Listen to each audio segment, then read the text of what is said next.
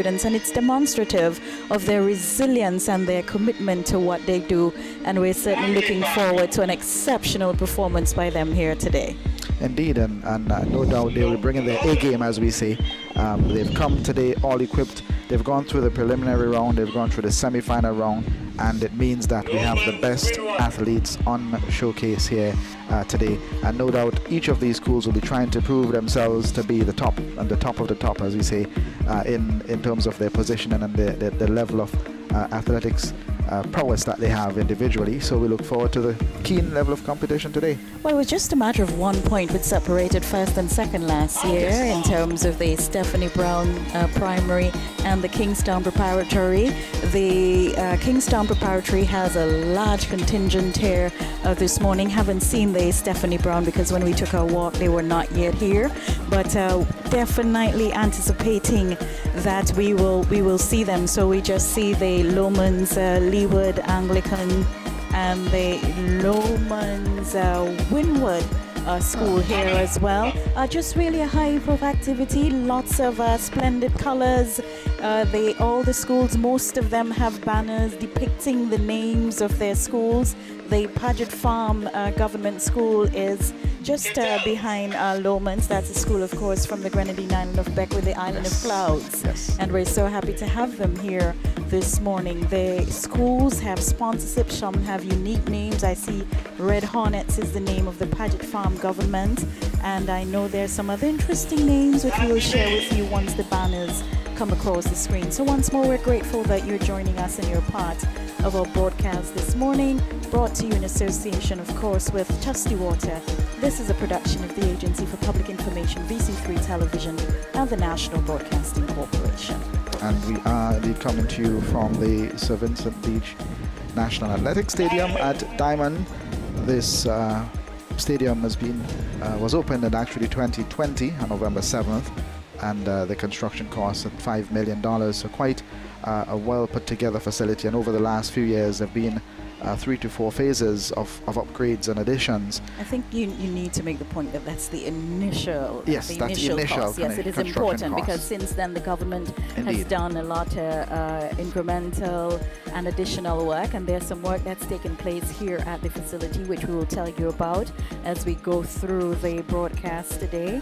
And the government's thrust as it relates to sports and education in St. Vincent and the Grenadines, of course, they're at the forefront of that and has made it clear that 100% support for sports, the education revolution, and the same holds true for sports as well, sporting development. And this is evident through the construction of this facility, the Sir Vincent Beach Athletic Stadium at Diamond, where it is the students will be running on the synthetic track here today, and it is anticipated that there will be further enhancement to this track, and we'll tell you about that as we go through, as we share the changes which you're expected to see in terms of the coming on board of the concessionary stands, the administrative center which is being built, the change rooms, the washrooms, and all the like. And we see the Stephanie Brown Primary School here. If you're just looking on, you'd see them in the yellow track suits. And when you look at all of this, it looks like we have more than 200 athletes on the track here. Well over 200. And it seems we are moments away from the ceremony to commence officially the proceedings here. We've just completed the march past, heard the order to come to a stop, which means that we are preparing for the next part of the proceedings here, the ceremonial opening of today's event here in Diamond. Right, so what I want to do at this time is to say hello to Khalil Cato. Everyone know him as Groove, and he has a special task here this morning. He will take you through the races along with Lawrence Hooper. Groove, good morning. What are your thoughts on what you're seeing thus far? All right, yeah, good morning, Dion and Colvin. Good morning to our viewers, listeners as well, and thank you so much for joining us here this morning here from the Sir Vincent Beach Athletic Stadium at Diamond for what is undoubtedly day one of the biggest sporting spectacle on the school's sporting calendar here in St. Vincent and the Grenadines, the International Lotteries Authority Inter-Schools Athletics Championships. Of course, today being the first day of the primary schools, well, the day of the primary schools championships. Tomorrow will be the turn of secondary.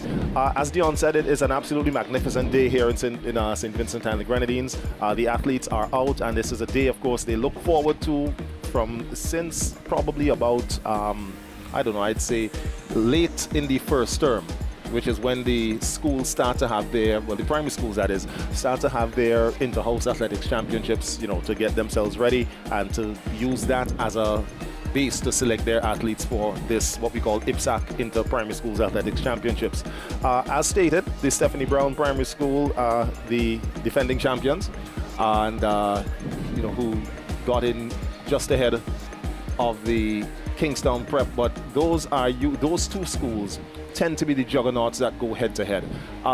Eyes cannot, of course, be taken off of the Paget Farm Government School, who, if memory serves me correctly, has won this competition before, and also the Canawan Government School, who has been steadily rising over the last 3 or 4 years, from their inception to the competition to finishing. I believe they were third last year. If it wasn't last year, it was the year before, but they have been making steady strides. Kittel's government always produces some fantastic athletes, so too does the Lourdes Primary School, and of course the athletes that are sprinkled across St. Vincent and the Grenadines. So for those folks who are viewing, of course, unfortunate that some can't be here because, of course, it is in the middle of the week, but we're glad that you've taken some time out to at least catch the live stream here today, and we can basically guarantee some scintillating action on the track here today. Well, thank you so much for your thoughts, Khalil Groove Cato. At this time, the Master of Ceremonies, Keith Joseph, is at the lectern, and we're expected to hear this morning from the officials, and we're definitely going to take our microphones across to Mr. Joseph at this time.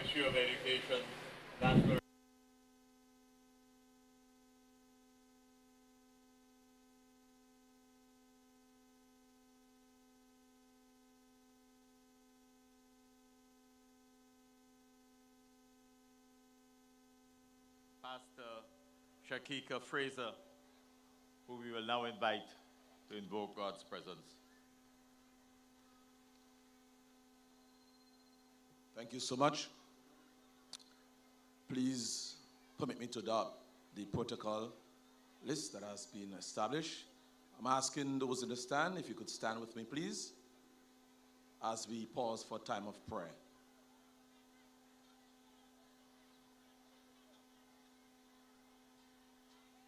Thank you so much. Thank you so much. We are about to pray. Can we have some reverence, please?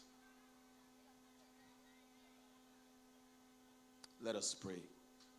Our gracious God, we are so grateful today to gather in this place for a beautiful celebration and exhibition of academic abilities and giftings. We ask, O God, for your blessings upon these proceedings. We commit every athlete to you today, dear God. We pray for strength. We pray for endurance, God. And we pray, God, that you will protect every athlete as they perform, God, as they display the gifts and the abilities that you have granted unto them. May today, God, be a reflection, God, of their hard work. May it be a display of teamwork and sportsmanship. God, we ask that you will bless us all. Protect us, God, the officiants, God, the athletes and the spectators alike. And may today be a day where we'll all celebrate. Help every athlete to give off their best, God. And even when there are areas, God, that they may not be satisfied with, may it be dealt with in a professional manner. Thank you, God, today for covering everything that will take place here. And we give you thanks. We give you praise. May you, God, give us suitable weather for these proceedings. And we ask all these blessings in the name of Jesus Christ, O Lord. Amen. Thank you, Pastor Shakita. Could we ask the audience to please remain standing as we Royal St. Vincent and Grenadine Police Force Band performs the national anthem.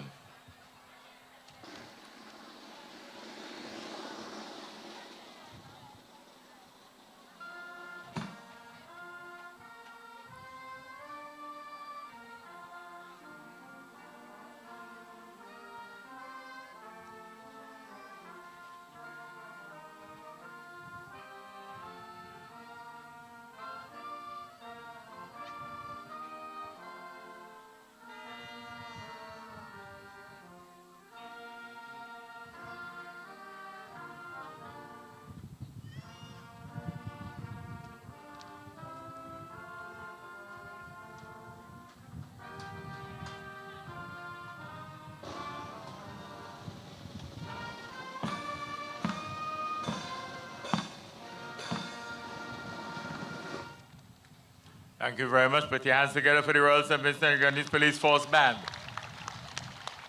And before we get to the speeches, we'll ask the teams if they could just turn around so that you face the protocol team when they're speaking. Just turn around, put the younger athletes, the smaller athletes in front so that they can all be seen.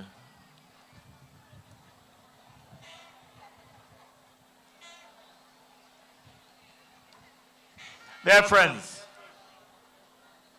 protocol having been established, we welcome all the teams, we welcome all the supporters, principals, staff, sponsors, to what promises to be perhaps the most historic of our inter-primary schools championships thus far. This is the 35th edition of the inter-primary schools athletics championships. And what a journey it has been. But today, it all belongs to the athletes. We are here because of the athletes. And we have seen in the preliminaries and the semifinals that this edition promises perhaps to be the most competitive, showing the progress of the PE teachers, of your schools, your principals, and your parents, as well as the coaches who may have added to that. We wish you all the very best. And from our vantage point, we encourage you to give of your best and to show at the end of the day those at home and abroad just what you are worth in the field of sport as you combine it with your striving after academic excellence. It is my pleasure, therefore, as Master of Ceremonies, to welcome Mrs. Neva Phillips-Cordis, Permanent Secretary in the Ministry of Sports, to address you.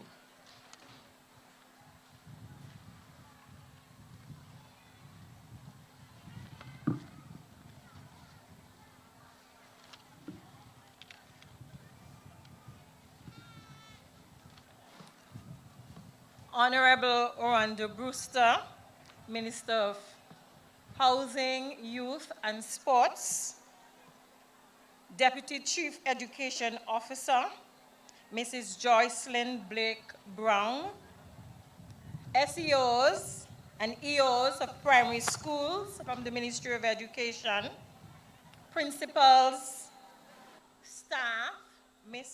Simone Richardson, person in admin control at the Department of Sports, students, athletes, Reverend Shakika Fraser, members of the public, volunteers, and the media, a very special good morning to all.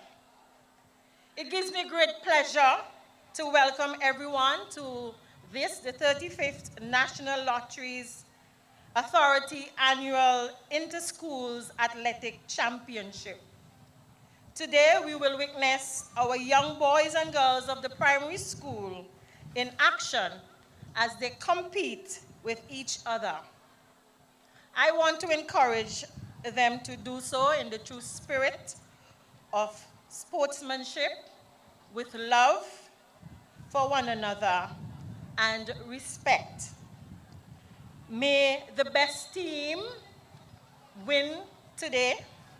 And I must say at this point that all of the teams are well clad and you look so lovely in your uniforms. I pray that today will be a very good day for all of you and that each person would put their best foot forward. Again, I extend a very warm welcome, especially to our primary school athletes. Today is your day, and I trust that you will do so very manly and with much respect, as I said earlier. And may you have a very exciting and fun-filled day. May God bless you. Thank you very much. This is Neva Phillips-Cordis, Permanent Secretary, Ministry of Sport. We invite Tyler Hercules of the St. Mary's RC to deliver the athlete's oath. Tyler Hercules.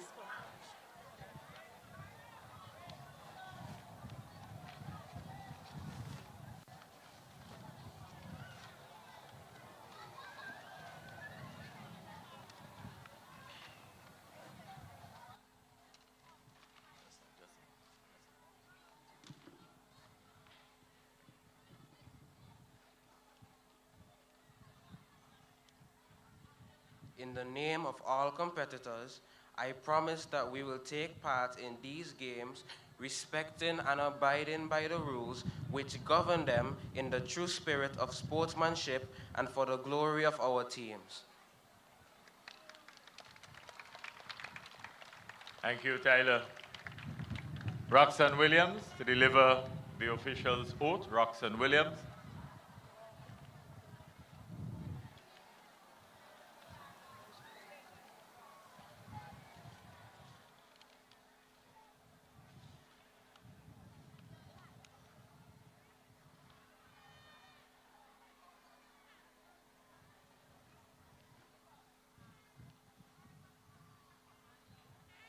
Thank you. Good morning, everyone. In the name of all officials, we promise to perform our respective duties and responsibilities with the highest degree of honesty and integrity in the true spirit of sports and fair play. Thank you. Thank you, Roxanne. We now invite the Deputy Chief Education Officer, Mrs. Joycelyn Blake Brown, to address you. Thank you very much, Master of Ceremony, Mr. Keith Joseph. Pleasant good morning to all, especially the Honorable Minister Brewster, Housing, Youth and Sports Minister, your Permanent Secretary, Acting Director of Sports, Pastor Fraser, principals of all primary schools and deputies, teachers, parents, well-wishers, and especially our athletes for this morning. Let's give a shout out for all the athletes this morning. Yes, they need your support, you know. They need to feel the excitement. We all know the importance of sports in students' school life. Hence, it should not be neglected. And I'm very pleased this morning to see so many athletes all decked out. You look fabulous. Let's hear it once again for our athletes. And we must give the recognition to the coaches, PE teachers, and all those responsible for these athletes this morning. Sometimes physical education is neglected, but more and more we can see how sports and athletes can take our students far and wide. So I just want to encourage our PE teachers to continue to feature physical education prominently on the school curriculum so that we can have more holistic students who are more disciplined and focused. And you'll be surprised how this can be reflected in their academic performance. So on behalf of the entire Ministry of Education, and let me pause a minute to apologize for the absence of our Minister King and our Chief Education Officer, Mrs. K. Martin Jack, and P.S. Burke, all of whom are involved at this moment in a very important meeting and will join us during the course of the day. So once again, on behalf of the entire Ministry of Education, we are so proud and excited to see all of you present here to celebrate our students' athletic performance and skills and talents. I encourage you to cheer them for every single event. We must hear your voice echoing far and wide. Athletes, we encourage you to play fair. Don't be afraid. Just demonstrate all of your talents this morning. And even if you fall, even if you are behind, don't give up. The race is not for the swiftest, but for those who endure to the end. Thank you very much. Have a pleasant day.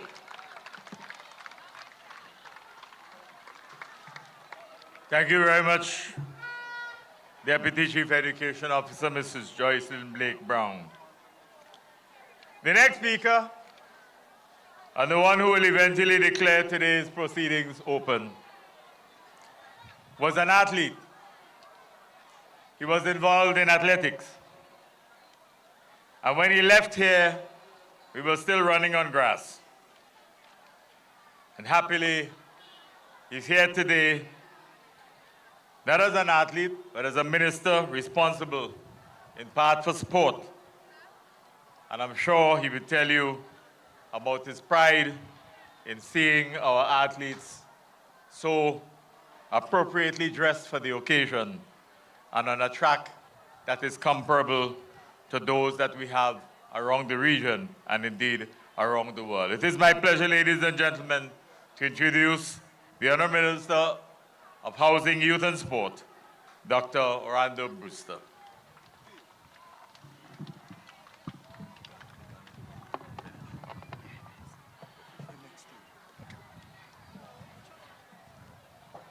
Thank you, Master of Ceremony, Mr. Keith Joseph. Allow me to acknowledge Permanent Secretary acting in the Ministry of Housing, Youth and Sports, Mrs. Neva Cordis. Allow me also to acknowledge the Deputy Chief Education Officer, Ms. Joycelyn Brown,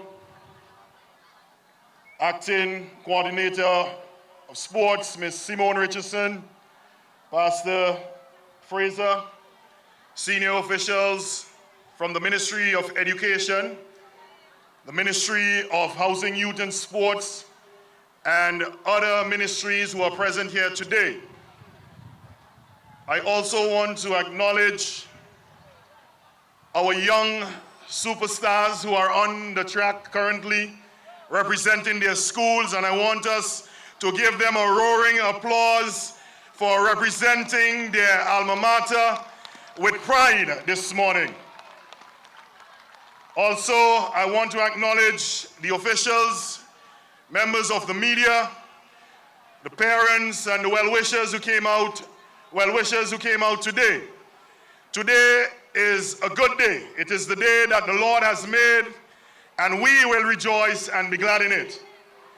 I want to first express how proud I am as a former athlete, a former physical education teacher, to see all of the schools present here today. I'm also proud of the work that this government has done, as expressed by the Master of Ceremonies, to provide the necessary resources for our students that are developing and our athletes as well that are developing. When I was an athlete, I never had the privilege of running on a synthetic track here in St. Vincent and the Grenadines.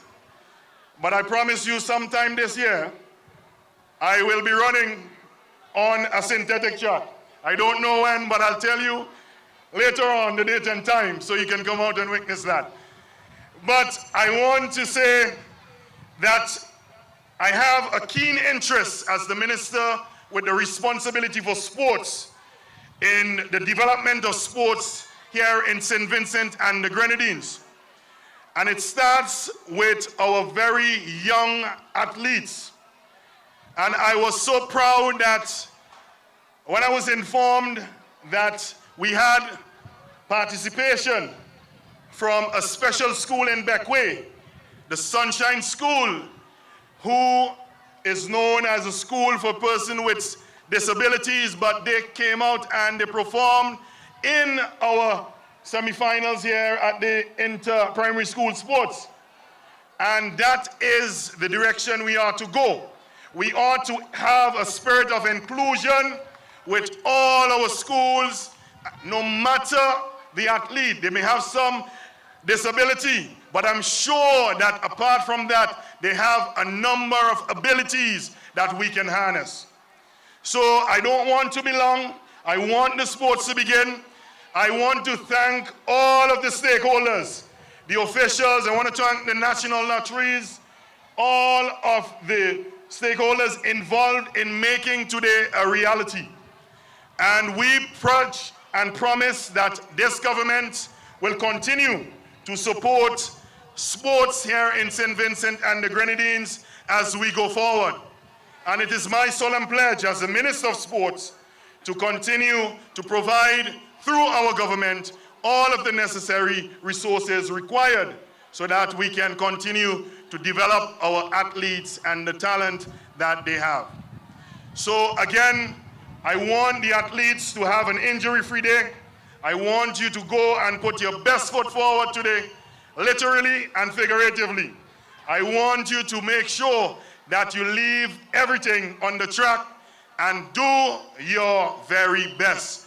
So again, I have the privilege of declaring the 2025 35th edition of the National Lotteries Authority Inter-Secondary School Games open, the primary school games open tomorrow. I don't know if I'll be doing the secondary, but I will be here again tomorrow. So they have given me a starting pistol, and they said I have to fire the first shot. So may you enjoy today, and I declare this 35th edition of the Inter-Primary School Sports open. And may God bless each and every one of us. Thank you.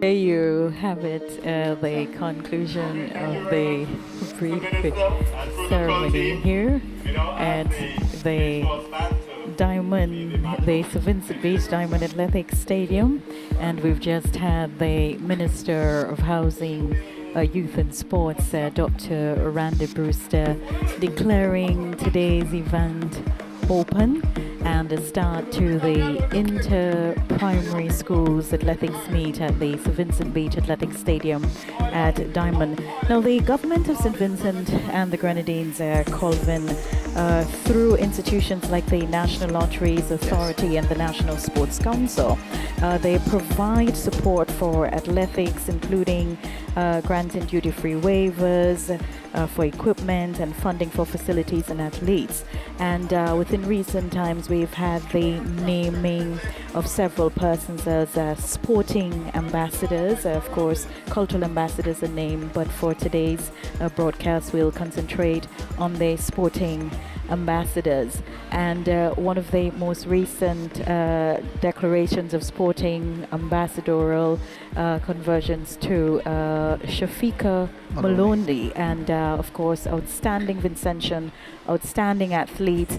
And this Shafika, of course, the pride of Vincentians last year when she went to the Olympics and did outstandingly well and made us all proud here in St. Vincent and the Grenadines. And this was evident in the number of persons who turned out at the various venues across the island where the race was shown, that Olympic race was shown. And as we're on the item of Shafika Maloney, she's been a great inspiration for many of those who are here today. As a matter of fact, we had a visit from one of the primary schools, and they asked the question, when is Shafika coming to the studio again? And that reminded us that the youngsters are really looking up to Shafika as one of those who has set the pace in terms of athletics and being a young person that they can connect to. And no doubt going forward we'll definitely hear more about Shafika as she goes into the various competitions later this year and beyond. And another name you'll hear tomorrow is that of Handel Robin, yes, and as well. And we thank the companies who are pledging their support to ensure that Shafika gets the necessary support to represent St. Vincent and the Grenadines. And this just really has been a grand spectacle. If you drive across the country, you'll see so many billboards of Shafika, and it makes you really proud to see and to know who she is. Everyone recognizes her. I'm sure the youngest person in St. Vincent and the Grenadines is able now to identify her with the number of billboards that we're seeing across the country. Yes. Well, it certainly has been an exciting, very warm day, but very exciting. And we have Crystal Oliver, who is making her way across the stadium here at the Diamond Athletics Stadium, the St. Vincent Beach Diamond Athletics Stadium. And we're going to connect with Crystal just in a moment. In fact, Crystal is ready. Is she ready for us? In fact, so we're going to take our microphones across to Crystal. Crystal, how are you doing?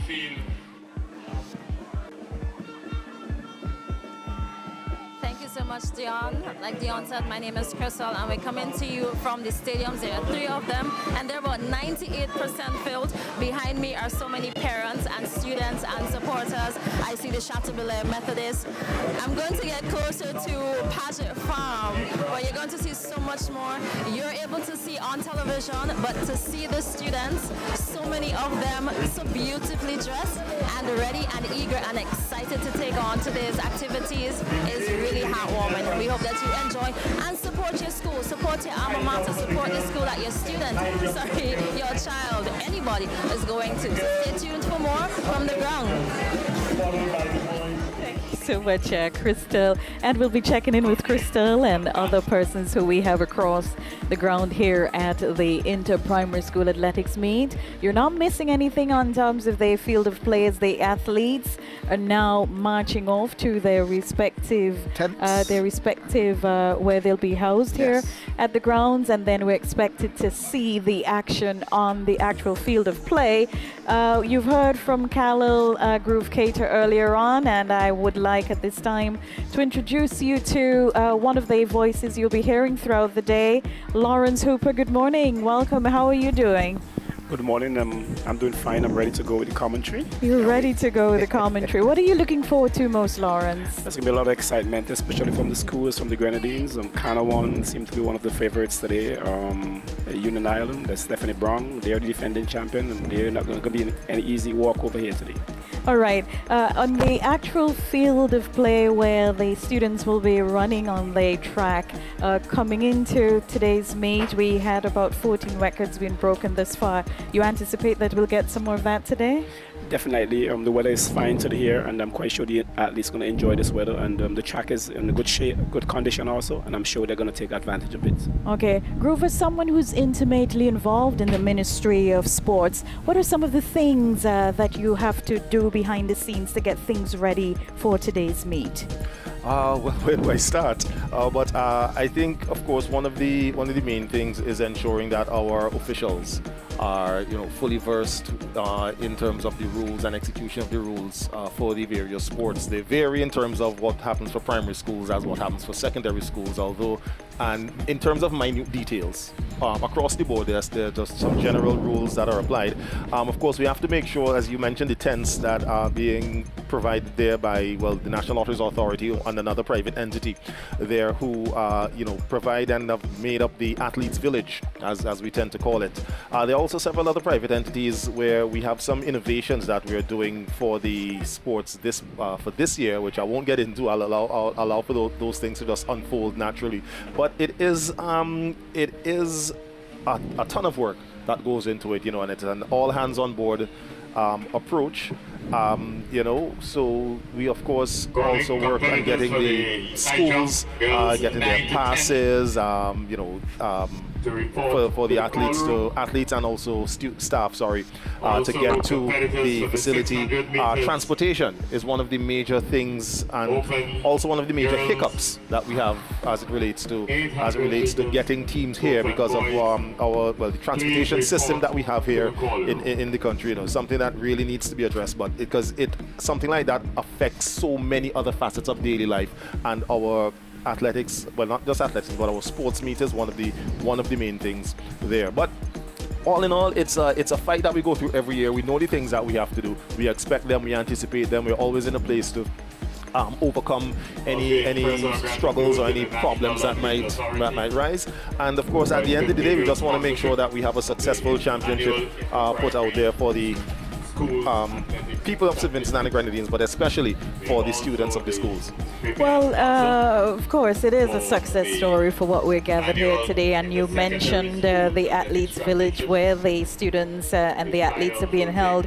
And I'm happy to say that today, as we see the shots, the aerial shots of the ground, that you will see the admin center, which is being constructed, the gym and the changing rooms and the lockers. And all of these are expected to be completed, I am sure, within good time, to ensure, hopefully by next year, God's willing, when we have this activity, the conditions would be different and better for them. Of course, and all of this is positioned for us to start hosting regional and international athletics meet. And you take into consideration that the hotel that is just located just a couple footsteps away from this facility, the Holiday Inn Express is there where they could be accommodated. So everything is nicely set up, if you ask me, to ensure that this venue, in terms of the St. Vincent Beach Athletic Stadium, takes off as the venue within the region where you can come and have all of these sort of athletics. Of course, the entity with responsibility for the facility now, which is the economic planning, will always let folks know that officially this is still an active construction site. Right, because as you see, well, there was a shot on the screen just now where you saw the building that you just mentioned under construction. And as you said about hosting regional activities, as a matter of fact, later on this year, the first regional activity will be held here. For this facility, and as we're back on the screen there, that's the admin building up in the background there. The Windward Island School Games is going to be held here in St. Vincent and the Grenadines from I don't know the exact date, so I don't want to say dates, but I know the last week of July into August. And the first day is the track and field competition, which will of course take place here. And the Holiday Inn Express, I believe, has been pegged as the base, the billet for all athletes will be staying there. This meet was to have been hosted here last year. It was the turn of St. Vincent and the Grenadines in 2024. But of course, because of the emphasis and efforts that were going into recovery from Hurricane Beryl, we had to shift back, and the other Windward Islands were quite understanding and accommodating. So they understood that St. Vincent wasn't able to hold it last year. It is to any Windward Island that hosts the competition. It's a great environment for any island to host. So instead of just moving it to another country and then moving it to whichever country was to have hosted it this year, which would have been St. Lucia, all the Windward Islands came together and said, all right, well, we'll just push back the games to this year and we'll still leave St. Vincent as being the host country. So once we get out of our track and field competition here, the next big thing on the event calendar for the Department of Sports and the Ministry of Sports would of course be the continued planning and the hosting of the 2025 Windward Island School Games. Well, that's all great news. And as we continue to look at the expansion of this facility as well, they're getting ready to build a storage room. And this is actually taking place on the southern end of the stadium at the moment. The foundation work has commenced already for that. And we anticipate that we will see that structure rising. And we anticipate that we'll see that structure rising as well. I understand that there are plans in train as well, Groove and Hooper, to resurface the track. I think I think the expression I got was some rubber pebbles. You guys would probably know the scientific name to that, but there is a plan in train to actually resurface the track. I don't know if you guys can speak to this. Well, I more than likely can. In my capacity as Vice President of Team Athletics SVG, the governing body of sports in St. Vincent and the Grenadines, the track's World Athletics license is set to expire in January of 2026. So for the track to be recertified, there are certain things that will have to be, addressed. In terms of the surface itself, it's not worn. It's we are 5 years in into use. It's not worn.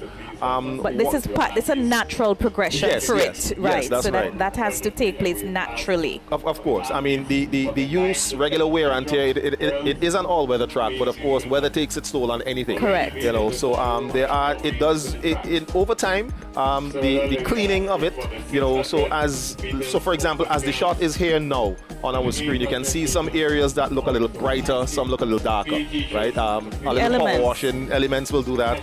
There are some areas where the lines have to be repainted. Right. So it's not tremendous work that has to be done, thank God. I remember back in my day when I was an athlete going to, I believe it was Trinidad, where at some points on the track it was actual concrete because the track was completely eroded and eaten out. You know, so as I say, it's a good thing that we are not at that point here. So whatever enhancements that has to be done on this track will not be of any great significance where it will put any major setback on hosting any sort of activities here. Right. I had an opportunity. In fact, I must say that this is the track that I do my walking. In fact, I just love to walk here. And every time I come out here to do inter-school sports, I usually make a lap around the field. And I took with me Colvin and another team member here just for them to see actually the intricacies of the ground and really how it is. And I was explaining to them the difference about walking here and the surface on your knees and on your ankles and on your feet as opposed to walking, let's say, on the tarmac, for example. Chalk and cheese. Really lovely to walk if you're looking to do that in terms of health. And as the expansions to this facility continue, there's a nice group of persons who work very early in the morning, just after 4, after 5 there. You know, it's really nice to come out here and walk. I noticed as well when I was doing that this morning that the grass in terms of the football field, it's been regrassed and it's really taking on a nice shape, and very well you'd have this in addition to what's at Brighton and Annisville. And speaking about that, we have some football here in St. Vincent and the Grenadines on Friday. That's right. CONCACAF qualifications there for Vinci Heat, Team SVG. They'll be taking on what a lot of folks over the years have described as the powerhouse in Caribbean football of Jamaica. They're going to be here. They haven't been here for a good couple of years, so and the buzz has already been sparked because of course Jamaica does have some players who play professionally on the international scene. Names like Leon Bailey, for example. And as a matter of fact, I'm trying to remember where exactly it was, but I believe it was at the semifinals, primary school semifinals, and there were some little boys. The anticipation that they were there talking about the fact that Leon Bailey was going to be here in St. Vincent and the Grenadines, so they're going to see those athletes of that caliber. As you mentioned about development, one thing I also want to mention, and one thing that I know a lot of folks are looking forward to, would be the installment of lights. Yes, which I believe Minister Camilo Gonzalez had made mention about at some point. I can't remember when it was exactly, but saying that would have been the next major, major installment. So hopefully by our inter-school championships next year, lights will be in place, so we wouldn't have to compete with the heat of the sun. Of course, if we have lights, we have a chance of moving the sports later into the evening, which I know a lot of folks would appreciate. The athletes, of course, would appreciate that as well. So it's something that we in the track and field community are eagerly awaiting, and just once we get the Diamond facility lit, it's something that will even take this championship even to another level, because you get the opportunity now to have more people coming out, because now that you can shift the time of the competition to a time when folks won't have to be competing at work and peeping at their phones or laptops like you guys are doing now. But that's all right. We encourage these things. It's sports, and it's support for sports here in St. Vincent and the Grenadines. Well, when you make mention of the lights, and the lighting here will be similar to that of what is at the Annisville Sporting Stadium. So just to put that into context with you, and as you look at that, and in terms of what you can do here once the lights are here, you move the sporting events to evening, where the parents could come. So then there would be additional bleachers would be on that side as well to complement the existing, providing more seating for those who come to the facility. And if you have an evening sport, you just have to look at Victoria Park, for example, when the Bethel, I know a lot of the schools on the leeward side of the island have been having evening sports. Yes. And when you look at the crowd and the overwhelming support at Victoria Park for sports and athletics, you're just really waiting with bated breath for the expansion of the Sir Vincent Beach Athletic Stadium and all that you can expect to happen. Yes. Actually, from what I was told in the initial plans is that the bleachers that are currently used here as the seating will eventually be moved over to the opposite side. So where we're seeing the tents on the screen right now, the bleachers will be on that side. And then where these bleachers are now, we should have a permanent pavilion. Or grandstand, if you will, to be constructed in this entire area, just right of where the bleachers are, going back out to the fence, which would also incorporate a parking area, the dressing rooms, restroom facilities, all the other amenities that are needed for the hosting of various different competitions, be it track and field or football. So as we say, this is why the Economic Planning Division has still on the books has this labeled as an active construction site. But of course, because of the impact that the use and access to the track can have, not only just to athletes and athletics, but of course to persons like you, Dion, who like to use it as a little fitness facility. So access to it was granted. We are allowed to host our different meets and activities. Schools can have their track and field meets, but still there's still a lot of work to be done, and the work is ongoing. Well, just want to concentrate now on today's actual field events, and we're getting ready to start. I am hearing the call for those who would be involved in long drum. So what are the activities we expected to see today, and how many events we can anticipate? Okay, so there will be, if memory serves me correctly, I see that looks like the athletes there for the high jump competition. Those look like girls. So as a matter of fact, let me just get the under 11 girls high jump. Is getting ready to take place. Of course, down at the southern end of the facility. For the 600 meters girls. Also, the 600-meter girls will be the first track event on the track, as we are seeing them there on screen. 8 athletes getting ready to face the starters pistol. This will be followed by the 800 meters open boys, and then they move into the 300-meter series.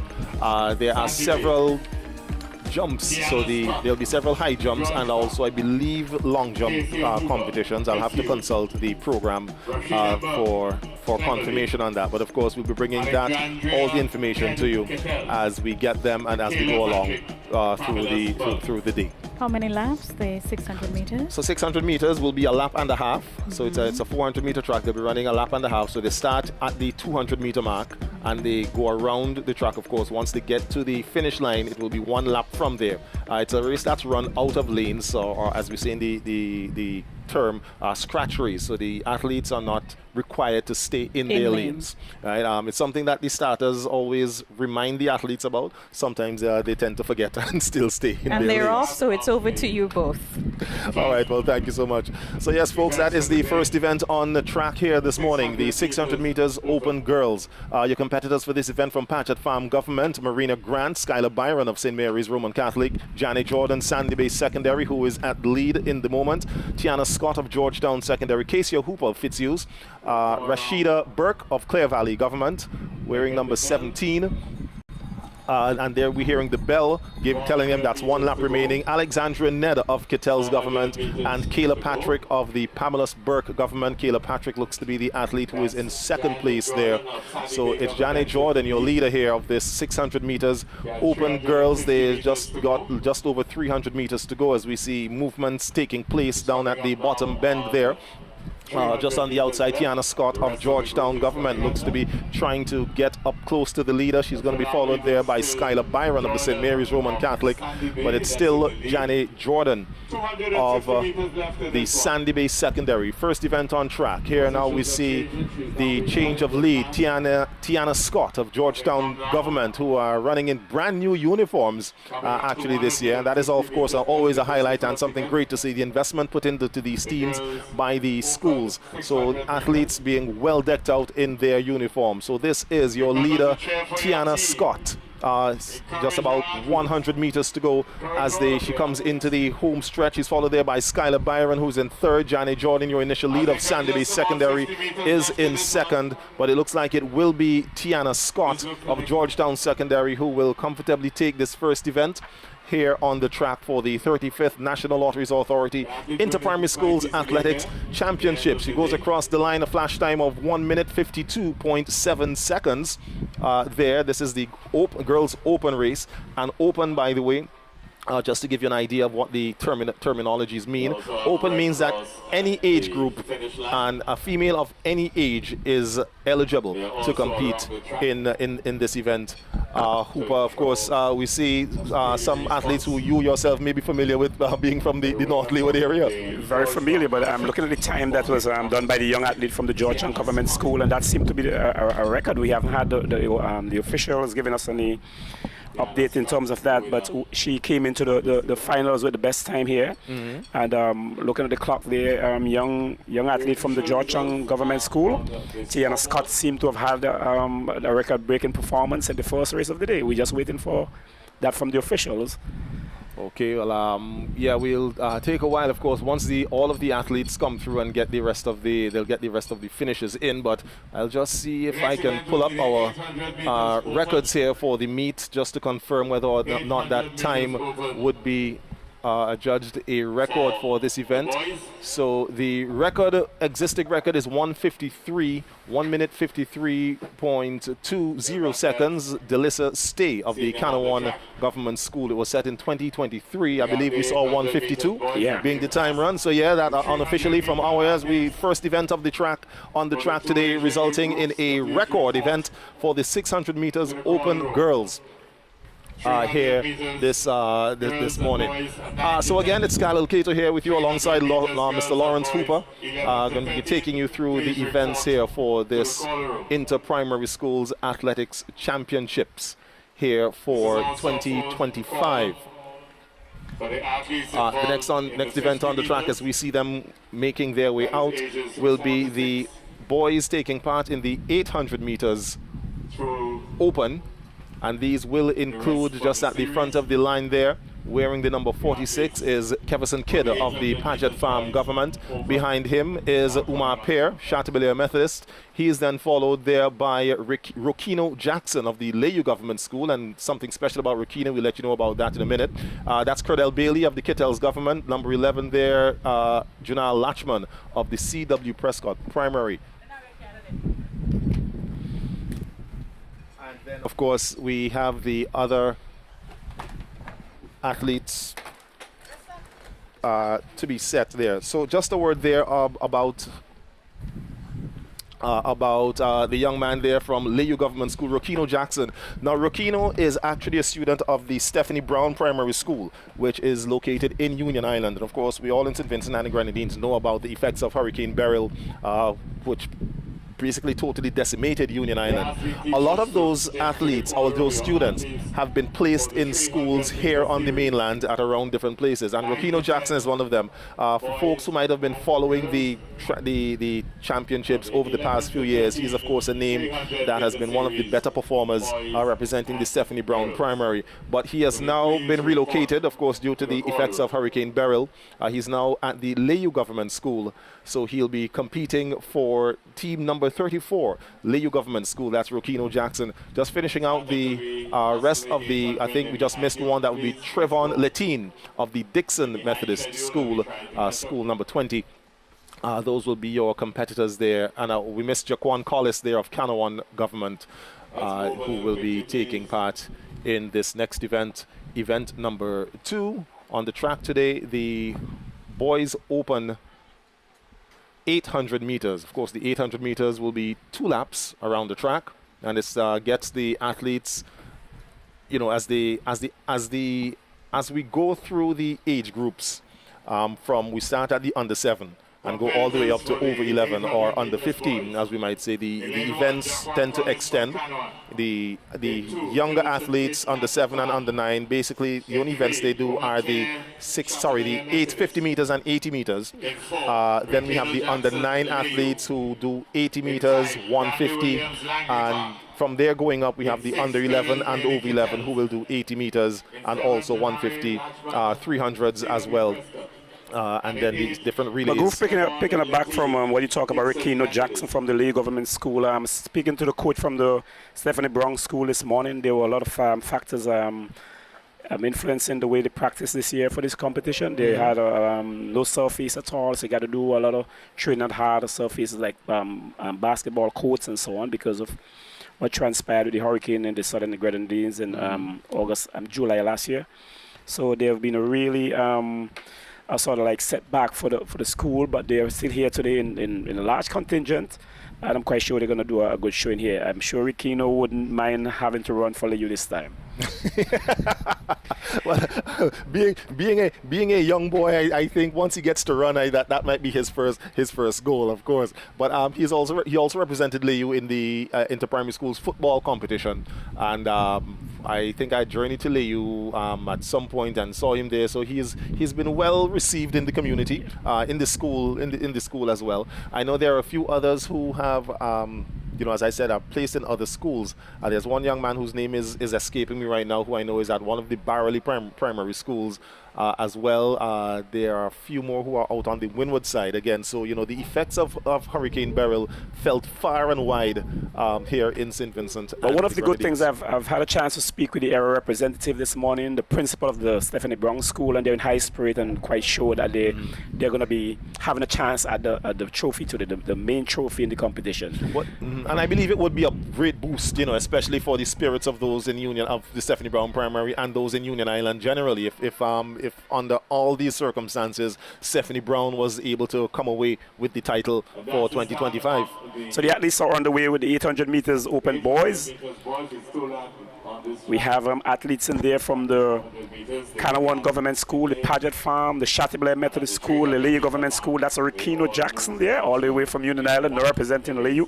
And we have from the Langley Park School, the Kittels, C.W. Prescott Primary, and the Dixon Methodist. 8 athletes. Groovy have got a semi-final part of the competition this year after the big 4 zones. It was quite interesting to know that the competition have taken a different turn for improvement, and I love what I've seen this year. Yes, of course. There was an introduction of the semi-final aspect of the championship, which is just another step closer to pulling the sports more in line with international standards. There are not many places where you have a national meet where it's just a one-day competition.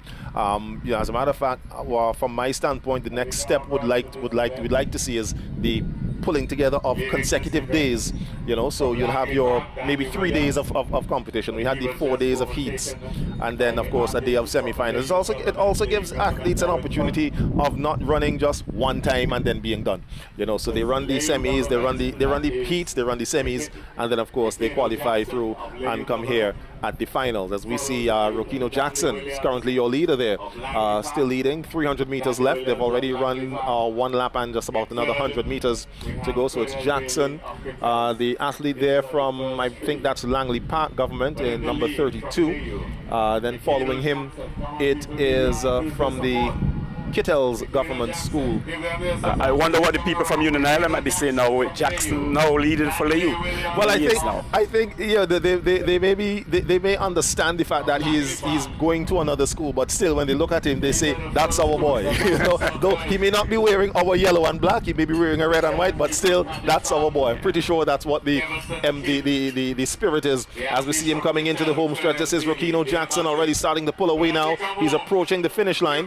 The race will be on for second place between Kittels and Langley Park, but it's going to be Rakino Jackson coming through to take the first boys event on the track this morning. The flash time of 2 minutes 31.4 seconds there for Jackson, still showing his prowess here in this event here at the Inter-Primary Schools Athletics Championships. 2:31.49 the official time. You see there on the scoreboard in the back there, Cordell Bailey in second place.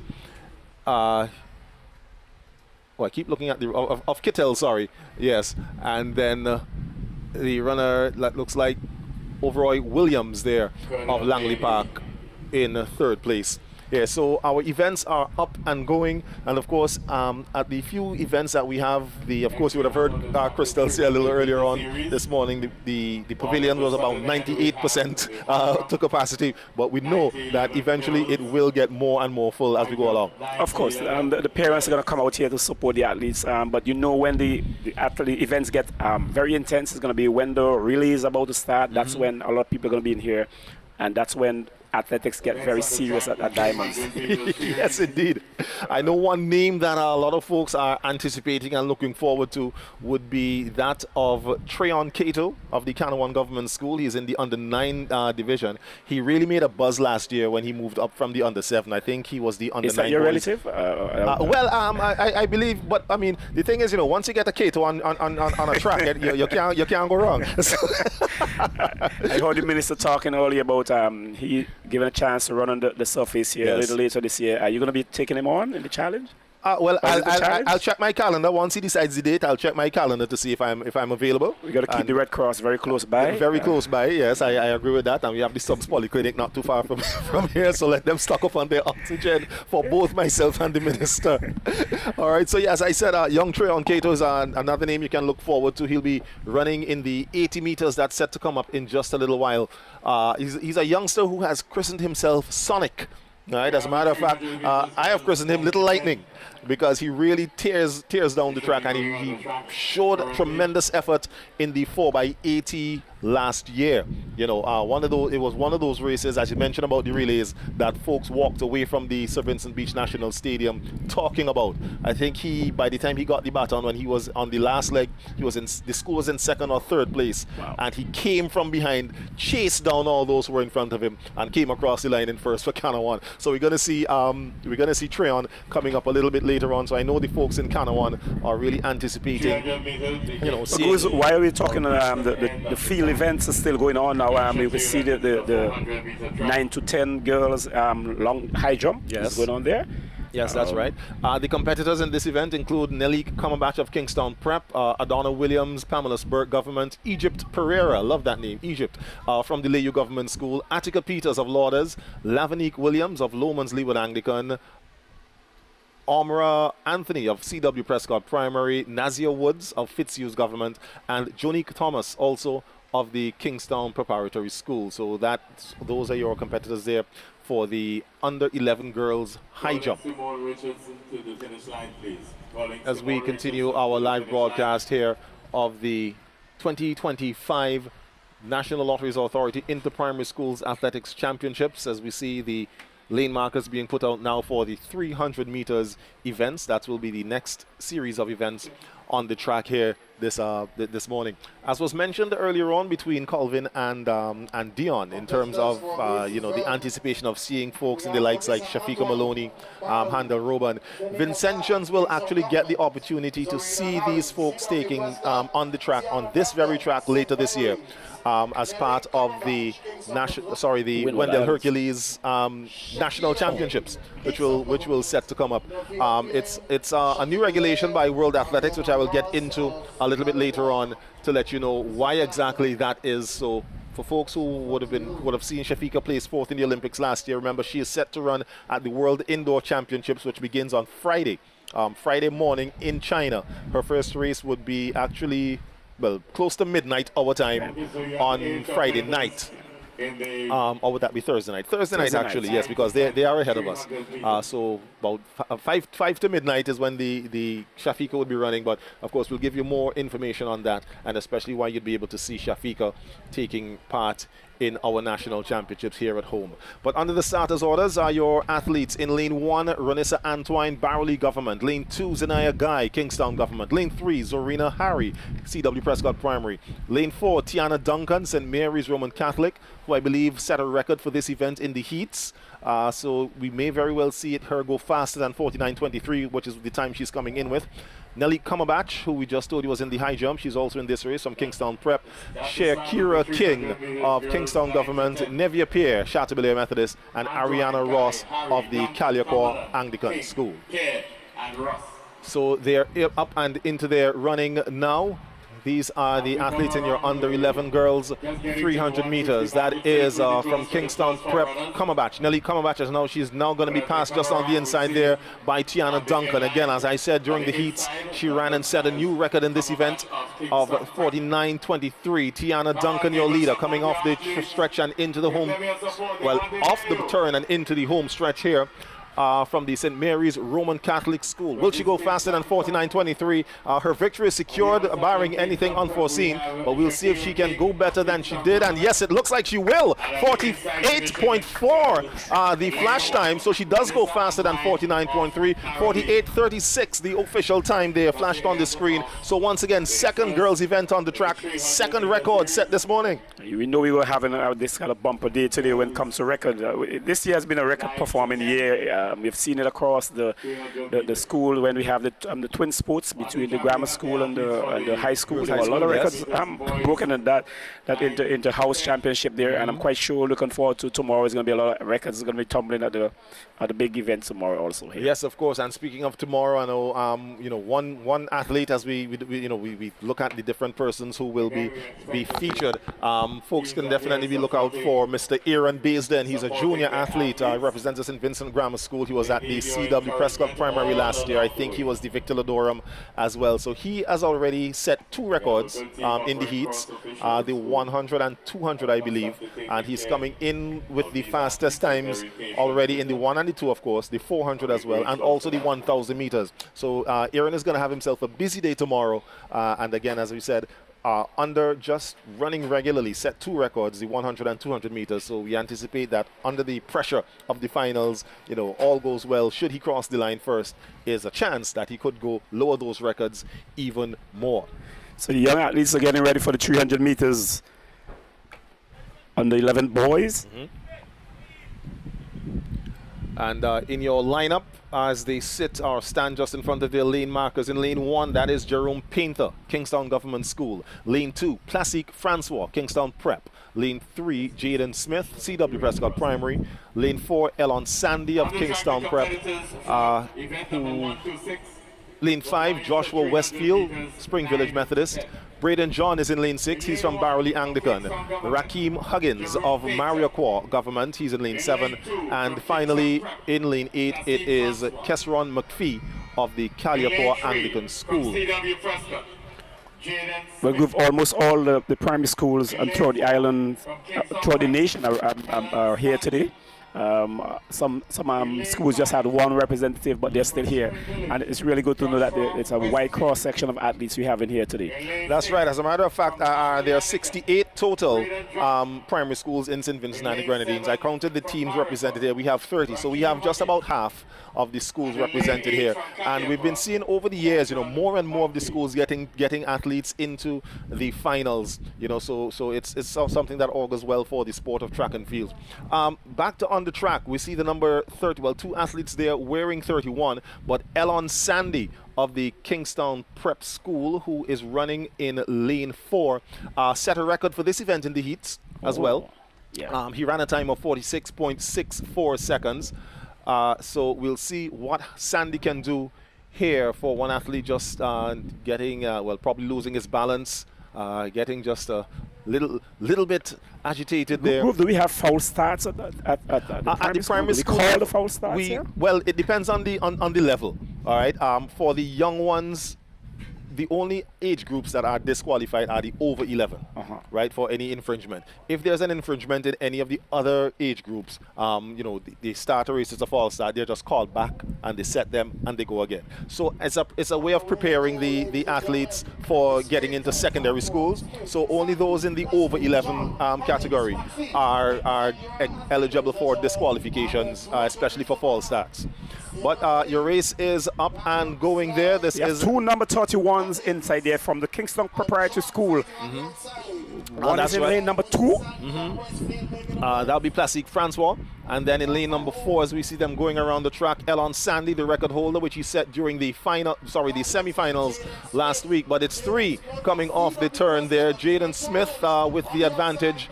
We see Elon Sandy just between him, and then there's Joshua Westfield So as they come down the track, it will be Westfield out in lane 5. In lane 5, and that looks like, if that time is correct, that would be a new record as well. It's from the Spring Village Methodist School? Yes, that's right. Joshua Westfield, Spring Village Methodist, running a time of 45, I think that was 0.8 seconds there. So he again breaks the record in a time of 46.64 that was set in the semifinals. It comes back down to the numbers that I spoke about a little earlier, that schools like Spring Village may have just 3 or 4 representatives here today. Yes. But look what they're doing here. They're yes, that's right. History here today. Yeah, so even though Spring Village may not have a sizable team, like say the Kingstown Prep or Stephanie Brown might have, where they can challenge for the overall title, but the individual prowess that we are seeing, so there we see Joshua Westfield running away there with the under-11 boys, 300 meters, and now establishing a new record.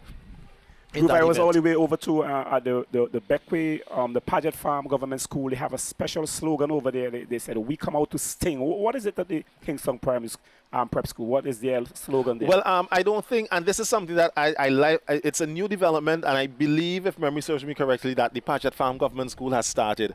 They followed the trend of some of the schools in the secondary level, where they have adopted team mascots, right? So the Paget Farm anointed themselves the Red Hornets. Oh, that's a dangerous, very dangerous insect. A very dangerous insect, that is. Yes, that's right. And just the name of it alone, the Red Hornet, you know. A Jack Spanner could sting me up, but a Red Hornet, that sounds dangerous. They're actually wearing the red over there. And I had to run out of there because they said they're going to sting you. They were buzzing.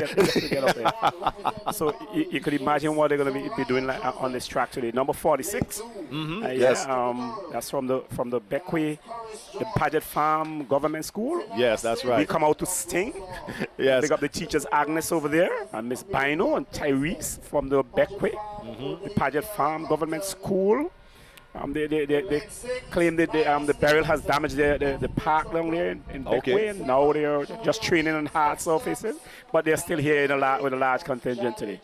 Yes, of course, and as I said earlier, you know, Paget Farm Government, one of the former champions here of this inter-primary schools athletics championships, you know, so we're still seeing 2 number 31s in here, so that's the preparatory school? Kingstown Preparatory School. They seem to have a lot of good athletes here today. They are leading the point standing so far. Could you give us some of the points at this time, Groove? Yeah, sure. So going into the championship here today, the school, as I pull it up here on my nifty device, so the school coming in with the most points was Kingstown Prep School. They had a total of 36 points, and they were followed by the Stephanie Brown Primary with 29 points. Then we had 27 by Paget Farm Government, and then Canawan and Lomans Windward were both next on 24. Here is this thing from the Hornets as the Canawan School. Here, no, that's a Beckway, the Paget Farm School. Now being challenged by the Stephanie Brown School. Well, they're all from the Grenadines. Yes, that's right. But we see coming around on the inside there from Canawan Government. Okay, let me just switch between my screens here. It is Stevenson of Stephanie Brown. Here's this thing from the Hornets. All right, so it will be Paget Farm Government there. Odelia Compton, who crosses the line. 45.6 seconds is the flash time here.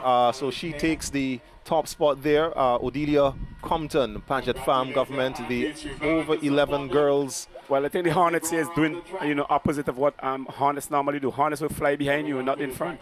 The Hornets are flying faster than the They're clearing the way to make sure that their path to success and to winning this championship is clear, and they have no infringements, no impediments, and they are indeed coming out to sting and trying to make sure that they take that trophy back down to not Lower Bay, sorry, but Southside. That's where the Paget Farm, the general area where the Paget Farm Government School is located. Southside in Beckway.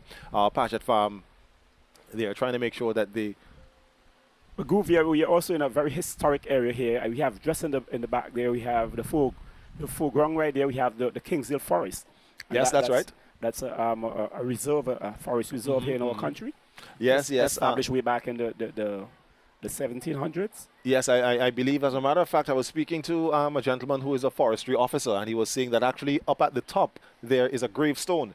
From, of course, back in the days when this entire area was a sugar cane plantation. Oh, okay. So Kings Hill, of course, was one of those places. So I believe, kind of jokingly, I said, well, I must see Mr. King that's buried up there. And he said, well, if it wasn't the person who owned the plantation, of course, it was somebody who was affiliated with the family, of course, that would have owned the plantation. Do you have any idea why they established a reserve in this part of the island, this position? As to why, no, but of course, we always want to make sure while we look at development, here in St. Vincent and the Grenadines, you also have to bear in mind that we have to maintain, a balance of things. So the nature, there are areas where we want to make sure that nature has a home, more or less. So usually in a forest reserve, there are things that, so for example, hunting of wildlife is prohibited in these areas. I'm not sure if that applies to when the hunting season is officially open, or if it means that, when the hunting season is open, you can hunt anywhere else except in a forest reserve. As a matter of fact, our starter, Mr. Gatli Shong, is the person who was giving me that information, him being a forestry officer. So that's something that, I might have to confirm with him. But as we turn our attention back to the track here, we have on track the over 11 boys 300 meters. And they are on their way. Sonna Delpesh, Barrowly is in lane 1, Barrowly Anglican. Chris trimming Stephanie Brown in lane 2. Cyan Jack in lane 3. Clifford Phillips lane 4. Rokino Jackson lane 5. And we already see Clifford Phillips of Stephanie Brown moving ahead, taking pole position and pulling away from this crowd here. I believe he is another athlete who would have set a record for this event during the heats. Yes, that's right. He ran 39.40 seconds during the semifinals. Let's keep our eyes on the clock to see if it will be another consecutive record. Remember, 39.40 is the record. He goes across in 39.40. Well, 4. So we'll see when they round it down. What time will it go up or will it go down? So 39.45. So he's just outside of the record that he set last week during these semifinals. That's Clifford Phillips of Stephanie Brown Primary taking the over 11 boys 300 meter event. So this is the first event where we don't have a record for this morning. A lot of excitement. So early in the games, we are having a lot of excitement, and those who are now joining us on Visitry, I'm quite sure you're enjoying it from wherever you are right now. So we've already seen victories in the events so far. From the St. Mary's Roman Catholic for the girls, we've seen Paget Farm Government. We've seen, did we see Kingstown Prep? I believe we saw Kingstown Prep there as well. Stephanie Brown taking one there. Spring Villages who won that event there with the Kingstown Prep, indeed. So it is. So we are fully underway here at the Sir Vincent Beach National Stadium. And all right, so as we get ready for the 50 meters for the under 7s, which I like to call the cutest race in track and field history here in St. Vincent and the Grenadines, because when you see these little people take off down the track, it is a wonder to see them, to really see them take off. But as we were speaking earlier about the opportunity for Vincentians to see the likes of Shafika Maloney and Handel Roban, World Athletics, the governing body for the sport of track and field, has moved away from just having a simple one time for qualification for world championships. Now what they do is they go by rankings, and there are certain meets that happen around the world that are designated as team meets where you can get ranking points. Now, depending on your positions that you place in those meets, and I'm not sure if the times are also taken into consideration, but you get ranking points. You get a certain amount of points. When it comes close to the championship, there's a particular cutoff time when they rank where the athletes are ranked. So they will say, okay, athletes from number 1 all the way to maybe 32 are the athletes who will go through to take part in the World Championships. So they've moved away from having, hundreds of athletes possibly where you have qualifying, making a certain particular qualifying time. And because of that, over the years, a qualifying time might shift. It might go fast, it might go slower. So what happens now is that every country's home national championships will be the World Athletics has designated those meets to be the meets where athletes can get the most ranking points. The reason behind that is that they want athletes to be able to feature in front of their home crowds. Yeah, So with the attention now that is of course on an athlete like Shafiqa Maloney after her feat last year, her tremendous feat, placing fourth at the Olympics, St. Vincent and the Grenadines, first time an athlete goes past the semi-final round, and she was just steps away from being the first ever Vincentian to bring home an Olympic medal. Right. So now, and as our co-commentators Dion and Colville were saying, children were asking when will Shafiqa be here and whatnot.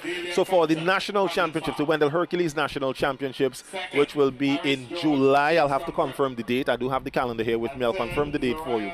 So the likes of Shafiqa Maloney, Handel Roban as well, who was also at the Paris Olympics, will have to be competing here at home if they want to gain eligibility for competition at the World Championships later on, which will be, I believe, in Japan later in August.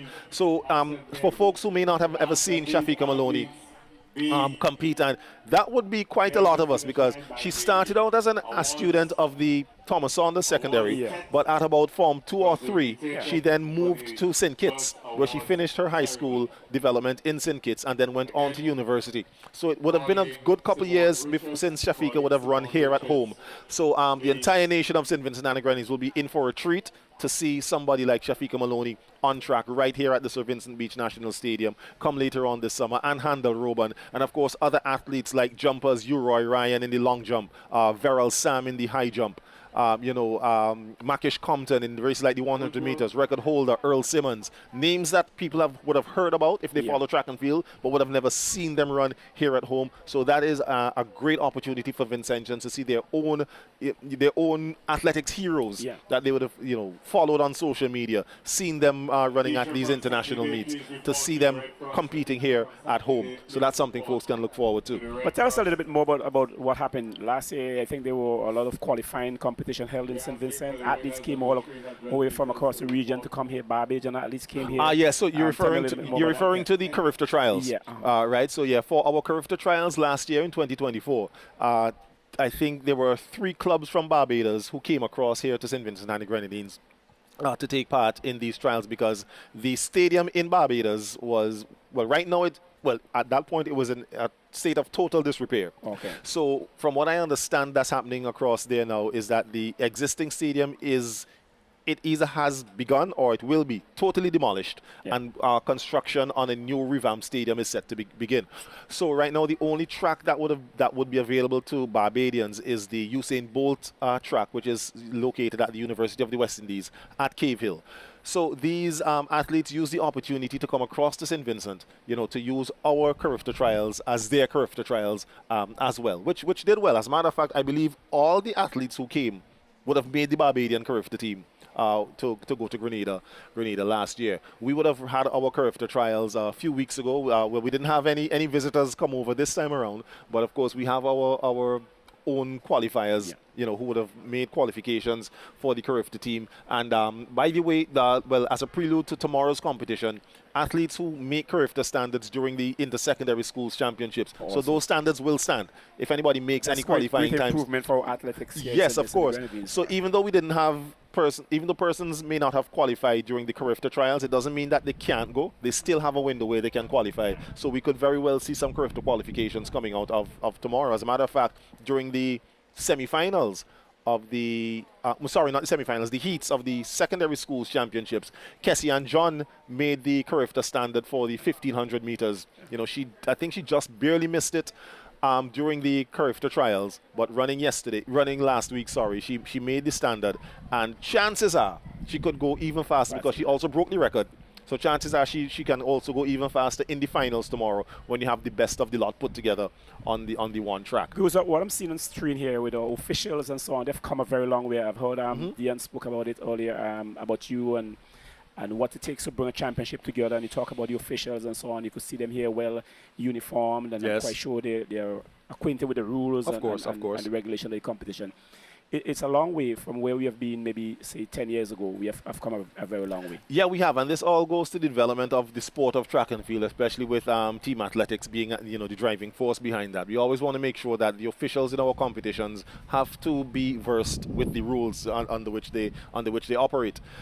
So training sessions go on each and every year. As a matter of fact, with the structure of our sports department, most of our staff is made up of persons who are on the YES program, young adults who are on the YES and SET programs, and a lot of times these numbers rotate every year. So every year we do have to do training to make sure that our officials are au fait with the rules and with what is expected of them, especially these championships, because as I said, this inter-schools championships is the premier event in track and field here in St. Vincent and the Grenadines, pretty much like it is in a lot of Caribbean countries, because of course we don't have that many seniors who stay in the sport once they would have gone through the schools category. When they finish secondary school, they either move, if they still involved in the sport, they move on to universities outside of St. Vincent and the Grenadines.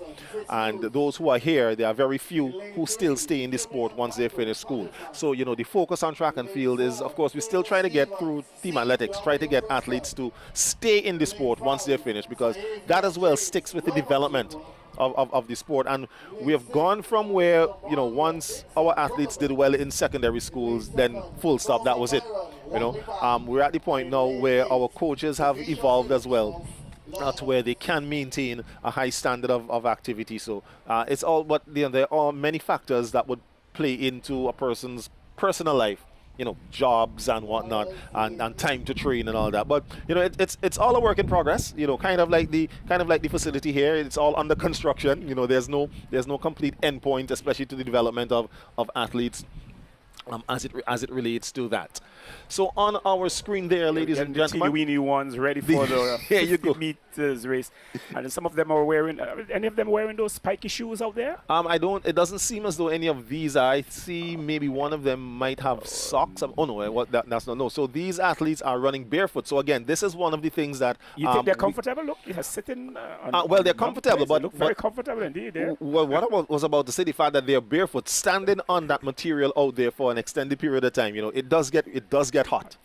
So it's something that we'd like to see persons get into the heat. I think they're more excited about get that hearing that gun go off. At this stage, yes, but as they get older, look at 32, the way she came up to that line, she is ready to go. Yeah. But we have Nivea Humphrey, Riley Patterson, she's in lane 2, Kimya Bino lane 3, Kayla Stevens lane 4, Zahavia James lane 5, Jamalia Dixon lane 6, Nova Byron lane 7, and Devisha Phillips lane 8. This is Lomans Windward, Fitzhughes, Paget Farm, C.W. Prescott Primary, Lomans Windward, Bookament Government, Langley Park, and Lauders Primary Yard. So we see them. Still got the Hornets in there. They love to sting. Of course, yes, that's right. So Paget Farm looking to do some stinging. Number 3. So under the starters orders here, number 11 has her eyes on the starter, making sure that she's going to get his cue whenever she is ready. The official just making sure all athletes have their toes behind the line. We got some record time for this one?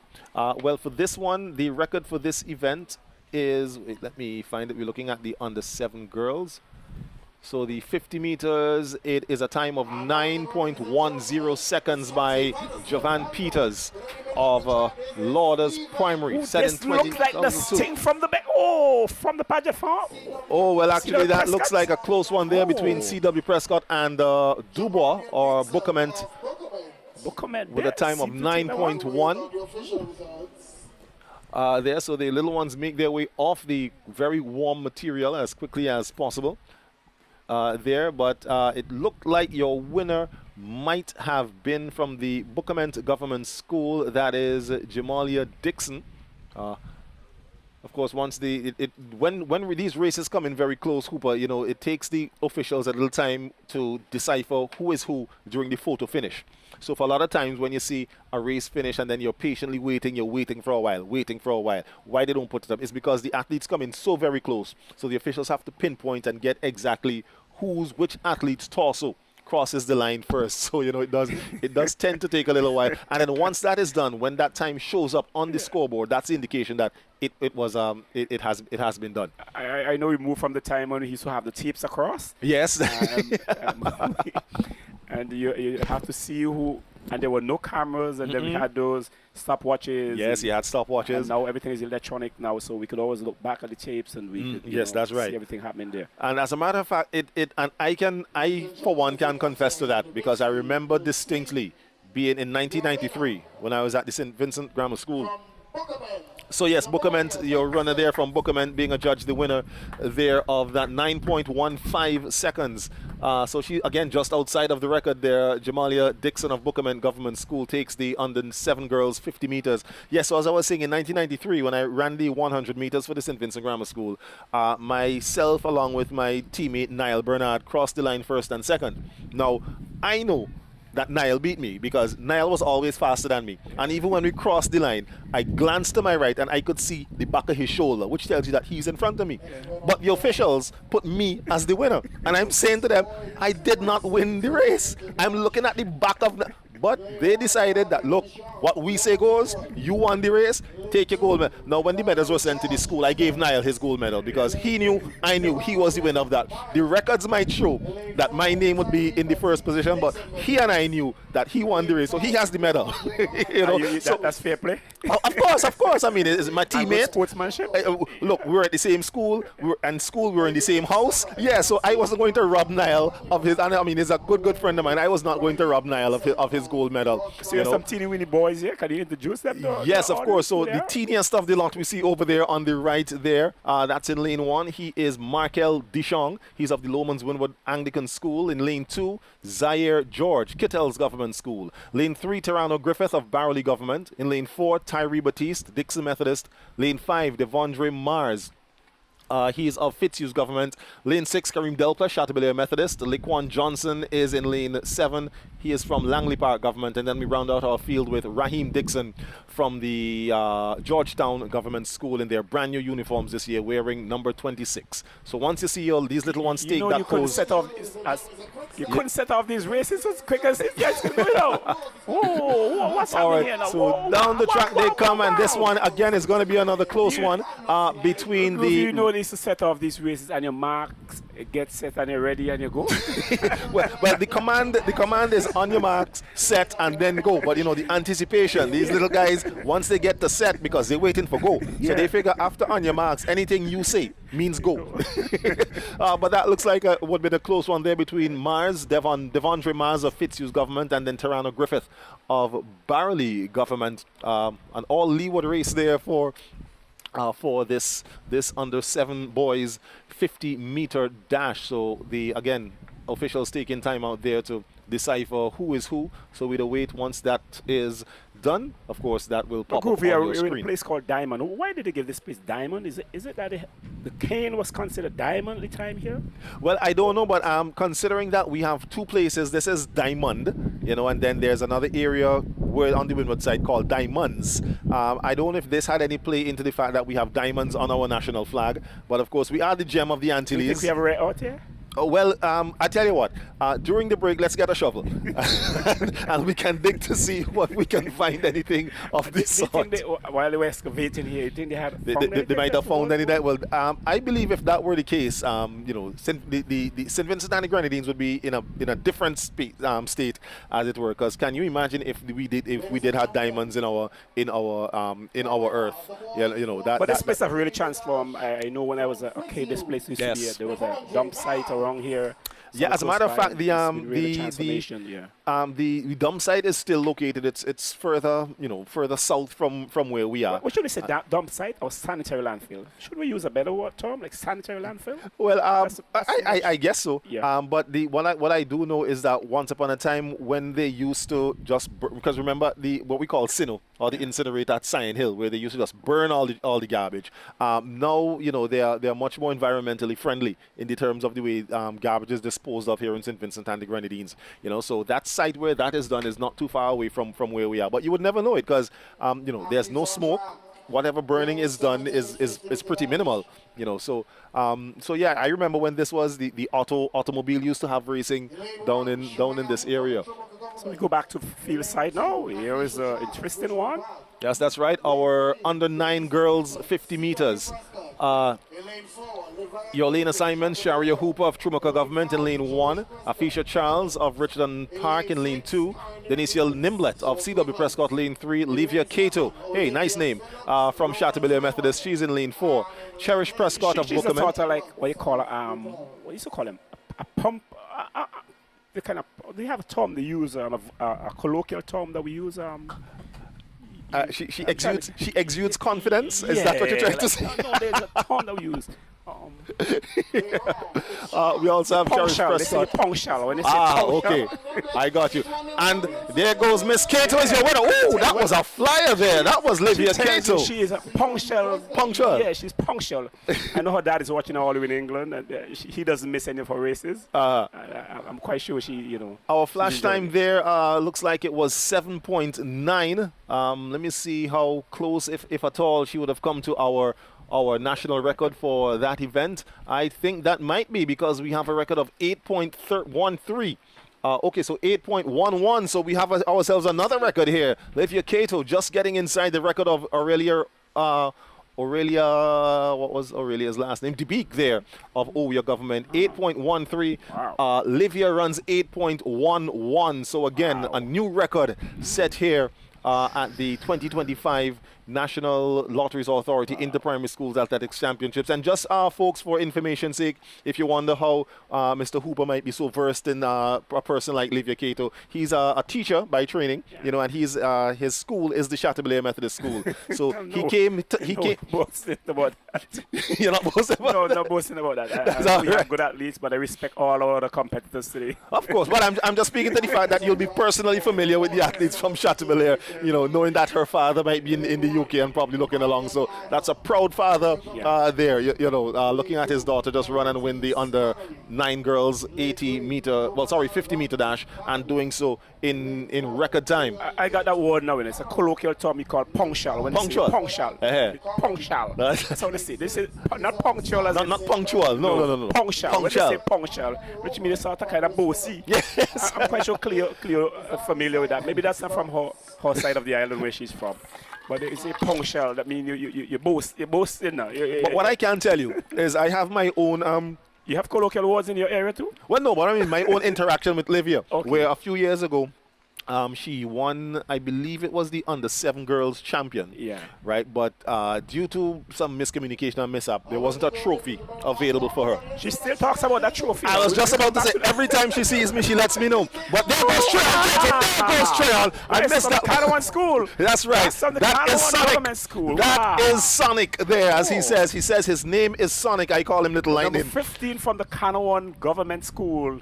There's a little Sonic there in the boys on the 80 meters dash. meter dash. Yes, let me see if well, he set the record last week, you know, during the semifinals. He ran 7.98 seconds.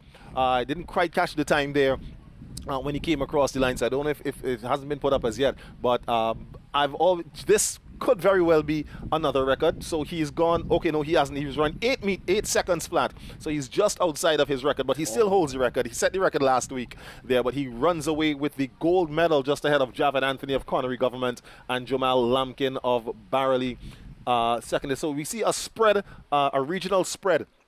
In terms of medals there, Canawan getting, so Southern Grenadines are getting the gold, the Windward side getting the silver, and then the Leeward side getting the bronze. So it goes to show that the talent here in St. Vincent and the Grenadines is spread across the nation. It's not all concentrated in just any one or two places.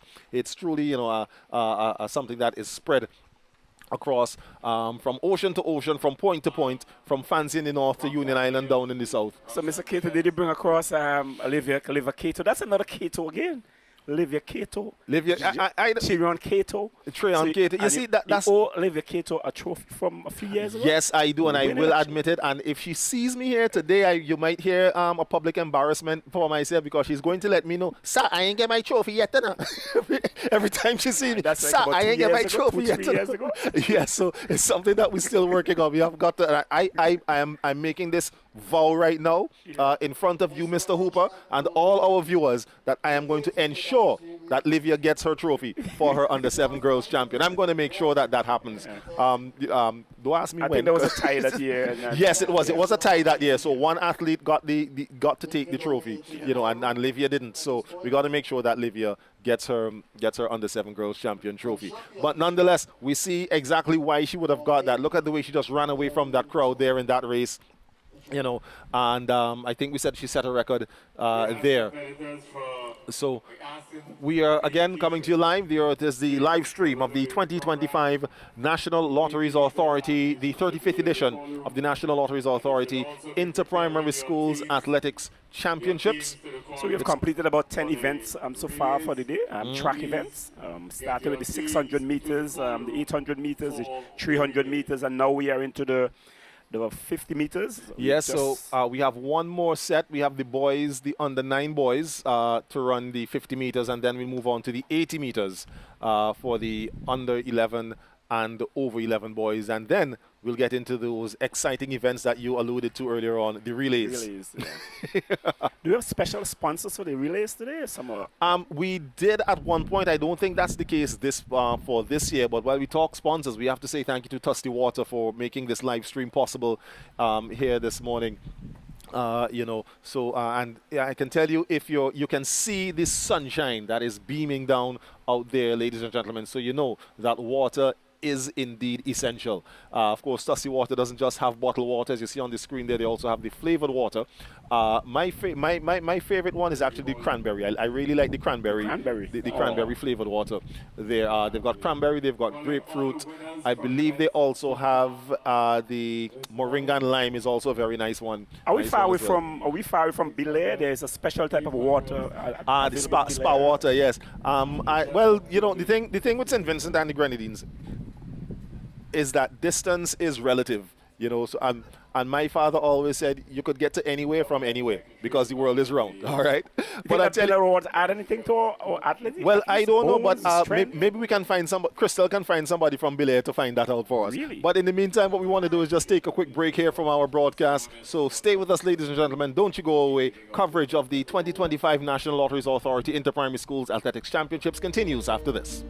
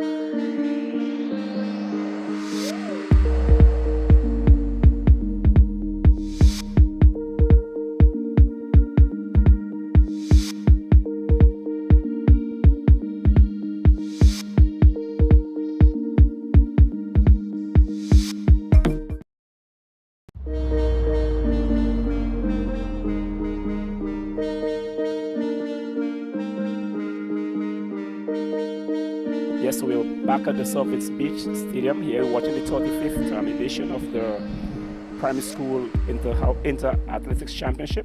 And I'm here alongside me is Groove, the governor, no stranger to commentary. Well, I will tell you what, a lot of folks usually make that mistake because me being a past radio DJ, you know, there was a DJ once who had the name of Groove Governor. The name I adopted was Groove Master, you know. So, but he of course had set the foundation there. So, I like to tell people when they say, "So you the governor?" I say, "No, governor is politics. I not in the politics. I'm the master." Right? So, governor.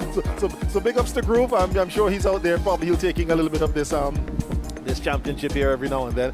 On our screen there, folks, is something I must highlight. So that is a specially made backdrop that was done with the compliments, well, through the auspices, not the auspices, sorry, but the association, that's the word I'm looking for, between the Carnival Development Corporation and the Ministry of Culture, the Department of Culture. It was, well, created, of course, designed, and then eventually painted by, I can't remember Parnell's, as we like to say, government name. Curtis, I can't remember his last name right now, but he's a tremendous artist here in St. Vincent and the Grenadines. So he's the one who would have painted that sign. Well, not a sign. What we're actually looking at is sheets of galvanized that are decorated for just specifically for this event here, as to be used as the backdrop for the medal presentations.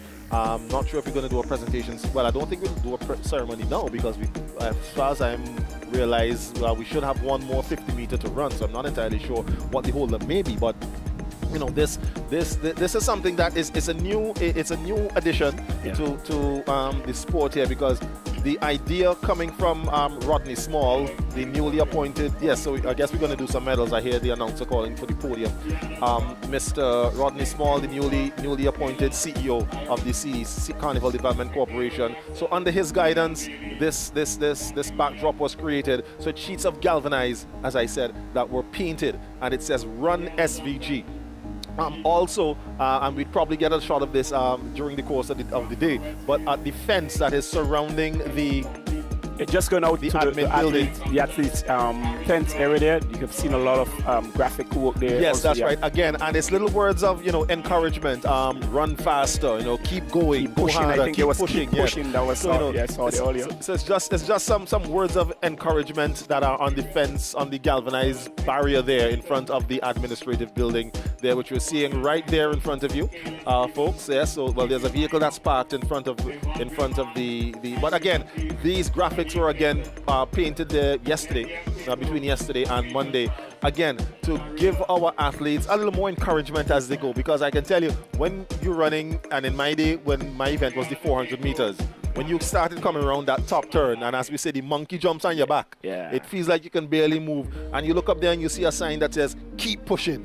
It really guides you to dig deep and get that. So a little decoration being used to encourage our athletes here as they take part to represent their schools here at the 2025 National Lotteries Authority Inter-Primary Schools Athletics Championships. The athletes being called there for the medal presentation. So we're going to get into a medal ceremony in just a bit here. And something that there's I believe, if memory serves me correctly, so I'll have to do this when I go home, I think I still have a plastic bag with my medals from my career in school.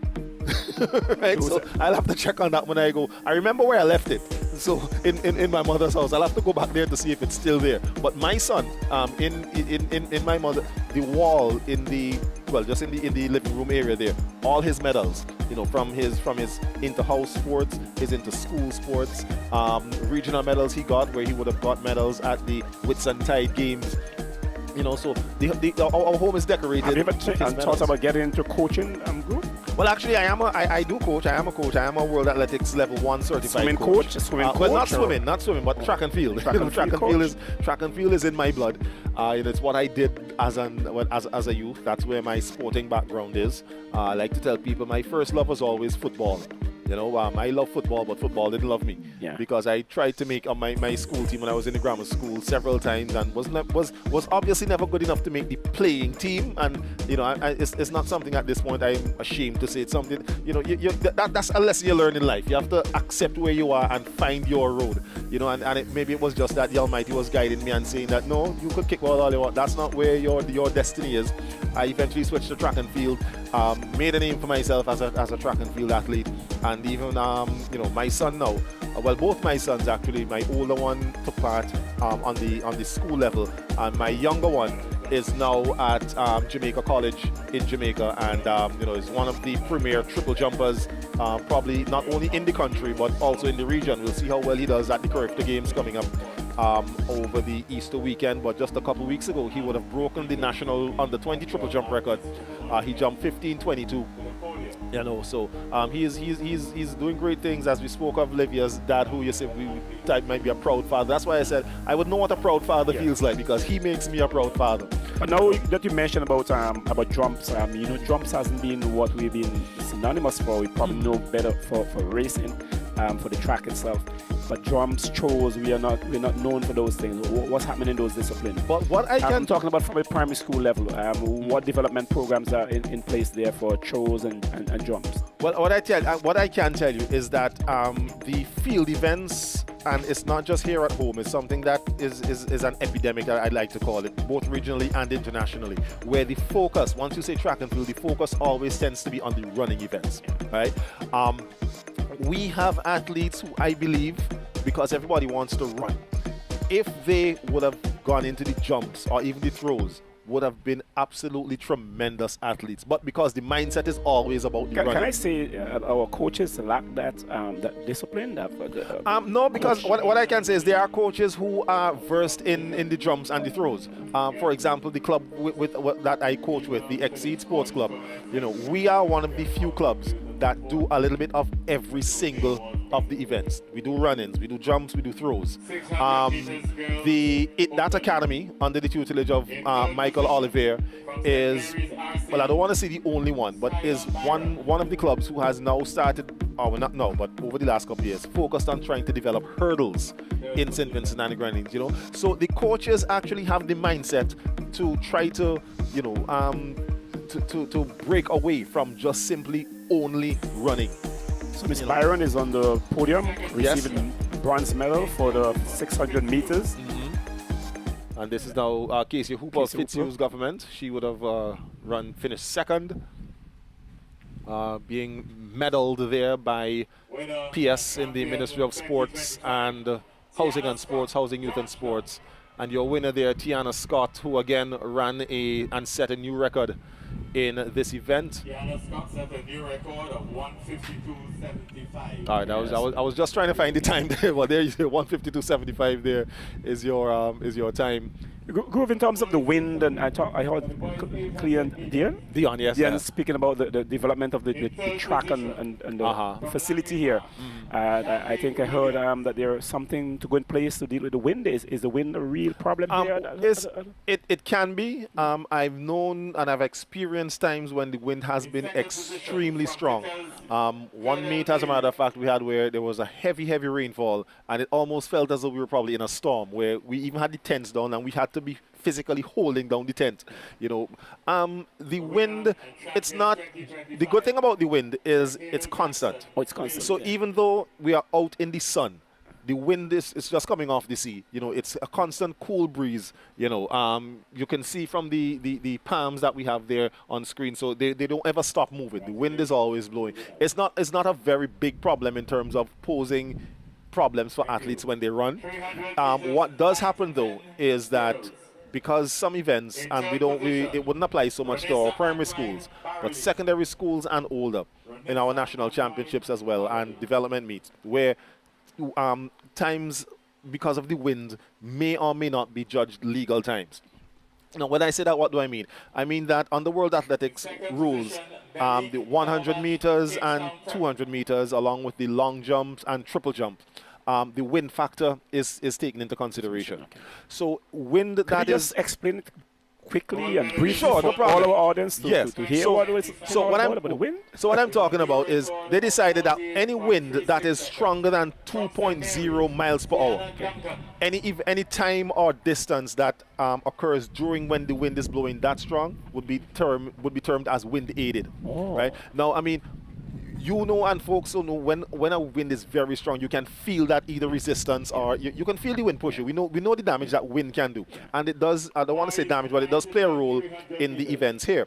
Now, if you are running and you're without any wind at all, your general time, let's say, might be 11 seconds flat, right?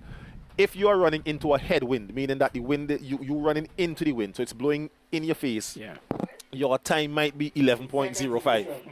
Now, if that same wind is at your back, so it's blowing in the same direction Yeah. you're running, your time might now be 10.95. Yeah. You know, so World Athletics, they with their scientists and whoever determined that, all right, the same would go for the jumps. Okay. If you do long jump, you might jump 6 meters 20, 6 meters, 6.20 meters without any wind. If you jump into the wind, you might jump 6.17 meters. Or if you jump with the wind at your back, you could jump 6.27 meters, right? So the wind is taken into consideration for these events. So any wind that is over plus 2.0 meters per second, yeah, you have to say plus, so meaning that it is wind aided. So the wind would have been behind your back, more or less helping you out in the direction at which you're either running or jumping. If you jump into a headwind, if the wind is measured at minus, minus anything will be considered legal because you're not being wind aided. As a matter of fact, you're going against the wind. You have the wind as opposition to what you're doing. So, but here I think the direction that the wind blows here would tend to help because of the direction that it blows, basically from the bottom right corner up to the top left corner. I know they don't. Southeast, you have names for these corners. We have. Well, we have different yeah, corners. Yeah, I know. I've heard you. I've heard you. Chichi corner. Do you have names for the corners here in Diamond? Not. Can we find some names for them today? I would not mind doing that because it can give persons who may be familiar with the facility, an idea of. Anyone here from Diamonds who can give us the name of some of these corners here in the Diamonds? Well, I tell you what, we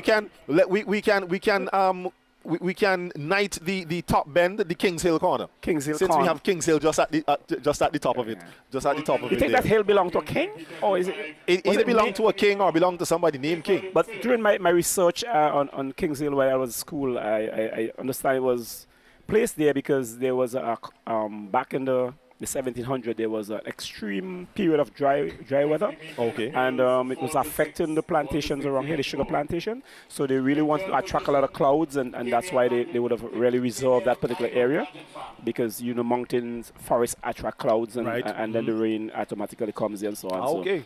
So even if it's in a dry area, because the southeastern end of the island is sort of a lot of dryish, because of northeast trades just pushing into this area and all that sort of stuff. And something that I've spent so much time here at Diamond, being involved in meets and whatnot, that there are a lot of times when you see a cloud, being more or less pushed over the Kings Hill side, but then when you look back towards the sea, it's like clear sky over there. So I guess there is some point. There's the under-7 girls champion there.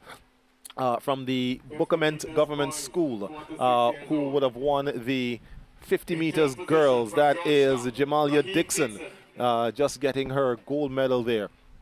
Now we move on to the boys, the under-7 boys.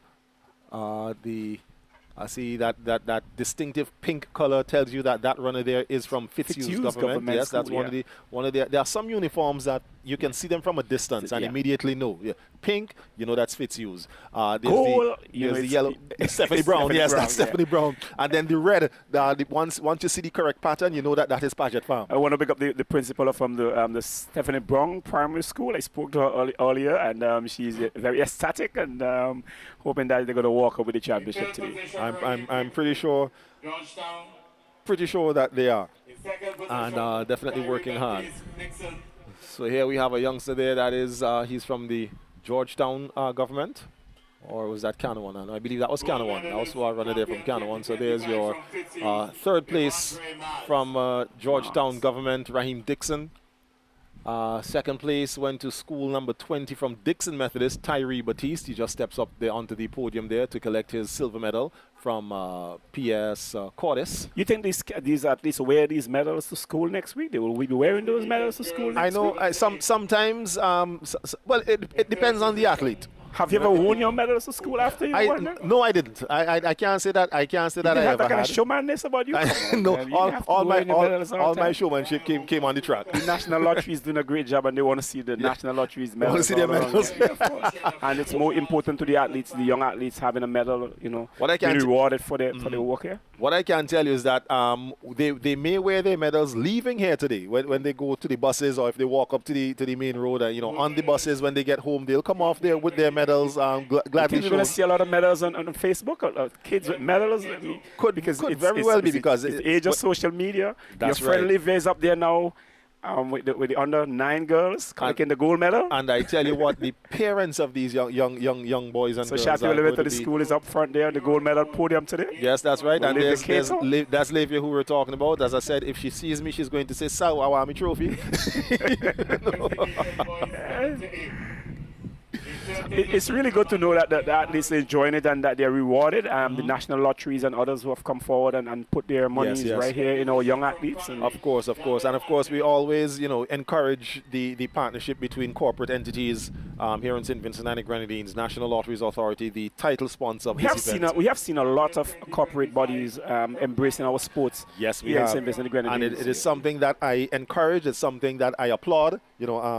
It's something that is we've been long waiting for, and still more. And even to take that to another level, what I've realized is that for some, it doesn't have to be a national lotteries. It doesn't have to be a Couriers or a Flow or a Digicel. It doesn't have to be any of these major companies that are in even small businesses have started to get into that. Now they may not come in for the grand inter-school sports, but I've seen for the Central Leeward Secondary School or Barley Secondary School, there are some entities that sponsor the various houses.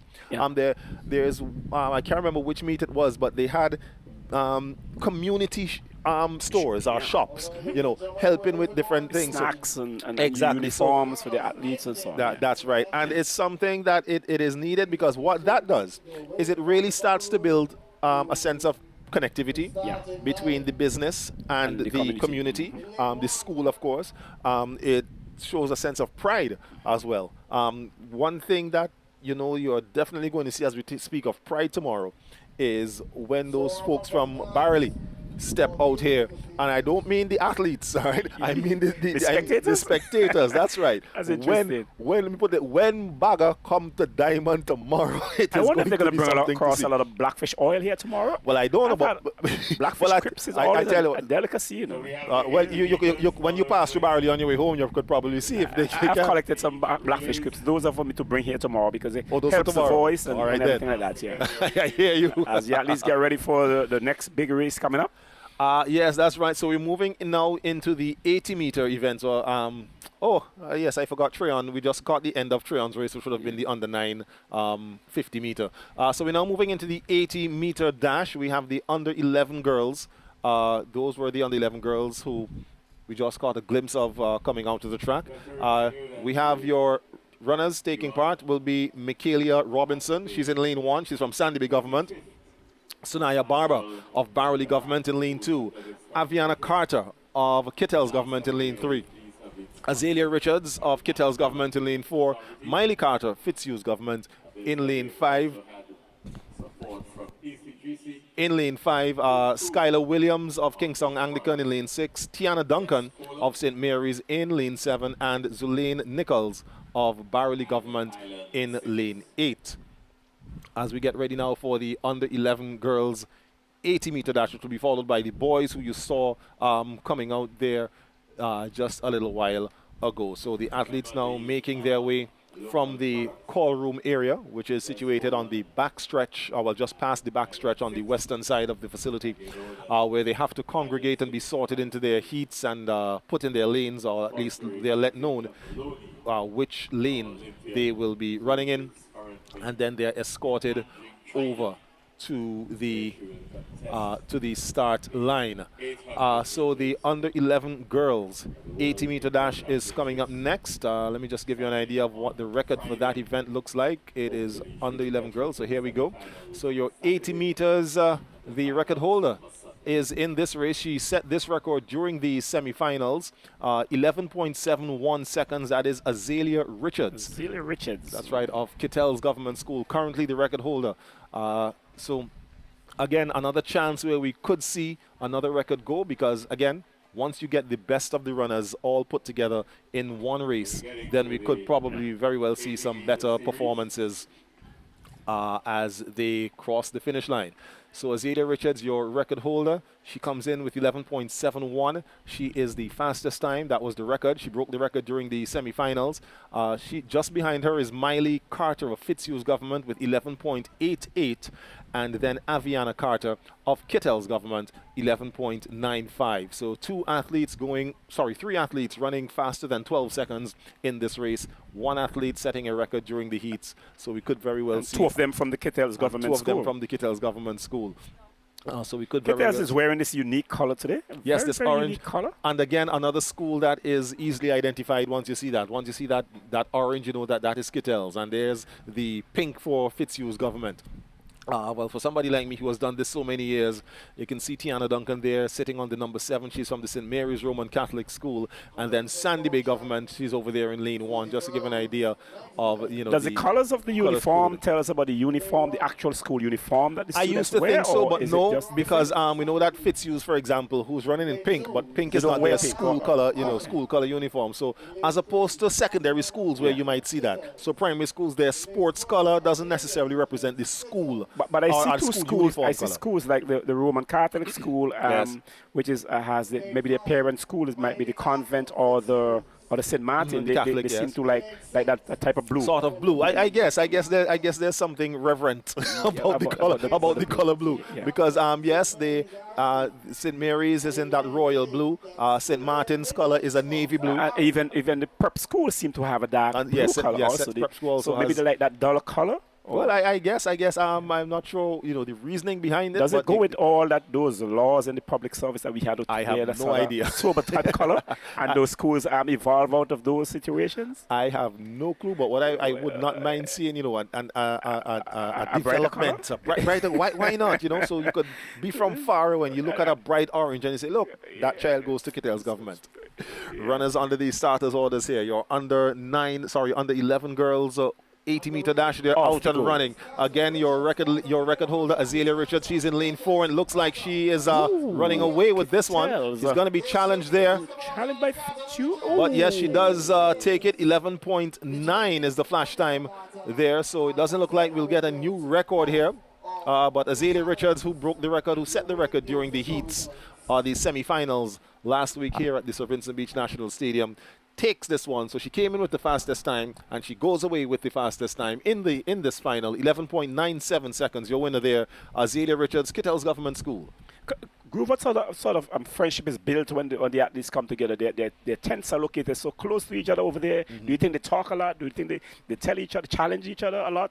By just sitting there and you know, tents, you can see the tents of the house, the schools are so close to each other. Yeah, they talk a lot there? Yes, they do, because I mean, you know, children are children. You know, no matter where you go. So once they do cartwheel together, you know, those they do all sorts of things.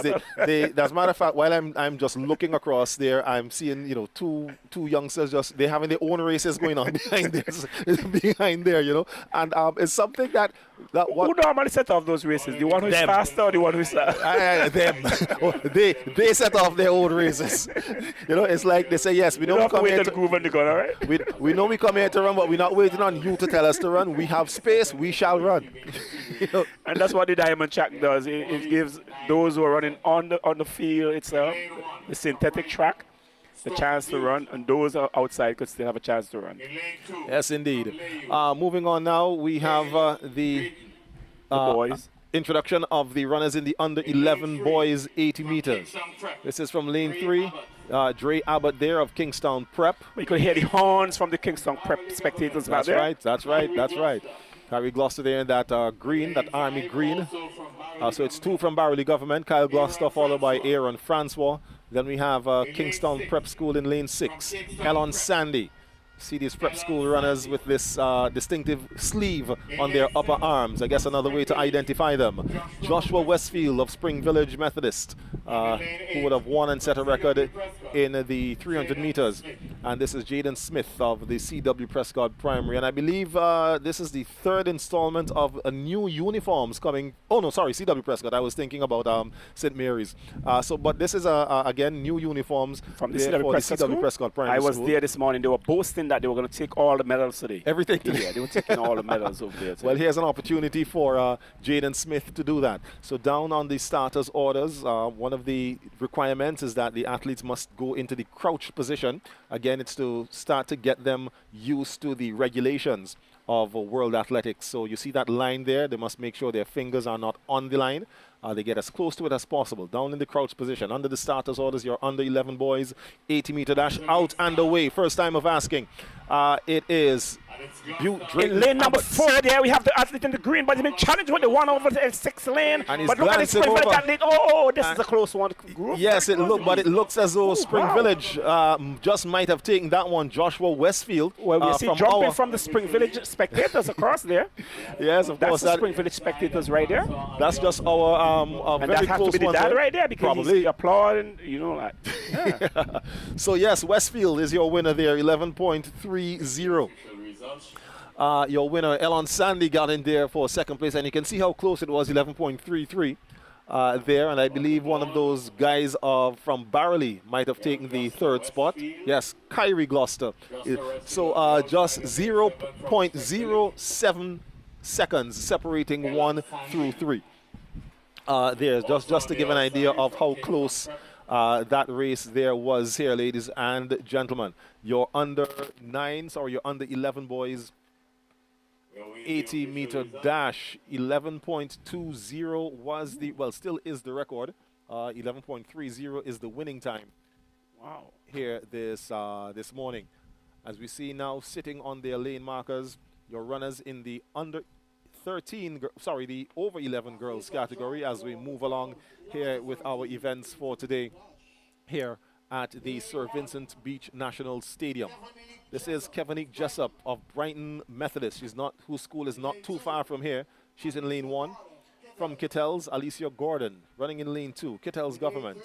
Okayla Richards of Richland Park Government. She's in lane 3. Amelia Peniston, Stephanie Brown Primary. Defending champions. Here's Georgetown's brand new uniform again for this year, and there's one of the Red Hornets. This is Odelia Compton, Patchett Farm Government. She runs in lane 6. And that's Ariana Joseph, as you heard there, of Langley Park. And rounding out the field is Alexandria Ned Kittels Government School. So we've seen 2 Kittels athletes there, one in lane number 2, one in lane number 8. Yes, that's right. And but you might think your winners may come from the center lanes, as the fastest qualifiers are usually placed in the middle lanes, lanes 3, 4, 5, or 6. Excuse me.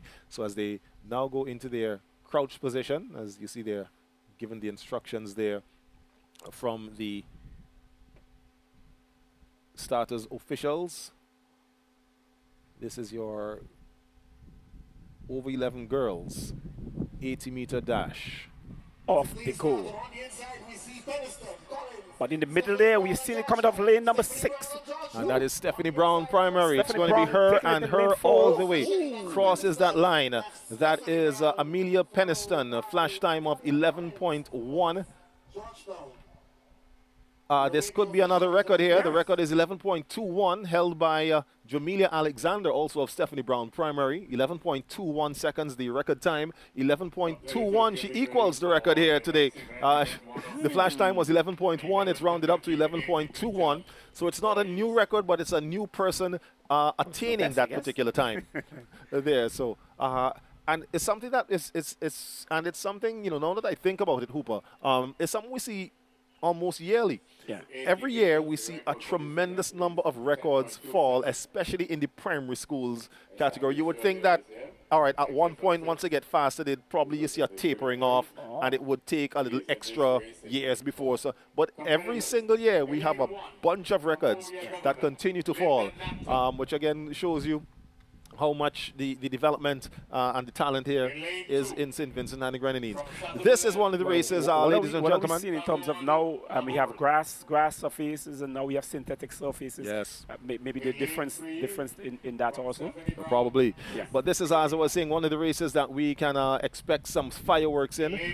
We have Lyndon Nanton in lane 1, Trayvon Laborde in lane 2, he's from Chateaubriand Methodist. Chris Trimmingham, lane 3. Stephanie Brown, Clifford Phillips, who set the record for this event in the heats, in the semifinals, of Stephanie Brown Primary. Tyler Jackson, Tyler Hercules so of St. we have Mary's. the extreme north, northeast, extreme northwest, Owie, Chateaubriand, and then we go south in Union Island. So you could see the athletes all spread out in That's this one. right, and then we have basically in the center St. Mary's and Sion Hill. And Sion Hill right in there. Yes, but you can look for some excitement between lanes 4, 5, and 6. Tyler Hercules, Clifford Phillips, a lot of sub-11s at Rokino times Jackson. are here. Yes, that's right. Again, your leader there, Clifford Phillips, he set this record of 10.27 during the running of the semifinals. And Tyler Hercules, who we see there from St. Mary's in the glasses, looking down on the ground, actually ran the heats. I don't think anyone can win that Boston Hercules. He ran the heats and the semifinals with a cast on his hand. He was involved in a vehicular accident. Yes, but now we see that the cast, well at that time. The cast is removed. He now has a slight brace there, so maybe we can see if this might be an improvement in his running. But they're on the line there. Your over 11 boys. 80-meter dash. Nanton, Laborde, Trimmingham, Phillips, Hercules, Jackson, Bailey, and Fergus. Owia Government, Chateaubriand Methodist, Stephanie Brown, St. Mary's, RC, Layou Government, Kittels, and Sion Hill. On the starters' orders here. They're up and set, and it looks like, well, one athlete looks like, well, he's kicking the track that he might have moved. That's your partner from Yes, Union that would Island. be Rokino Jackson. Layou representing Layou. Originally from Union Island. Representing Layou. There, so what happens now is if there is an athlete who is deemed to have maybe false started, the officials will now basically converse with one another, ensure that everybody saw what they saw, and the decision would be made in terms of whether a red card would be given. So it's a yellow card, which means that it's a warning to the entire field, to basically wait for the starter's pistol, try not to get too anxious. Just wait for the command on your marks and then set and then wait for the gun to fire. After that, it's 80 meters to glory. Do you think waiting on the blocks makes them a little more comfortable than being like... If it's something that they're not accustomed to, then they can be a little uncomfortable. Also, if they're not used to going down into the crouch position, because even at the secondary school level, we've seen where we have athletes, we have to tell them, you're going into the crouch start, but they go into an improper crouch start. So obviously it's nothing that they've ever been trained or coached to do. I certainly can distinguish athletes who are training from those who are not. You can see that one in the watch there. He seems to be one who is into training. That's right. As a watch, he's looking at time. I see athletes out there now. It's Stephanie Brown. Stephanie Brown all the way.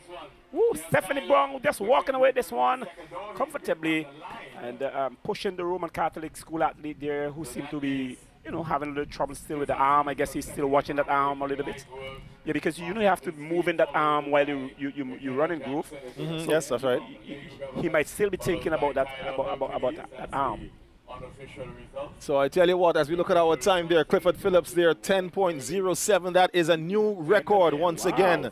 He ran 10.27 in the semifinals last week. He's now gone even faster, as I said, once you have the combination of the faster athletes in one race. So he runs 10.07 seconds. He breaks his own record that he ran last week. Clifford Phillips there of the Stephanie Brown primary. Another record fall here. So I guess now we see a reason why they might have covered the bleachers. No one wants to get hit by falling records when they're at the stadium here. Well, I spoke to the coach from Union Island a little earlier, and he said that they had some records and they're going to be breaking a lot more records. They had records in the 80 meters, the 300 meters girls. They had records in the 4x80. They had records in the 4x200 and the 300 meters boys. And they were going to add to those today. So we're now seeing Clifford, and we're seeing that Phillips come doing it here now for the Stephanie Brown. That's right. School in the over 11 boys. As I would have said, your top performers would have come from those lanes of 3, 4, 5, and 6, and those are the 1, 2, 3, and 4 positions. Clifford Phillips, Rokino Jackson in second there, originally from Union Island. Last year he would have run for the Stephanie Brown primary, but now he's resides in Layou as a relocation from the Hurricane from last year. Beryl, he's running for Layou Government School. Tyler Hercules takes third from the St. Mary's Roman Catholic, and then Trayvon Laborde from Chateaubriand Methodist in fourth. But your winner and the new record holder for your over 11 boys 80-meter dash, Clifford Phillips of the Stephanie Brown Primary School.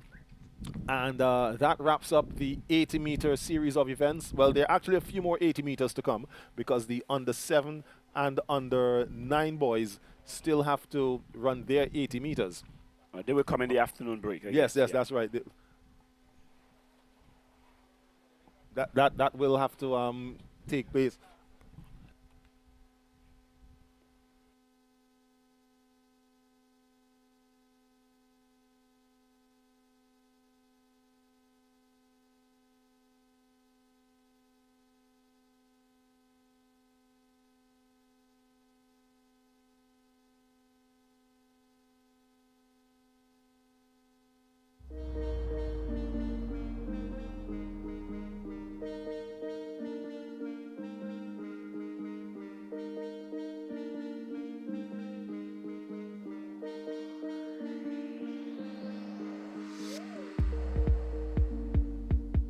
Eight big teams are here. So the athletes are getting ready for that. I guess they've had their first call or the final call at the call room now for the 4x80. Yes, actually we're getting to the 4x50 before we get to the 4x80. And again, this is one of the races which, as I said, is always an attraction to our audience. Yeah. We saw the 50 meters that just included the under 7s, but now when you have teams of 4 of these little people, they call them the batter races. In the local communities, the batter races, all right?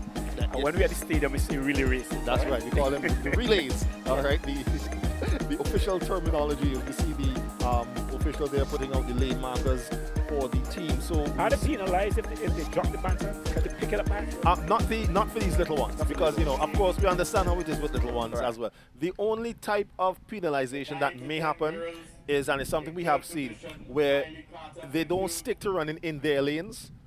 So they might, so let's say for example, prep school might run out of her lane and she will just give the baton to whoever she sees in front of her. Yeah. So she might hand it off to the runner from Fitzhughes because that is the lane she ended up in. Yeah. So there's no disqualification necessarily for running if they drop the batons as well. But we have to do some adjudication. Do you think the audience enjoy this part? Because I mean, at home people talk about it. They come here, they talk about it. Yes, they do. And I tell you what, when you see especially these little ones really take off down the track, it is a sight to see. So it's something that you can definitely look forward to. Some excitement coming up here. Back in the community sports, sometimes when the fields are not controlled, the crowd is not controlled, some of the athletes run right into their parents' arms. Yes, that's right. And also, as I was talking to a friend of mine, actually, to a little social media post where sometimes, we don't do it here for this, but you see it at the inter-house sports, where you can see some of the parents running alongside the race. Waving flags. Run, baby, run. Waving flags. Just like our feather banners are flying here in the breeze today. When you thought you would have had 8 runners, you realize 9 people out there like, who is somebody's mommy running down the side of the track.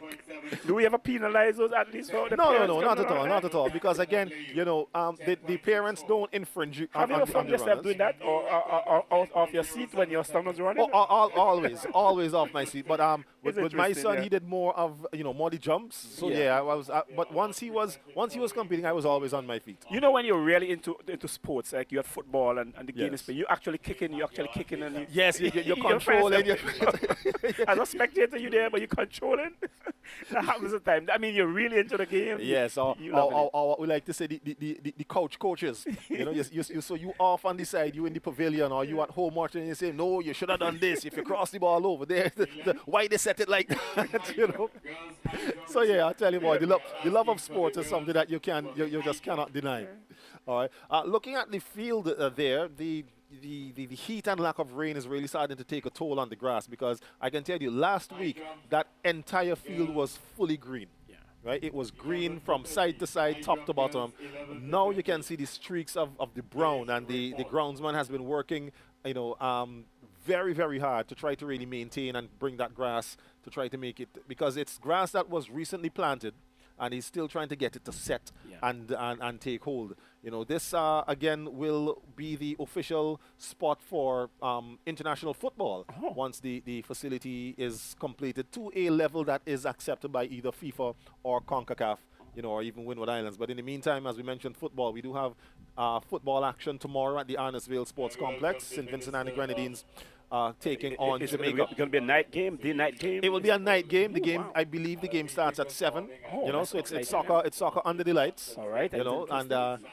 So because of the time, of course, So it what gives colors people- we would be wearing as a nation tomorrow? Because the Jamaican color is similar to the Vincentian color in terms of the flags. Well, I tell you what, I'm not sure if the Football Federation has declared what color uniform that the team will play in. Oh, okay. But what I do know is you will definitely see the St. Vincent replica T-shirts out in the gold, in the green, in the blue, all over the Annisville Stadium tomorrow evening. I And, believe we'd have a bumper crowd at Annisville tomorrow. it's something I would love It's to a see. night game. Yes, It's yes. Friday. It's weekend.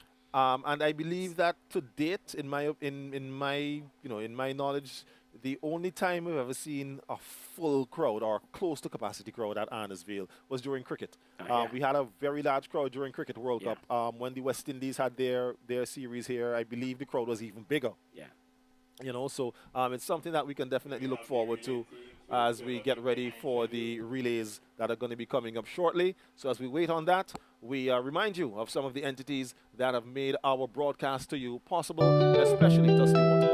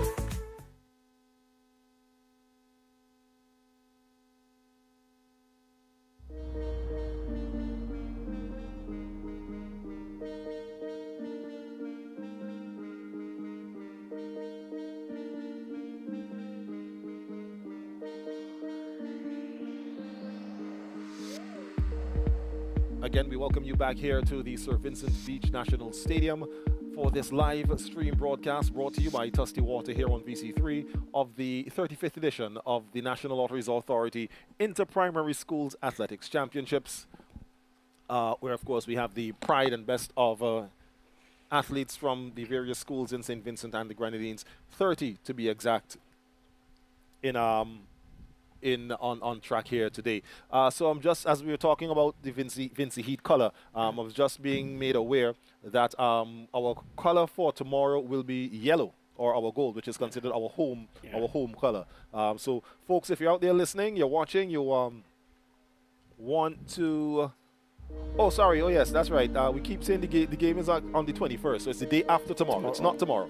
All right, so thank you guys for the correction. The game is not tomorrow. The game is on Friday. Right, but the color for the team will be the yellow because that is our considered our home color. So, folks, if you've been trying to decide which one of your replica shirts you want to wear to Annisville on Friday, there you go. You know which one you're going to wear. It will be the yellow. If you happen to have it on today, that's all right. The material is such that you could wash it tonight and have it ready to be worn on Friday. Oh, we didn't talk a lot about the clothes, the athletes' apparel and so on this time, but it seems as though this time a lot of athletes home now are wearing apparels that are more suited athletics. Long ago we used to have all these big T-shirts and all that stuff. Right.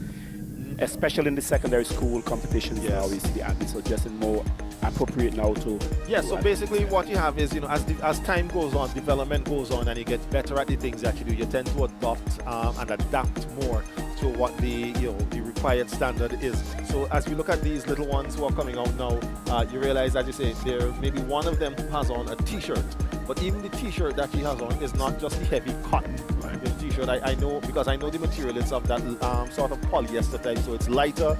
It's more comfortable on the skin. They're a little bit more form-fitting, so they're not baggy, and the wind is will cause any issue in terms of when they're running. Some of them are in short pants or short tights. So again, it's something that is we've seen more and more schools as time goes on. Well, there's one little one there from Langley Park. So I think that's her big sister's vest that she might have on there. You think that the fathers and the mothers, whenever they're walking now and these races are coming up, do they stop, take a little peep? I here or would, there? I would from not whatever be, I they're would doing? not be surprised if they are, or as a matter of fact, they might have been watching all along. Because you we know. do have a large crowd in the park here Yes, at the yes. stadium here, but there might be even a larger crowd out there. Oh yes, because the definitely. people locally and in the diaspora who following us on VC3 and Of course, I mean the numbers that are probably viewing are quite oftentimes more than those who might be here in the stadium, watching the event here at the Sir Vincent Beach National Stadium here at Diamond. As we bring to you again the live coverage of the 2025 Inter-Primary Schools Athletics Championships. So let me see if I can. Usually do the athletics federation keep records of these happenings here? Do they have an archive? Because a lot of times when athletes make it internationally, there's hardly anything to go back to. Do you have archives here in the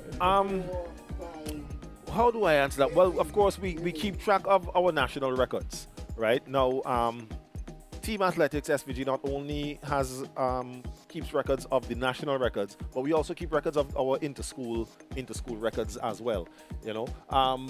But for the record keeping, of course, the Ministry of Sports, the Department of Physical Education and Sport is the entity that is responsible for the execution of these sports. So the sports department also has records of performances and results from time immemorial as well. So because I did see Dr. Anderson coming here at the sports yes grammar school, and someone broke a record that was kept there for more than 2 decades. Yeah, actually his record was broken. It was last year by Keo Davis, who is now an outstanding athlete. Correct. But who is now at the St. Vincent and the Grenadines Community College, a name that is again no stranger to anybody who follows track and field here in St. Vincent. We're looking forward to his performance at Carifta this year. Oh yes, he did of course. Exceptionally well last year. He would have picked up, for those who are following, picked up an injury during the Carifta trials, but I actually saw him at training yesterday, so I know that he's at least recovered to the point where he can get back to training.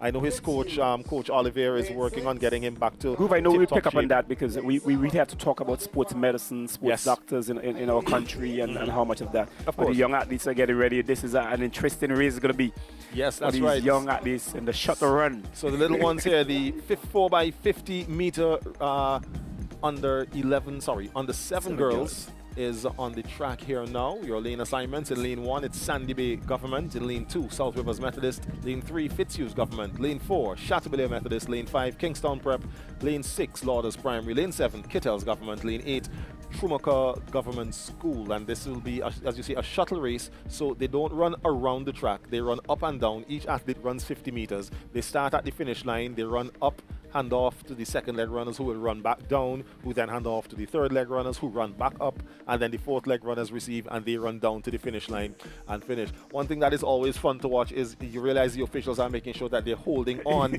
to the girls at the back who are running the next leg. Because sometimes they run too. That's right. When that gun goes off, everybody takes off running. So you have to make sure. So it's something that is an unofficial technique. It's that we have learned as officials that when we start in these races, make sure that you have these other runners hands on them and a little bit back from the line, because you want to make sure that there are no mishaps or no accidents when the runners take off. This one looking very intent here in lane number 1. Well, this is the outside lane. Lane number 1 is on the far side. There's what the LPG?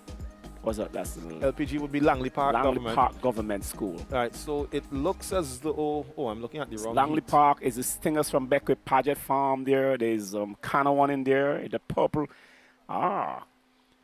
Okay, so it looks like we're missing Kingstown Prep from this race. I might have read the wrong list. So these are your lane assignments, ladies and gentlemen. My apologies. So your 4x50 meter under 7 girls. Lane 1 should be Kingstown Prep School. I don't see them there. Lane 2 is Kittels. Lane 3, Chateaubriand Methodist. Lane 4, Lomans Winwood. Lane 5, Fitzhughes Government. Lane 6 is Canawan.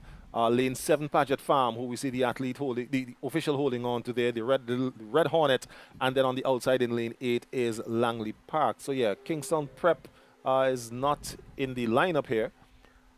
Interesting, but I'm not sure what that reason would be. But they're just awaiting for the start of this event, the under 7 girls 4x50. Just trying to see if I can. Okay, here we go. So 4x50, a record was set by Lomans Winwood Anglican, 38. Off.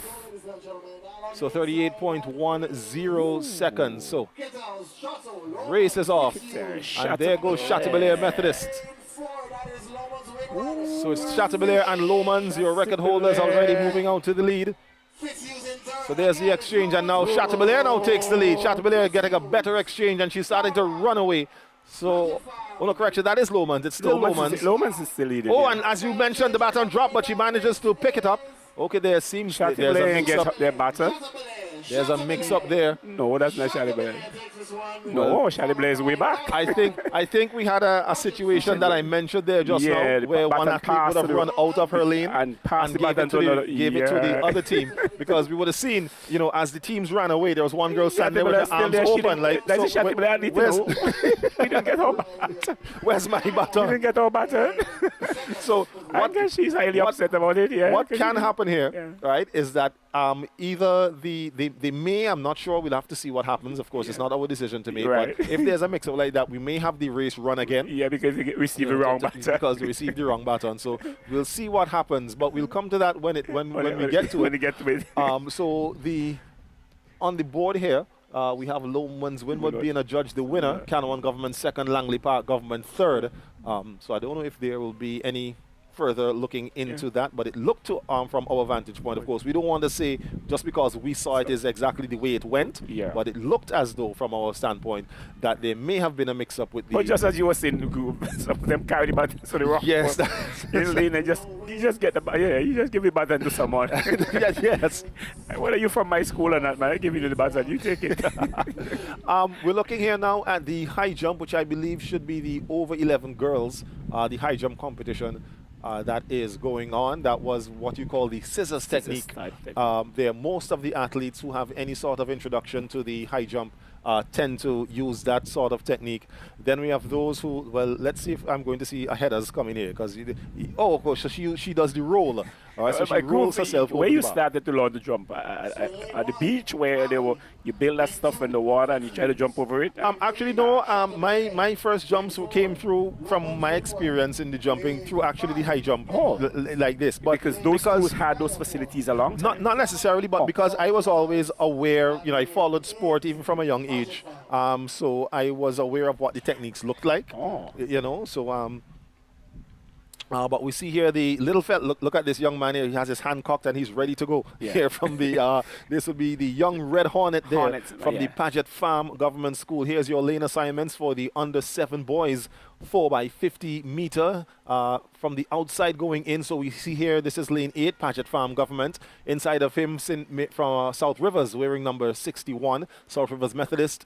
In lane 6 is Caliqua Anglican. Lane 5, Kittels Government. Lane 4, Lomans Winwood. Lane 3, Chateaubelair Methodist. Lane 2, Fitzhughes Government. And lane 1, Barley Government. And they're off and away. Looks like the little runner from Kittels had a slow start.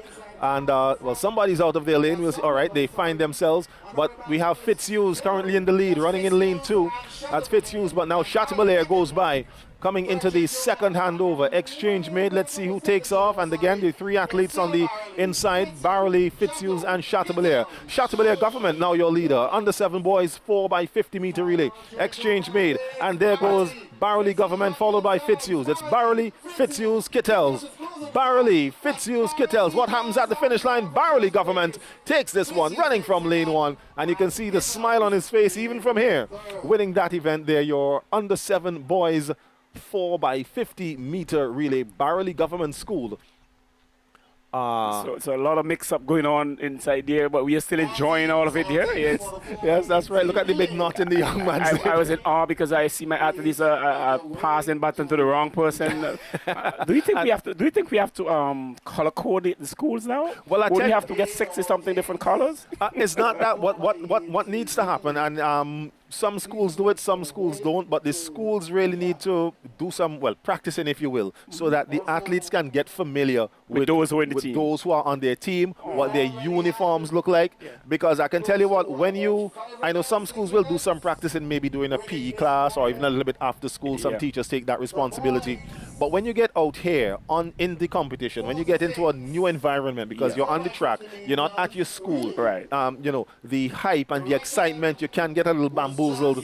And if you end up going out your lane, you may say, okay, here, take this baton. So we saw in that race where one athlete did run out of his lane, but he realized once he got to the exchange that, oh, my teammate is over there, so I need to go back over there, which is something that we see happen as well, you know. So, but Barley, not Barley, I was going to say Barley Secondary, Barley Government School coming out on top there in the 4x50 meters for the under 7 boys. I think the athletes are all excited about the races. Even if they didn't win, they can still see that they're excited. And, yes. They just want to be here at the South Vincent Beach Stadium. It's really a lot of, and you know, it's a because I can tell you to be here. I can tell you back at their various schools or back in their various communities, because folks know that the championships are coming closer, you know, the buzz about it, the talk about it, you know, they start to hear more and more and more about it. So it's not like anyone woke up this morning having no clue what was about to happen. You know, they knew exactly from probably ever since the heats, ever since after their inter-house sports, that they all the work they would have done, if at all, but was definitely going to be leading up to today, where they're going to be on show here at this national championship for the primary schools, of course, sponsored by the National Lotteries Authority, and our live broadcast sponsored to you, ladies and gentlemen, by Tusty Water. So again, we're looking at the high jump competition. I believe that, let me see if I see an athlete from prep school who I recognize. So let me see if looking at my list here. Okay, I thought I saw Tiana Duncan there, but no, she's not from prep school. She is from St. Mary's.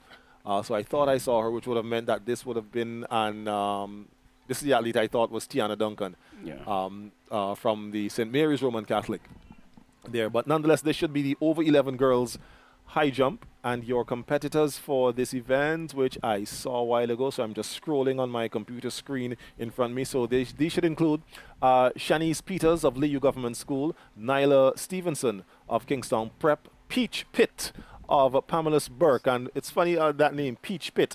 In the peach, in the fruit, the peach, the little area where the seeds are located is called the pit. You know, so we have Peach Pit there. We have Chadonna Richards from Lomans Leeward Anglican. We have Akila Stevens, Liu Government School, Gianna Samuel of Pamela's Burke, Melo Kamejong of St. Mary's Roman Catholic, Naira Kidd, Paget Farm Government, Casey Hooper, Fitzhughes Government, Kamara Stapleton, Kingstown Preparatory School, Catalea Sutherland of Lomans Leeward, and Marina Grant of Paget Farm. These are your competitors taking part now in the high jump competition for the over 11 girls. Here, this is athlete with, I believe that's a 47, who I believe is Pamela's Burke. Yes, so that more than likely would have been Gianna Samuel. There she is. No, she's not the only one. Peach is also from Pamela's Burke. So I'm not sure if that was Peach or if that was Gianna. Yes, Peach Pitt. Here is the 63 from St. Mary's. Oh, she goes over that one like a hurdle, actually. So she's the only competitor from St. Mary's. That might be Melo Kamejong, taking that one more like a hurdle as opposed to trying to do the high jump clearance. But you know, Khalil, these names of today, they're like this was they're strange. Like well, I know what's strange, but what I can say is yours is Khalil. Yes, is it Muslim? It is. I believe it's Muslim. Yeah, I mean Khalil is a Muslim. Because I have a son. His name is Khalid. Khalid, with a D. So yeah, Canadian, but he's actually my parents named me after the famed poet Khalil Gibran. Oh, Khalil. You know, so yeah. So don't ask me any of his poems. I know you're about to ask me that. You had an anthology. Want you to had an anthology or something? None whatsoever. I just know because mommy told me so. Okay. All right. So is in there where you like poems or? Did you see poems at school? I can be honest. I was never much of a writer or a reader. I mean, no. But did you ever change English? No, not at all. I have an uncle who did. Bong Sukano is actually my uncle. Oh, yeah, I remember that. I remember that. May he rest in peace. He had a very famous song. I'm trying to remember the name. Bong Sukano Rock. Yeah. Yes. If I try to sing it, I may sound like him. Yeah. Which they say you shouldn't speak ill of the dead, so I will say nothing more on that. But I love my uncle. But You understand? But we're getting ready for the 4x80 meter relay. But you were talking about the names there, Lawrence. And I remember when we were doing the heats in the Zone A, which was for the schools on the windward side, we had a series of names. So I remember these distinctly. There was Blessing. There was Glory. I believe Praise wasn't one of them, but there was another name that had that sort of spiritual annotation to it, which I found to be, so you can tell that a lot of people, the influence of religion and God, in their naming of their children. I think there's a lot of fruity names around now. Orchard and Peach. I remember now that you say that, there was a Cherry Ann, and cherry as in CHERRY, cherry the fruit, Cherry Ann, so yeah. A lot of fruity names. Let's say sweet names for the sweet children. Sweet names, yeah. Oh, look how she cleared the bar. That's right, she did. That's again. From the Roman Catholic school? Yes, that would be Mello, I believe. Mello, what was Mello's last name? Again, Mello Kamejong. Mello, I don't know if she's mellow in nature, but she's mellow in name. Number 37 there is from that might be Shadonna Richards there, or Catalea Sutherland. 37 is the Lomans Leeward Anglican school. One of the things that I would like to see in terms of a development, and it would help especially in the broadcasting and the identification of the athletes, is individual numbers being given to the athletes. So, for example, we have 2 athletes here from the Lomans Leeward Anglican school.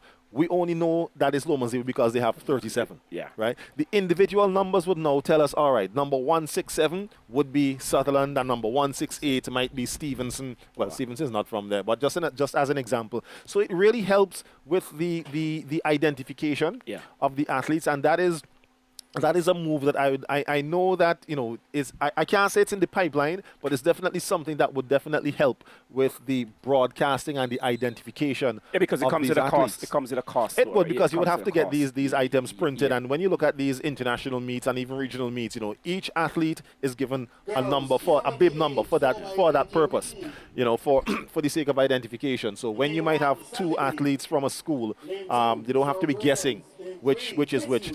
Because like in the case of, you may be able to identify the athletes from Chateaubriand Methodist by sight. Yeah. I wouldn't, so it's something that I'd like to see. One of the developments as we get closer and closer to, as we like to say, international standards, a development I'd like to see taken on in coming up. But here the young athletes are ready for the 4x80. Yes, that's right. And let me find my 4x80 start list to let you know what schools are where. Certainly Sandy Bay is out there.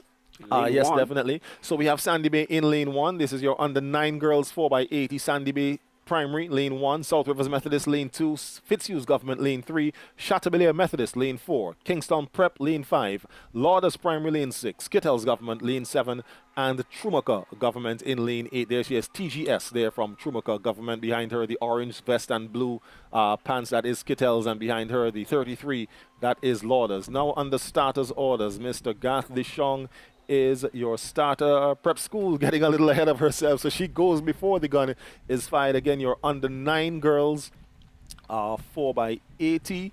Let me pull up the record for this event here, just so that we can all be on the same page. Hello, open. All right, thank you. So 4x80, no, that's the wrong one. That looks like it might have been one of the 4x50s. Where is my folder? Yeah, folks, I'm just taking you through under 9 girls. Right, open. What are you doing? The computer's doing its own thing. It's already open. All right, so the 4x80 under 9 girls, the record is 53.71 seconds, set by the Lauders Primary School in 2023.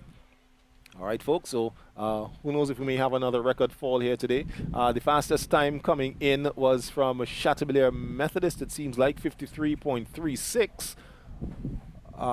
So 53.71. Okay, that might be a record there, but nonetheless, they are out and away. Your under 9 girls 4x80 meter relay. So exchange is now being made. We see Chateaubriand Methodist running that number 16. I believe your friend Liv is in this one, What's that? Livia Cato. Could very well be. Maybe she's there and she's waiting on that button. She's over there. So this is Livia. So there she goes, and they make the first exchange. It's all Chateaubriand followed there by Lourdes Primary and Kingston Prep. Once you get a button, you can't catch She's gone. Yeah, she's gone. You can't catch up. And look at the preparation there in anticipation. The fourth and final leg and out and away. So it's Chateaubriand Methodist running away. Livia, your friend. Prep school takes second spot. Can't get it from Livia at all. she born before she gets to the line, you know? Yeah. And a flash time of 52.4 seconds. This could be a new record here. We'll await for the times to be posted. But Chateaubriand Methodist would have come in with 53.36, which would have been the fastest time and would have been a record. So 52.38 Chateaubriand Methodist. Yes, so they maintained the record, breaking the initial record of 53.36, smashing it as a matter of fact.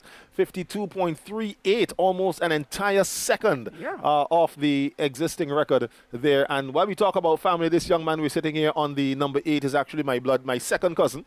That's not a Cato. No, that's not a Cato. He's a Francois. He's a Francois. He's a Francois there. He's running first leg for the St. Mary's Roman Catholic. He know what talking about him. You see, nodding his head. Yes, that's right.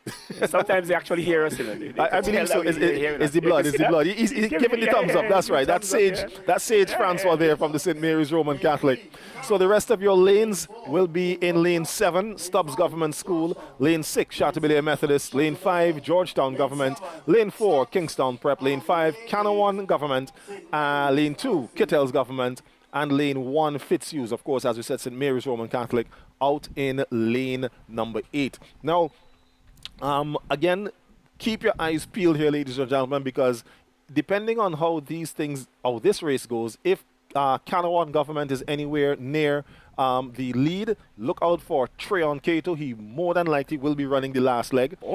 Sonic, as he said, he said, my name is Sonic. Where do you put the best athletes to run in the relay? Is it the third leg, the second leg? Well, I can't speak for like a 4x80 because I haven't had experience in setting this up. But let's take a 4x1, for example. When you set up your race, you want your person who has the quickest reaction time to start your race, the best start.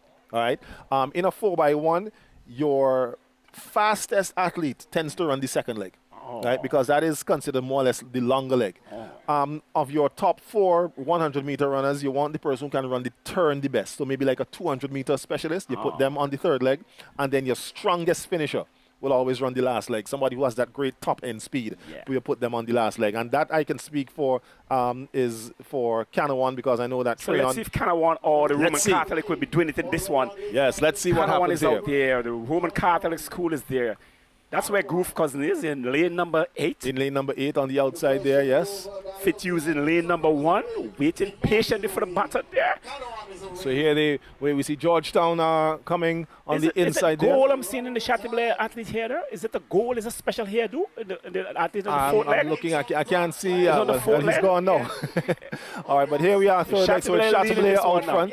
Canaan is just on the inside of them. And Chateaubriand making this move, you know. So as they come around the turn, the exchange made, and it's Chateaubriand, Kingstown Prep. Kingstown Prep seems to be getting looks like Georgetown. Oh, is it Chateaubriand still? And there comes Treon on the inside. I think it's going to be too much for him to get back there, but it's going to be Chateaubriand. Chateaubriand takes this one.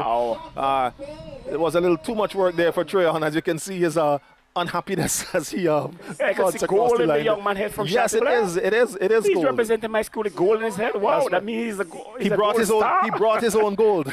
Is it because we're in diamond? He's trying to get gold out of diamond? Well, I guess the precious metals are coming out here today. All right, there's that number 15. That is Treon. You're going to see more of him later on. But Chateaubriand Methodist taking that one. 52.27 seconds there is the winning time for your under 9 boys. 4x80 meter relay. They're off the record. The record is 50.10 seconds. So it's not a record, but it is a gold medal there for the Chateaubriand Methodist and the gold-headed runner there on the last leg. So he brought his own gold, and he's taking away extra gold here today from this event. High jump is one of the events, Hooper, that is always, I always look at it and cringe. More or less, because the high jump. Yes, the high jump. Because if you don't clear the bar safely, you know, depending on how you land, you can hurt this. And I've seen athletes hurt themselves, you know, because because of the way they approach and the way they clear the bar. You think their efforts now I'm hearing an announcement of a new record. That's probably with Olivia. So we're just awaiting the 52.38 seconds. Okay, so it is indeed a new record from Chateaubriand. The guys with the gold in their hair, they run away with gold around their necks, and also a new record here for the under 9 boys. As young athletes, you think they patronize, you think they look a lot at TV and see all these athletes. I believe so. International showmanship out there. Yes, because I can tell you, even today, if you ask any of these athletes, they can tell you who Usain Bolt is. You know, so yes, they do definitely. it in football, because when they score, they act like Ronaldo. Yes, they do Ronaldo celebration. You know, they know the name. So yeah, they definitely follow these. You think any all Vince mentioned footballers have a special style when they score goals? I haven't seen any particular. The only thing I've seen that I can, and I don't know if something that he created, but Stephen Pear, there's a sort of walk that he does. You know, that I can't describe it, but he keeps his knees together and kind of wobbles from side to side. So if he scores tomorrow, I'm pretty sure that we will see that celebration. That celebration. So that's going to become synonymous of Vince. We start wobbling like that. Well, I don't know if it's something that he got from somewhere or if it's just something he created. But he is the first person I've ever seen do it. Okay. You know, so we have on the track, it looks like the under 11 boys. Surprised that the under 11 boys are running now. Should be the under 11 girls.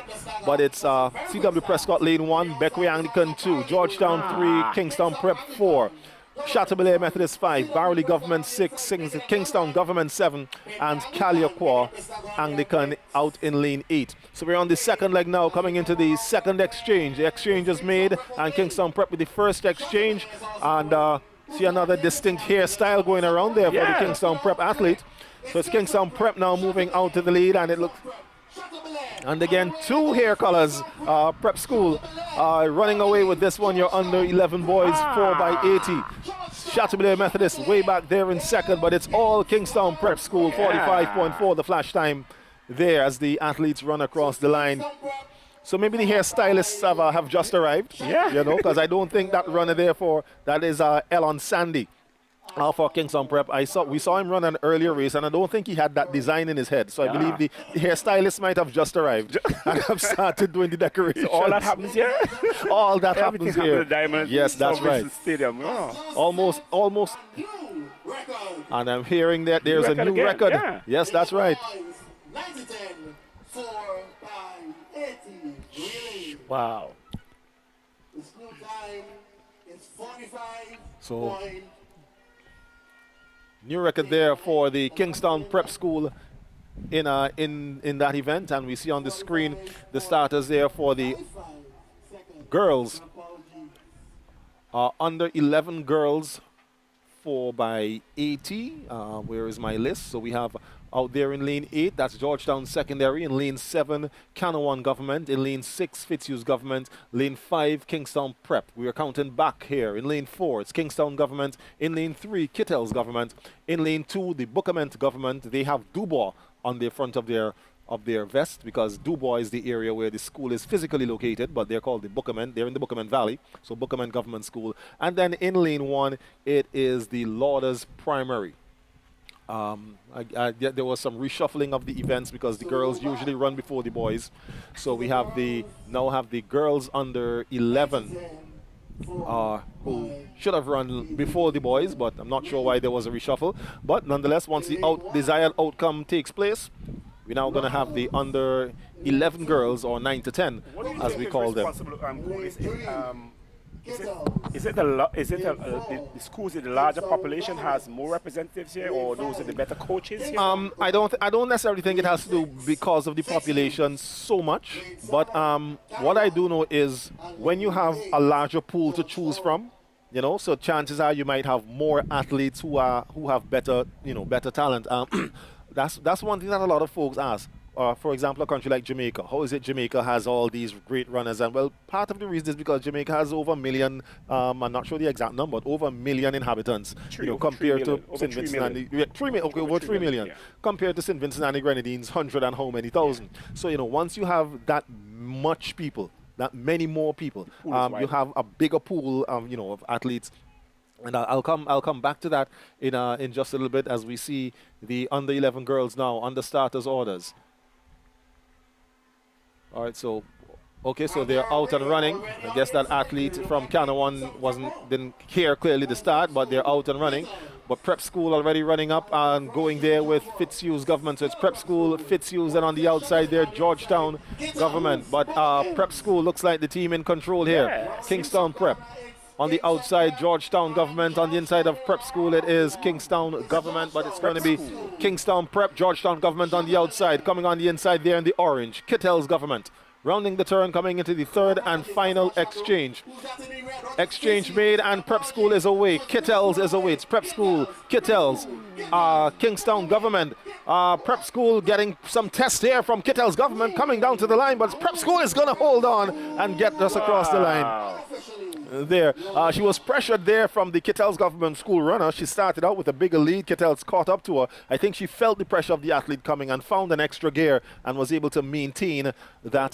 There's a red flag there. What does that signify? Okay, well, if we're seeing a red flag, it seems as though there's an the officials might have seen some sort of infringement. So I'm not sure. It would have either been a lane infringement, meaning an athlete may have run out of their lane, or they made their exchange outside of the zone.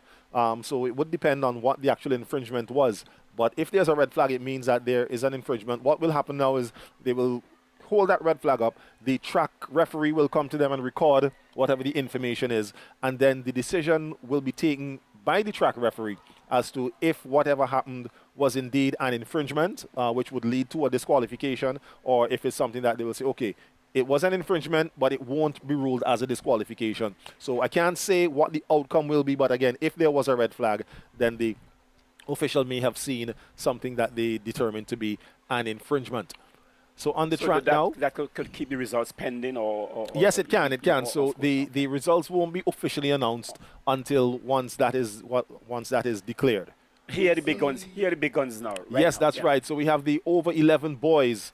There we see number 64 there, who I call the young man from the Stephanie Brown Primary School. We see Roman Catholic School in this one also. Yes, they're out in lane 8. What else we got in there? Okay, well, according to the lane assignments, this is the over 11 boys. I don't think they're in the lanes that they're supposed to be in, because I can see Stephanie Brown Primary in lane 7, but according to this list, they should be in lane 4.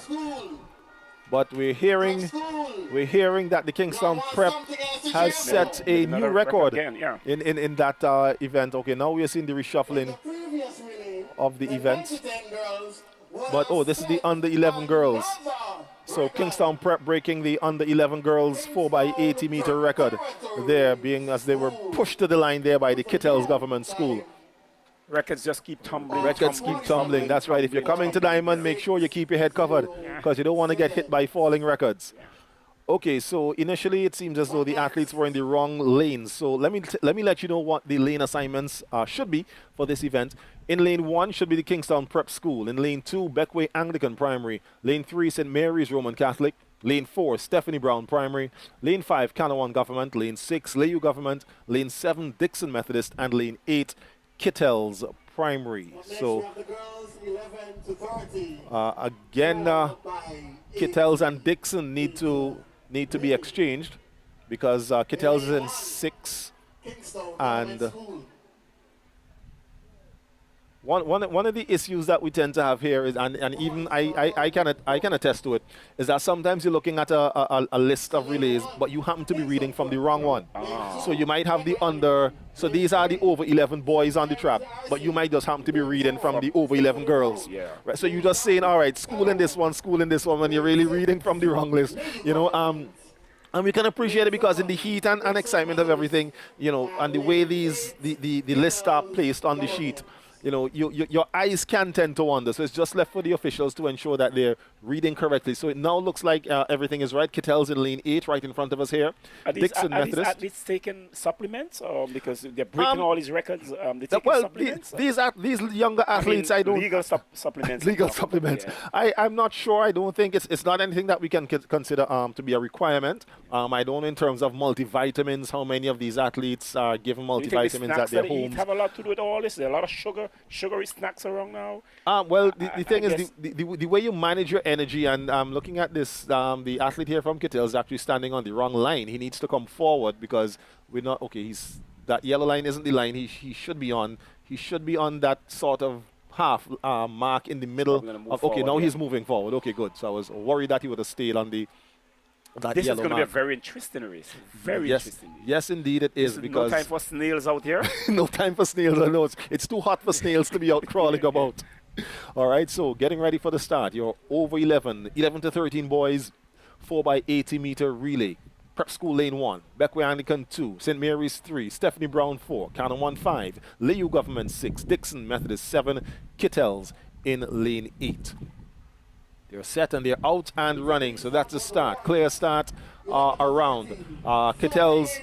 Stephanie Brown primary already moving out. That's Clifford Phillips, their big gun.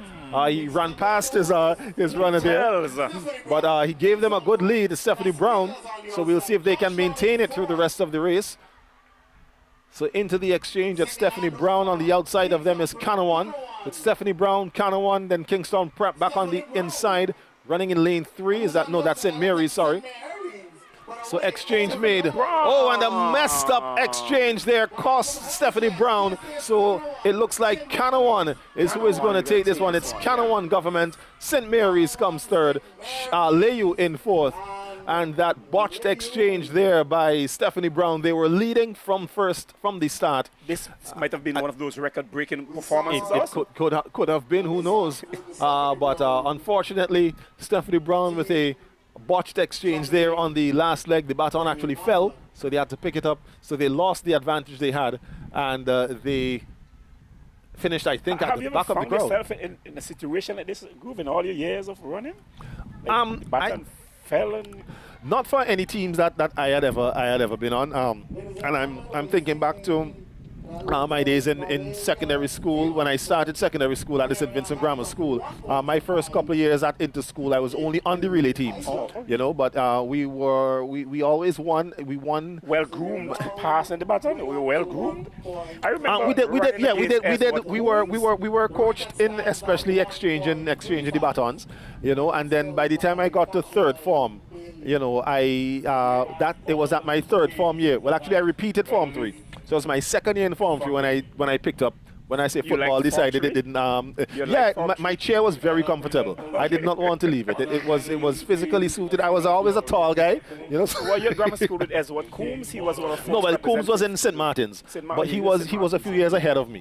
You know. Because I remember I ran against him at Arnersville, and by the time I look around, he was at the end. He was out. He was at the end. Time I call it back and look back, because you knew sometimes. Those days you were not well trained to call it back. Right. You look back by the time he was at the end. He was already at the finish line. Trying to get it back. As a matter of fact, there's a joke that Coombs and I share when I remember, I think in 1995, you know, I made a joke with him, telling him that, you know, I was coming to break his 200-meter record. And he said, you can't break that. Don't try that. And it was all in jest, you know. I wasn't absolutely serious. And then as it turned out, the following year, I did end up breaking the record. On the track here, you're we noticed that the boys are running before the girls today. Yes, there was a switch. Alphabetically now today? Well, no, I don't know. I'm not sure because usually we run the girls first, and we started with that. So I don't know. There was a switch for some reason. I'm not sure why. But nonetheless, we have Leyu Government in lane 8, CW Prescott 7, Kittel's 6, Prep School 5. Kittels is everywhere. That's right. Georgetown 4, Canawan 3, Paget Farm 2, Kingston Government 1. This is the over 11 girls 4x80 meter relay. So they're out and away. The start being done, and it looks like Georgetown already making up the stagger, and Georgetown is moving past Kingston Prep School. Wow. Flying there. Also going well, CW Prescott. So it's CW Prescott, Kittel's, Georgetown. Those are your leaders here so far. Exchange made. Exchange is fairly even. but it's still Kittels. Kanawan. So Kittels going. There's the 15 of Kanawan trying to catch up, but it's now Kittels and Georgetown into the third and final exchange. Exchange made and Kittels away. Georgetown away. C.W. Prescott on the outside. Going down the track, C.W. Prescott fighting and trying to get by Kittels government, but it's Georgetown all the way. Georgetown goes across this one. Kingstown Prep comes back for second, and Georgetown. Was that Georgetown or on the outside there? That would have been C.W. Prescott, sorry, getting in third there. But Groove, do you track these athletes, because we are seeing some outstanding performances here at the primary level? Do you track them into the secondary school? Actually, yes, because they are athletes who, I personally myself, who I've identified and seen and watched their progress. A young man who goes by the name, for example, of AJ Del Pleasure. You should be familiar with that. He went to my school. With that youngster, he and as you're talking tracking, and it's something it always pops into my head is that. He is one of the athletes who I saw. I think when I saw him the first time, he was in grade 5 at Chattabilla Methodist. At that time, I had responsibility for the schools on the North Leeward side. So, I would have seen. Crying. I would have seen, seen AJ and would have saw his progression as he went through the Petty Bodell Secondary School. Last year, he then went to Trumaka, and now he's at the St. Vincent and the Grenadines Community College. AJ, one of the athletes who would have already made qualifications for the Carifta Games. Coming up over Easter weekend, he qualified in the 100 and 200 meters. So yeah, we tend to see some of these athletes who would have made names for themselves in primary schools and then do so again going out through secondary schools. Another one being Aaron Bazen, who we are going to see tomorrow. But right now, again, we say thanks to Tusty Water for their sponsorship of this broadcast of the 2025 National Lotteries Authorities Inter-Primary Schools Athletics Championships. We come back with more after this.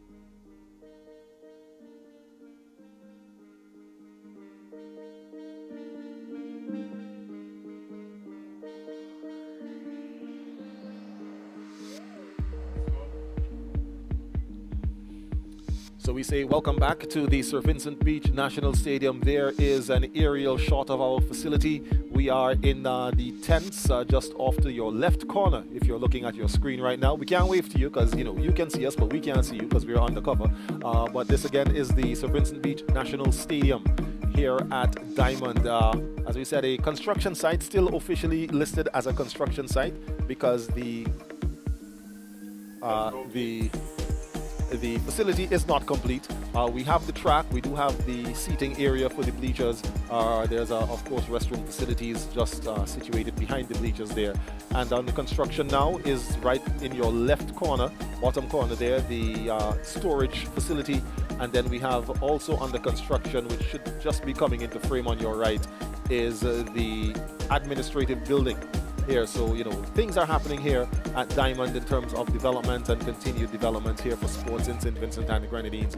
This will be, it's already the home of track and field here in St. Vincent and the Grenadines. It will also be, it's also destined to be the home of football.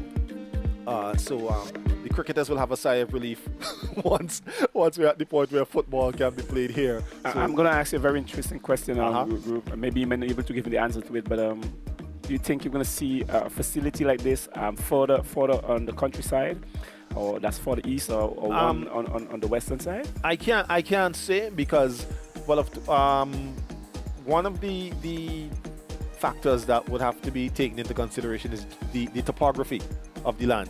I mean, the building of the airport has shown us that we can literally move mountains if we want to get things done.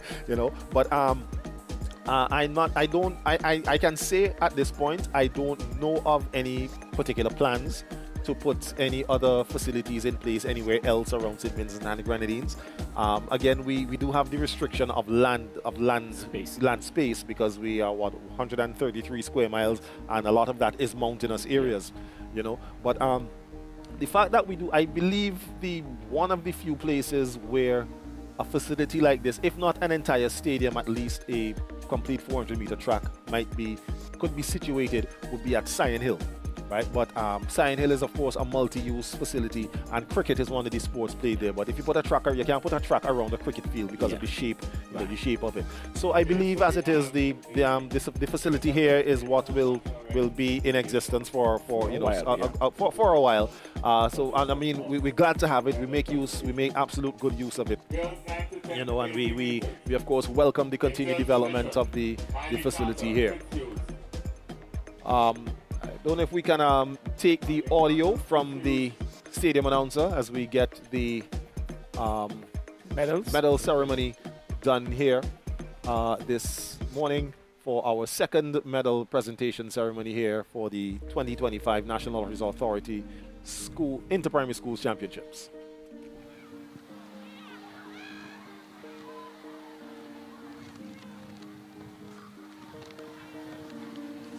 We start with the relays.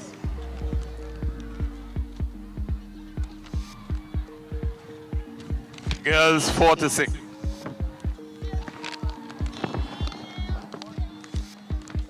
In third position, Langley Park.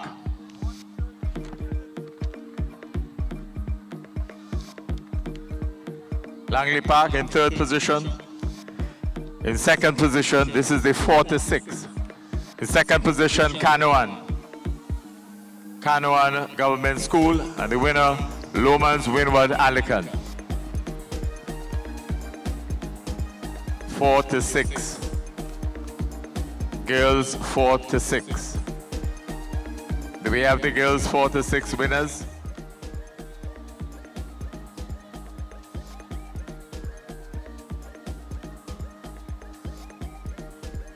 Girls 4 to 6. Langley Park in third, Canoan Government second, and Lomans Windward Alican first. Do we have those teams, please?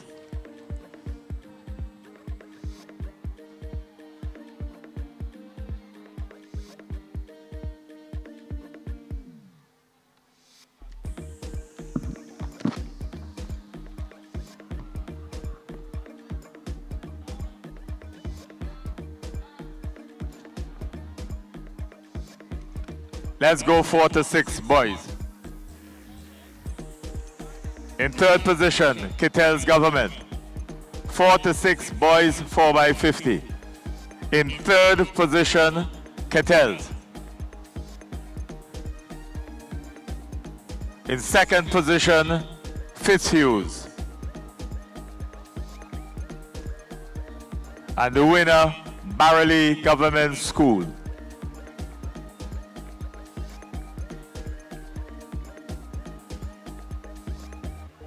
Champions for 2025.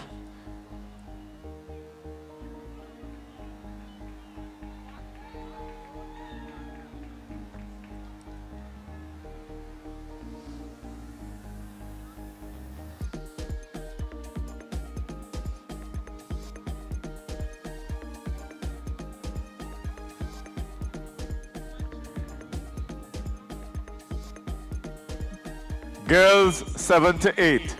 Girls 7 to 8 years. 4 by 80. In third position.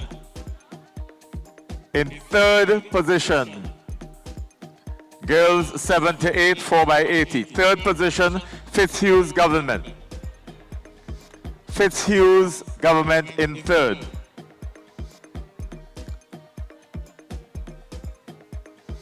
In second position, Kingstown Preparatory School.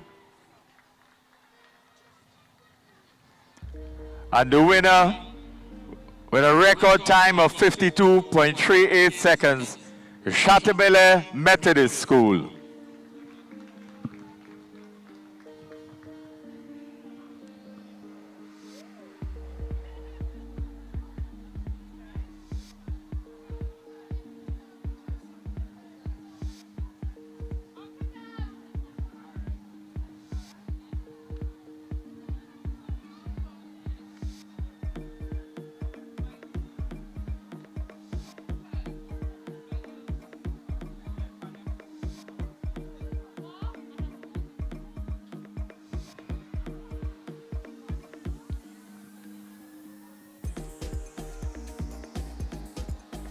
Boys 7 to 8, 4x80.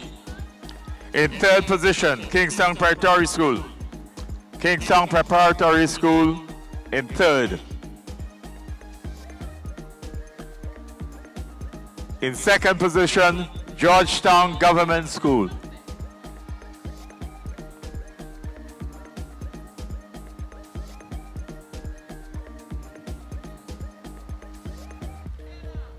The winner, champion 2025, Chateaubelair Methodist School.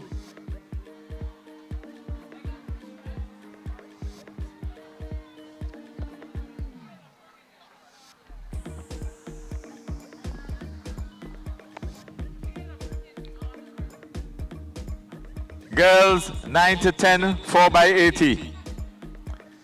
In third position, Kingstown Government. Third position, Kingstown Government. In second position, Kettle's Government School.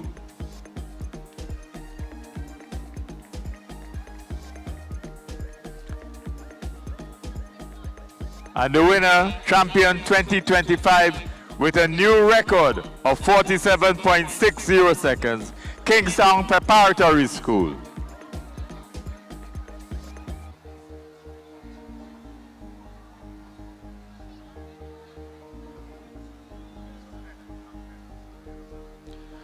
The boys 9 to 10, 4x80 meters relay.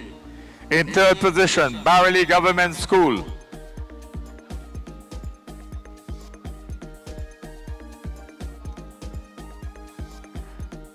In second position, Chateaubelair Methodist School.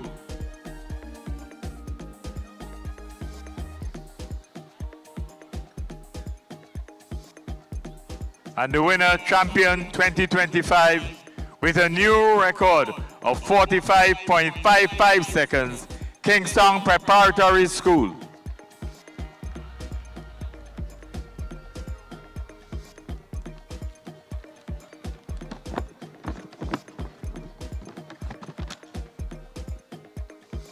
Girls 11 to 13, 4x80 meters.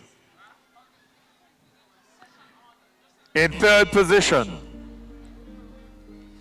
C.W. Prescott Primary School.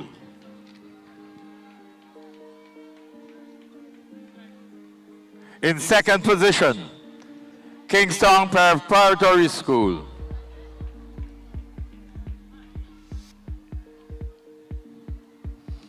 And the winner, champion 2025, with a new record of 45.11 seconds, Georgetown Government School.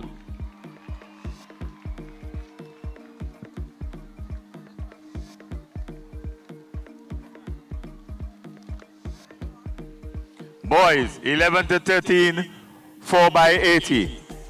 In third position, Layu Government School.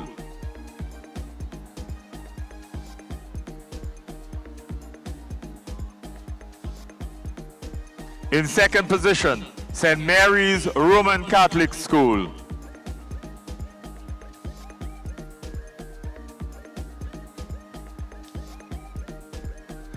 And the winner, champion 2025, with a new record of 42.81 seconds, Canoan Government School.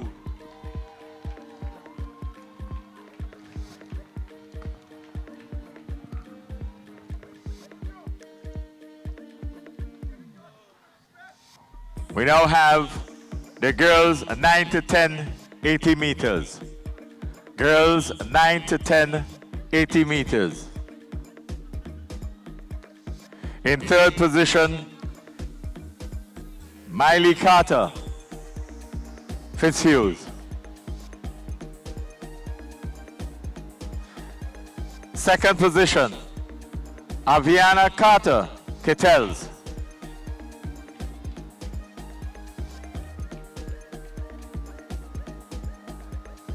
And champion 2025, also from Kettles, Azalea Richards.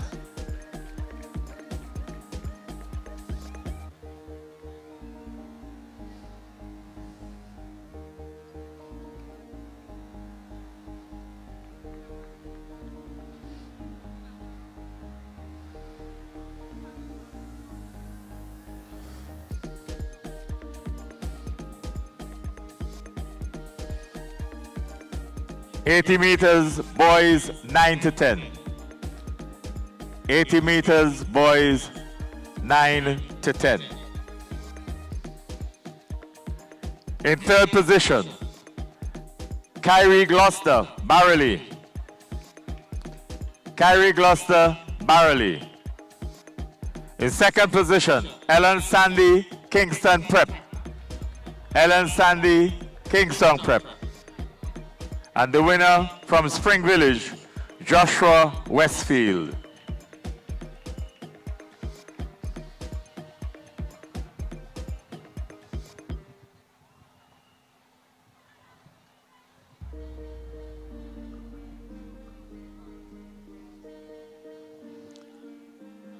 Girls, 11 to 30, 80 meters.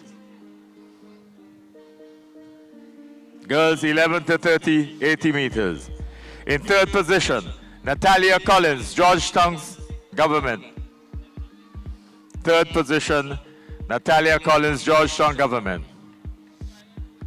In second position, Odelia Compton, Paget Farm Government.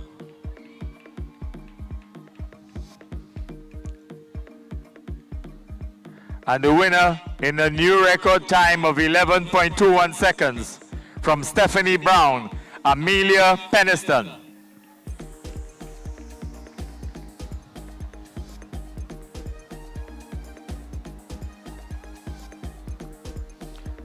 Boys, 11 to 13. Boys, 11 to 13. 80 meters. In third position, Tyler Hercules, St. Mary's RC.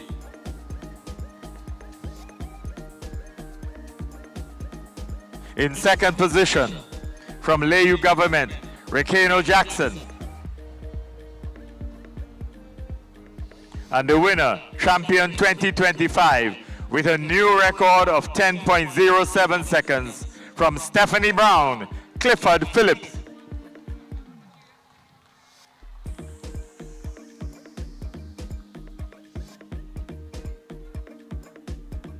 Congratulations to all the winners.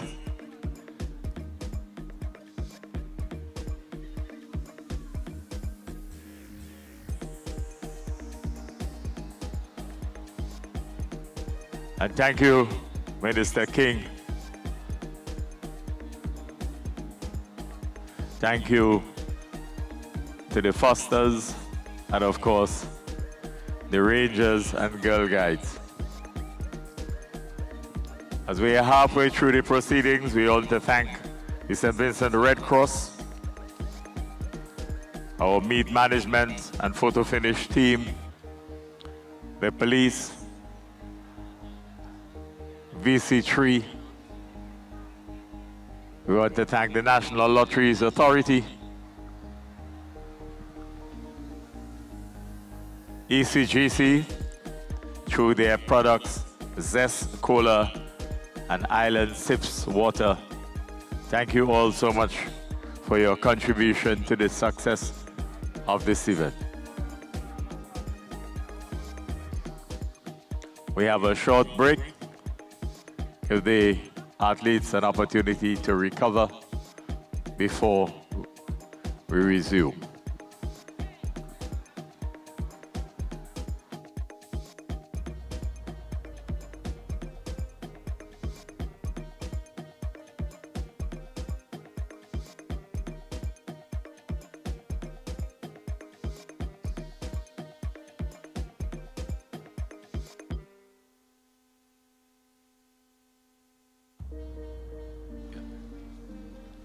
We will resume at 2 or 2:05? 2:05.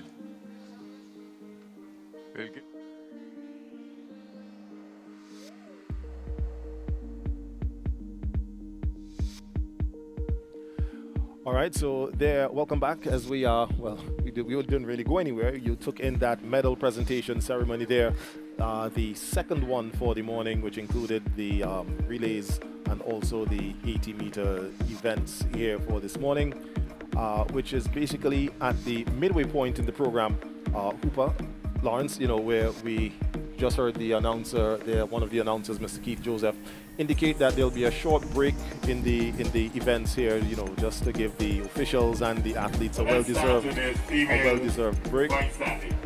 And well, we're going to take you back now to Mr. Joseph as he's going to do a rundown of the points, current point standing. Right Methodist.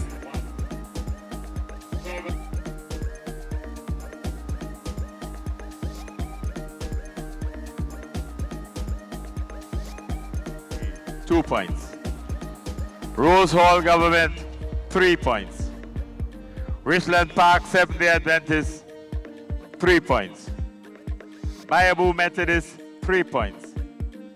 Pamela's-Burke, 4 points.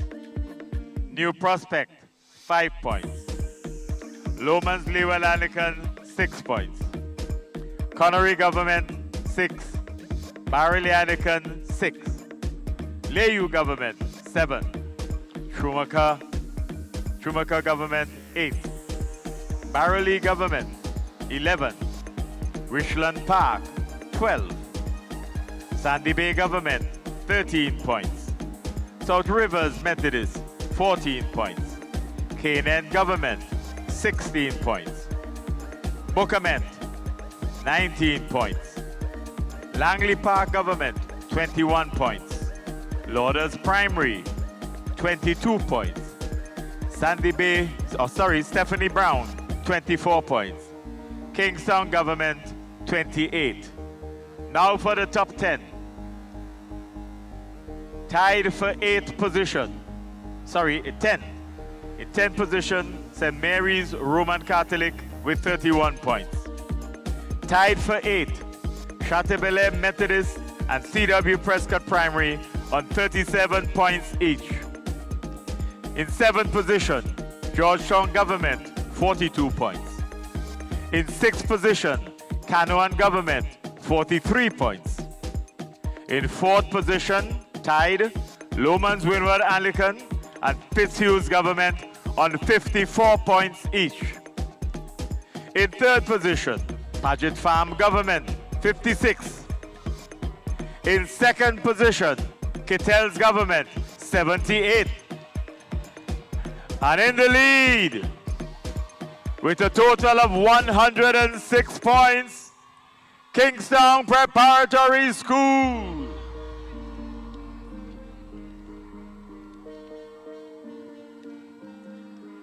Now let's give you the boys. For the boys, Maricourt Government, Lauders, and Brighton Methodist, 1 point each.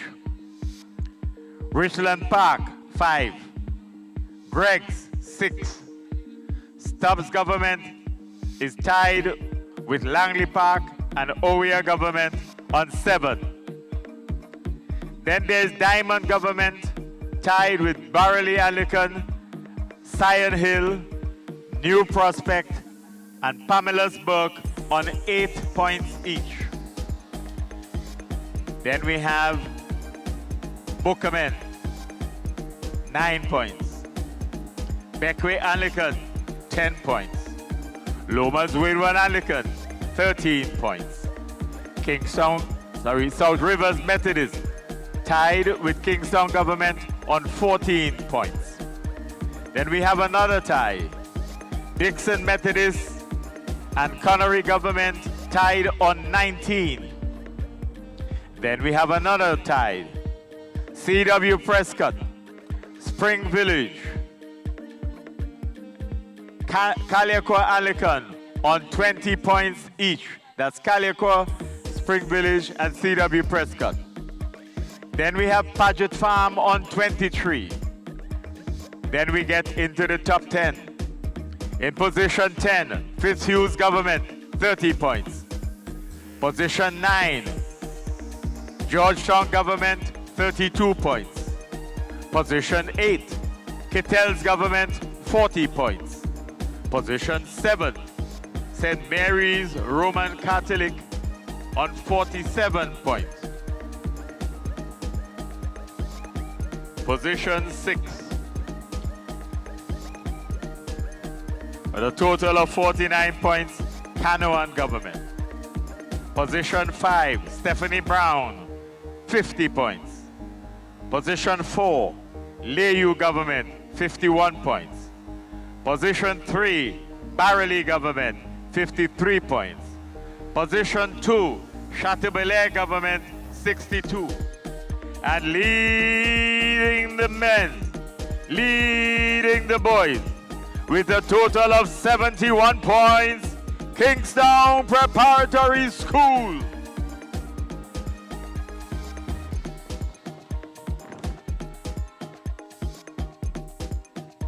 So let's give you the combined scores. In position 41, Clare Valley, Mariquah, and Kingstown Alicon on 1 point each.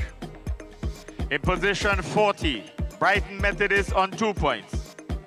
In position 38, Bayaboo Methodist and Rose Hall Government on 3 points. In position 36, Greg's Government, Lomans Government, 6 points. In position 34, Stubbs Government, Owea Government, 7 points. In position 30, Schumacher Government, Diamond Government, Sion Hill Government, and Richland Park Seventh-day Adventist Primary on 8 points. In position 27, Richland Park Government, Pamelarsburg Government, Beckway Anglican Primary on 12 points. Position 25, Sandy Bay Government and New Prospect Primary, 13 points. Position 24, Barrelly Anglican, 14 points. Position 23, Canaan Government, 16 points. Position 22, Dixon Methodist, 19 points.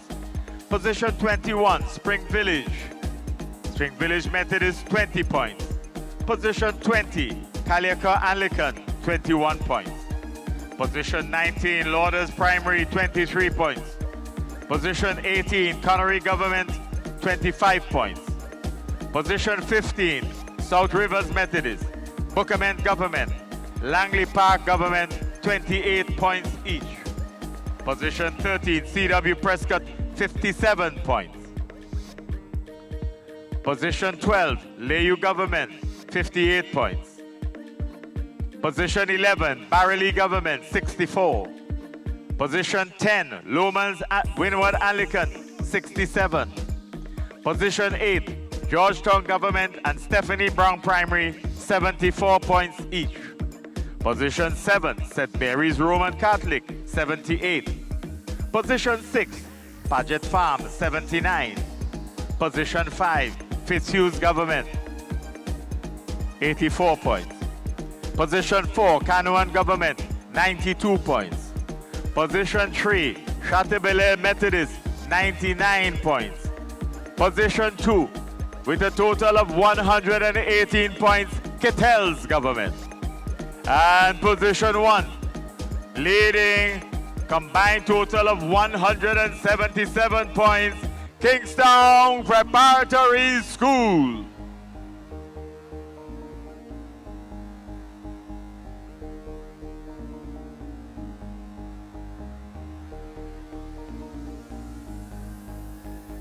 And there you have it, ladies and gentlemen, the ranking of the various schools participating in this, the Inter-Primary Schools Athletics Championship here at the Diamonds Athletic Stadium, the St. Vincent Beach Athletic Stadium. And we're grateful that you stayed with us, and a reminder that the coverage today brought to you with the good wishes of Tusty Water, originating from VC3 Television. Also involved in this production, the Agency for Public Information and the National Broadcasting Corporation. It's been a wonderful morning of keen competition into the afternoon. We're already moving close to 2 o'clock. There's a break in the track events at this point in time as the officials refresh themselves.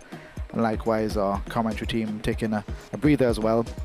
We promise to have much more for you coming up, but we've seen quite a lot of records being set today, that's for sure. And we'll continue to follow the activities live across the various platforms here so that you can get the latest information. Tomorrow we'll be back here as well to bring to you the secondary aspect of competition, the Inter-Secondary Athletics Championships here at the St. Vincent Beach Athletic Stadium. And we look forward to some Very great competition like we've seen thus far today. Excellent weather in terms of a track event. A bit on the warm side for those who are outside of the tents, and we do hope that everyone is staying hydrated. What we'll do at this point is say thanks very much to our sponsor, Tusty Water.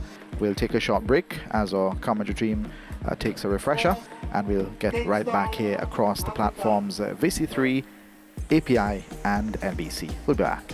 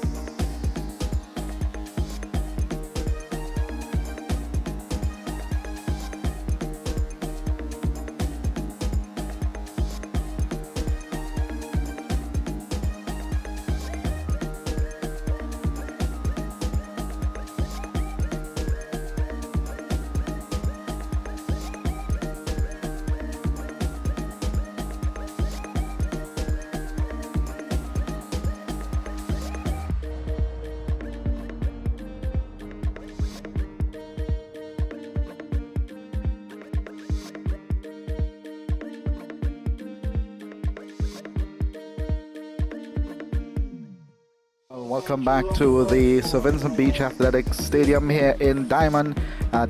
Just in case you've missed at least half of the competition thus far with the primary schools across St. Vincent and the Grenadines. And today we've seen some great competition, very spirited races from those who are participating from the various schools across the country. And we want to say welcome to you. If in case you were joining us before and you're back, welcome back as we continue with our coverage from VC3 Television, the API and NBC Radio across our various platforms. Thanks as well to Tusty Water, our sponsor for this live broadcast. Khalil Keto, you know as Groove, is here, and shortly we'll be taking you back to Groove and his co-commentator who will be taking you through the remainder of the races. Some 14 events, Groove, thereabout remaining for the afternoon. Yeah, that's right. Individual races, of course, but in terms of the grouping of the events, we have the 150 meters that are about to get going. That will be followed by the 80 meters for the under 7 and under 9s, and then following that we get into the relays. So in terms of the grouping of events, it's just a handful of events that are remaining. The relays, of course, will include the 4x150 and the 4x200 meter events. So yeah, the races for the individual races in the individual categories, and then the relays. So not much left to do here. There are also, of course, the field events. So the high jump event is, I think, just began. The under 11 boys high jump is in progress, and that will be followed by the over 11 boys high jump. So we're maybe past midway point. 2.5 hours of non-stop track and field action remaining here at the Sir Vincent Beach Stadium. And it's, just to note as well, the track events and the on-field events also go side by side, because even when they're having events, there are other bits and pieces happening on the side as well. But this morning you were here and you took us through the entire morning's event with your commentator Hooper. And we saw a number of records being broken, some new records being set today. And the news is, for those who didn't get the news before we took the break, that the Kingstown Preparatory School is ahead in the points. That's right, yes, that can change, but that is it as we headed into a little break. Yeah, as a matter of fact, I'll give you the the points. So for the girls, it's Kingstown Prep leading with 119, Kittell's Government second with 78, Paget Farm third with 72, Lomans Windward fourth, Lomans Windward and Fitzhugh's Government with 54, and then Canawan with 43. On the boys' side, it's Kingstown Prep with 71, Chateaubriand Methodist 62, Barley Government 53, Leyu 51, Stephanie Brown on 50, Canawan on 49, and overall it is Canawan in 5th with 92, Paget Farm 4th with 95, Chateaubriand Methodist 3rd with 99, Kittell's Government 2nd with 118, and the Kingstown Prep leading with 190. Yes, and quite a different lineup to what we saw last year in terms of the leading at this point. That can change, of course. Crystal Olivers is here with us, and she'll be joining us from where all the excitement is in the stands, where the parents are and the siblings and the brothers and sisters, the entire family here to support the little ones. Crystal, over to you for a bit. Colville.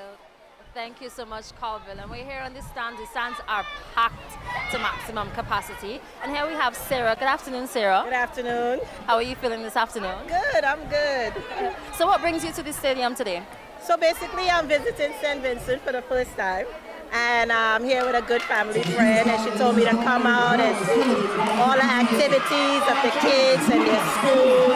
And it's unbelievable seeing all this country pride, the students, everybody is supporting the kids, everybody's cheering for the specific school that they're affiliated with. It's really incredible seeing this amount of pride with everybody. All right, thank you. I hope you enjoy the rest of your stay. Definitely, thank you. It was a good experience, definitely. All right, thanks. Take care. Take care. I don't know if he heard me. All right, thanks very much, Crystal. I think we've had our first track race there. Yes, that was the running of the under 9 girls 150, which looks like it was won there by Sharia Hooper of the Trumuka Government School with Deshante Castello, I believe. Okay, there are your results on screen there. So it's Shante Cyrus of Kingstown Prep who was in second, and that is who was just behind Sharia Hooper, with Kalia Craig of Evesham Methodist in third, the under 9 girls 150 meters. Stepping up next will be and of course we'll await as the placements come through from the finish line officials, that's how we'll then line them up there for you. So that will play out. But in the meantime, on track now, we have the boys under 9, 150 meters. Running in lane 1, it's Dizon Sam of St. Mary's Roman Catholic. Lane 2, Edron Spring, Georgetown Government. Lane 3, Jamal Lamkin, Barley Government. Lane 4, Treon Cato. He says, call me Sonic from Canawan Government. In lane 5, Malachi Roban of Pamela's Burke. Lane 6, Javed Anthony Connery. Lane 7, Omarion Arthur of Layu Government. And lane 8, Kai Batiste of the Connery Primary School. And the powerhouse in this lineup appears to be Treon. That's right. He's been performing exceptional over the past few hours in the earlier competitions. Let's see if Sonic can keep his name. Yes, so it will be over to him in just a while. Let me see if he would have, let's see, nope, this is, okay, so he doesn't have the 200-meter record, not 200, sorry, the 150-meter record. He is coming in, however, with the fastest qualifying time from the semifinals of 23.72. The record is 22.92. So we'll see how well he does. Now on the starters orders, again, under 9 boys, 150-meter dash. Sam lane 1, Spring 2, Lamkin 3, Cato 4, Roban 5, Anthony 6, Arthur 7, and Batiste 8. The runners told to stand. I think one of the athletes again showing a little over-enthusiasm. Might have been the athlete in lane 3 there from Barley Government. That's Jamal Lamkin. So once again, they're on the line under starters orders for this under 9 boys 150-meter final. And Lamkin again. Yeah, Getting Lamkin up seems very excited. Yes, he does. Actually, you see, it's as we termed earlier on, what happens when they're not accustomed to using the 3-point, the crouch start. You know, so at this age, they're still used to their 8 friends running, and your man gets it, and away go. And on the word go. And on the word go. Right. So they've not been fully used to the 3-command start for this event. So just a little talking to from the officials to remind him what the commands are, to stay patient and wait until the gun fires. Sometimes it can be a little bit of nerves as well, but we'll see what happens here for this event. Again, it's Kingstown Prep overall in the lead, both the boys and girls, and the combined scores. So they're allowing them to do a standing start, it seems, and they're allowed to go. So they're away and going. Surrounding the turn and into the home stretch, and already there we see, here he comes. This is Sonic. He says, call me Sonic. Treon Cato there with the white spikes being chased by the field. He's not completely out of the woodwork yet. We have the athlete there from Layu on the outside, but it's going to be Treon Cato all the way to the finish line again, with a flash time of 22.9 seconds. And he gets to keep his name for another race. He gets to keep his name for another race. That's right. Little Lightning, as I have termed him. But he says, call me Sonic. That was your under 9 boys. And there's your lineup. So Treon takes first in 22.93. Marion Arthur of Layu in second, 23.26. Jamal Lamkin of Barley Government in 23.68. There for your under 9 boys, 150 meters.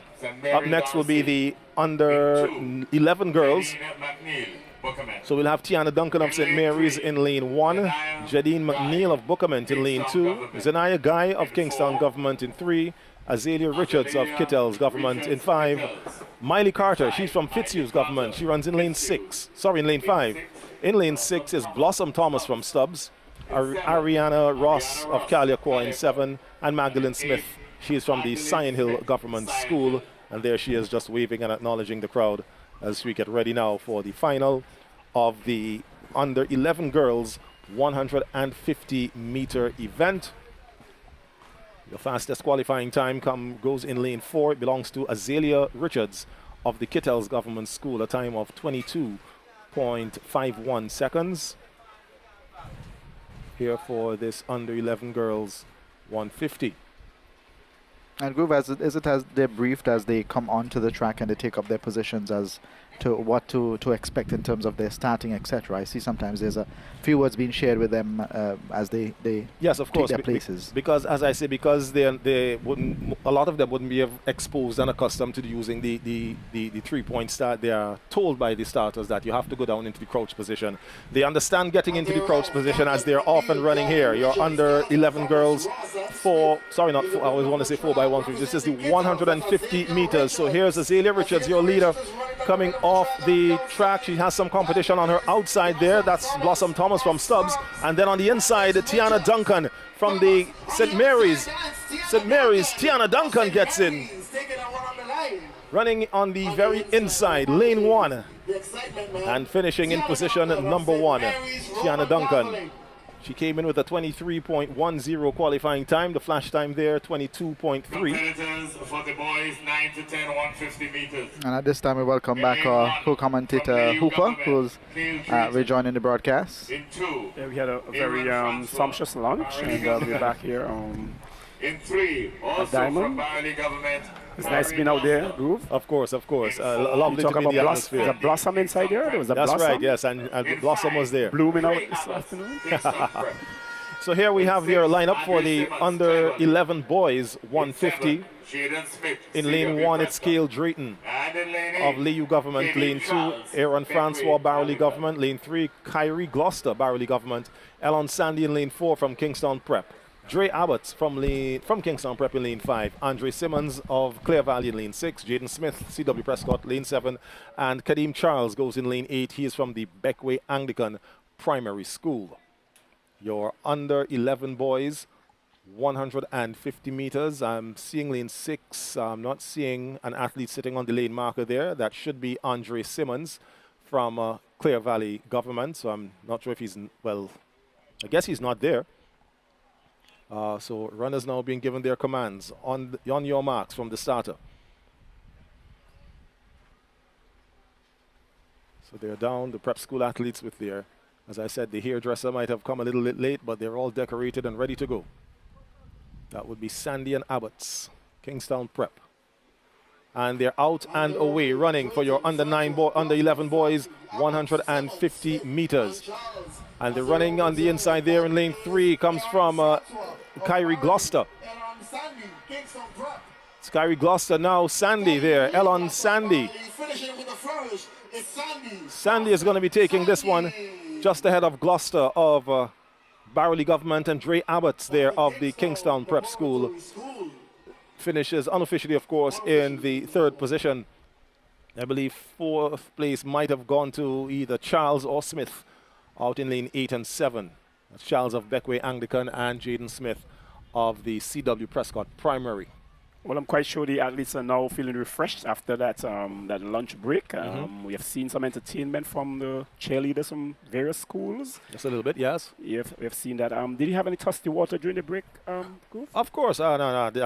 On a day like today, it's the only water that one would want to consume. Yeah, one of our big sponsors. Can you give us the name of maybe 6 of the flavors that the thirsty water produce? Well, I'll tell you what. I'll get to that as soon as I tell you your lane assignments for this next race. We have the under 11 girls. So we have Alexandra Ned of Kittels in lane 1, Natalia John of C.W. Prescott in 2, Amelia Peniston of Stephanie Brown in 3, Sky Kane is in lane 4. She's from Georgetown Government. Zariah Joseph of Connery, she's in lane 5. Odelia Compton, Patchett Farm Government in 6. In lane 7, Tanaya Stapleton of Rose Hall. And running in lane 8 on the outside, Alia Young of the Kittels Government School. As said there for you, those are your lane assignments. Those are your 8 athletes on screen there for you. Of course, Thirsty Water, a variety of breakfast and the school's breakfast program. That's right. So we have to say thanks to them. Flavors that so of course, they have for their Thirsty Water. They have the dragon fruit. There's the cranberry, the moringa and lime, which is one of my favorites as well. There is the grapefruit. They've got the grapefruit. Do they have a pear? They don't have a pear, but they have what is called dragon fruit, and then there's lychee. Oh. So yeah, those are the 6. What's the difference between the dragon fruit and the lychee? Well, it's in terms of the taste. Because Thirsty Water is known for this quality taste water. Dragon fruit has a little bit more of a citrusy type of taste. The lychee is kind of like, remember back in the day when they had the white juicy, the cream soda. So Yeah. it's kind of like that.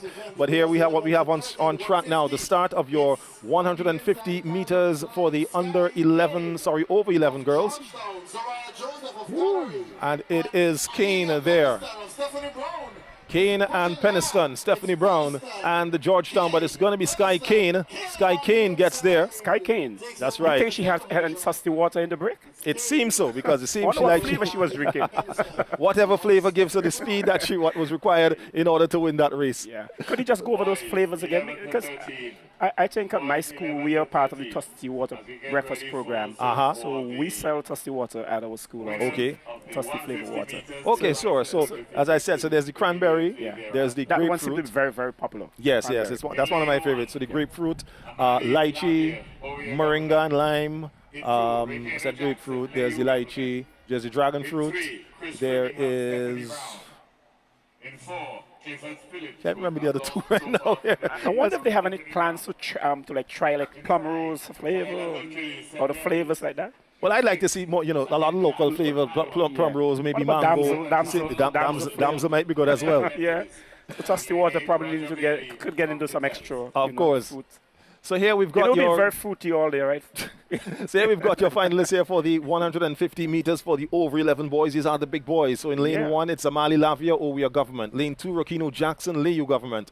Chris Trimmingham of Stephanie Brown in 3. Clifford Phillips of Stephanie Brown in 4. Tyler Hercules in 5. St. Mary's.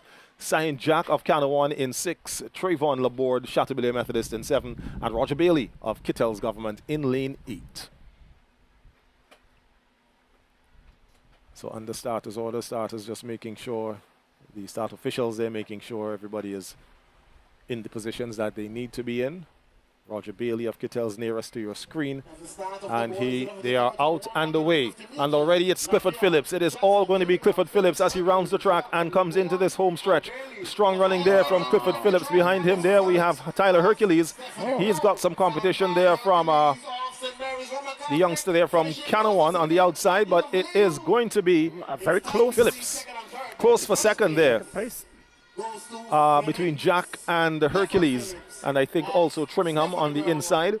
So we'll await to see what the finish line results will be. So here we've got Clifford Phillips. So second goes to Tyler Hercules. This is again the over 11 boys. 150 meter 150 event.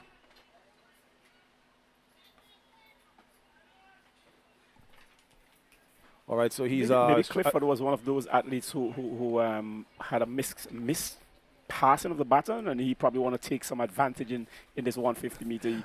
Well, that's right, and then he has Stephanie Brown. He has this event, and then he would have the 4x200 meters coming up later on. So I'm sure him and his other compatriots will definitely want to be taking, making amends. You think they could add adhesive to their hands to make sure that baton doesn't? That would be against the rules. Could they wear gloves? No, they're not allowed to wear gloves. They're not allowed to wear any sort of. No. That's why they run no gloves, no sort of assistance or whatever. What if the athlete hand is like damaged and he could probably have to wear a bandage there? You think that is in a way advantageous to him? In terms of holding the baton? I don't know. That's a good question, because depending on how the bandage is wrapped, it may not be flat enough for the baton to really fit in there. As we mentioned, Tyler, mentioned that. Remember, Tyler's running with a brace on his wrist. Tyler Hercules there from St. Mary's. During the heats and the semifinals, he had a cast, but the cast was on his left hand, so I guess he did most of the running with the baton in his right. But we're getting ready now for a medal presentation ceremony for the 150 meter events. Just to remind you, we have in progress the under 11 boys high jump. That will be followed by the over 11 boys high jump. Taking part in the high jump, we have Addison Maloney of Paget Farm, Bertram Ash, Leyu Government, DeAndre Warren, Connery, Romel Morgan, Leyu Government, Raphael Miller, Lomans Leeward, Seth Derrick, Paget Farm, Classic Francois, Kingstown Prep, along with Elon Sandy. So he's now at the medal presentation. He'll be going back to the high jump. RJ Duggan of Connery, Deshaun Davis, C.W. Prescott, Caden Slater, Fitzhugh Government, Rolex Gordons. Talk about some names. That's an expensive name right there. Chateaubriand Methodist. Yeah, he's a Rolex. Yeah, he's a Rolex. He's a Rolex. Yeah. And then we have Rayon He Roban. spells it like R-O-L-E-X-S with an extra. Like there's an emphasis on the X still put S. It says Rolex. Yeah, Rolex. Yeah, so that's a real expensive Rolex. Indeed. All right, so as soon as the medal presentation begins, you ever worn a we'll be Rolex? bringing that to you. I have never worn a Rolex. I have no need of wearing a Rolex. I'm good with my digital stopwatch timepiece. Well, let's go back to the Tusty Water. Tusty Water has been associated with a lot of development in school, education, and now with sports and coming out here with youth. Do they have agencies around the island, distributors around the island? Well, I don't know about the distributors, but I know that Tusty Water is a water that is, can be easily found anywhere. Of course, any shop or store, supermarket, even the gas station, convenience stores. Once you open a refrigerator, freezer section, you can definitely find Tusty Water on the shelves there. So, it's folks can... Affordable. Of course. Yes, of course. And they vary in sizes. And of course, the proceeds from purchases from Tusty Water, of course, goes towards the school breakfast, the Tusty School Breakfast Program. Excellent as you mentioned there. You said your school was a part of that. It is a part. It's still a part of it, yeah. Yeah, so we know that, the strain sometimes and especially athletes. There are a lot of kids who go to school without having breakfast, and they feed it in particular when they come to athletics championships. Yeah. Breakfast, one of the, if not the most important meal of the day. You want to make sure that you get your sustenance in. So to have that Tusty Water breakfast program implemented in schools around the country is a real boost and a real help to ensuring that our children are well, sustained for their learning and for their activities. Most definitely, Groove. Most definitely. Yeah. All right, so in just a few, once the announcements begin, we'll be taking you to the medal presentation ceremony. We see the athletes standing there. There's the music, presentation music that is going. So we're just waiting for, well, I'm not sure what they're waiting on, but they're just waiting for the announcements to begin. Remember, following this, we'll have the 80 meters for the under-7 girls and boys and under-9 girls and boys. And then we move into the final set of events for the afternoon, the 4x150 relays for the under-11 boys and girls, and then the 4x200 meter relays for the over 11 boys and girls. Following that, we'll have the final tabulations of points and our presentation of trophies to the various winners. We, of course, will have the divisional winners, the under-7 girls and boys champ, under-9 girls and boys champ, under-11 and over 11, Victrix Ladorum, and then, of course, the trophies going to the deserving teams. So we've got the medal presentation going now. We join them in progress. Bronze medal.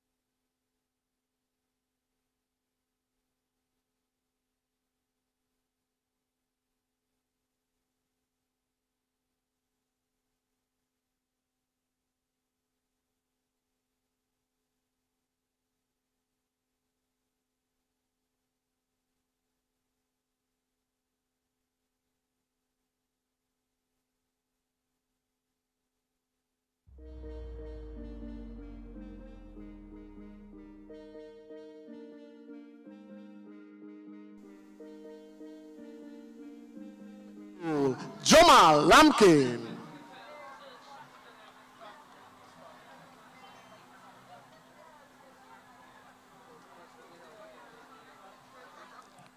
The silver medalist from the Lake Government School, Omarian Arthur.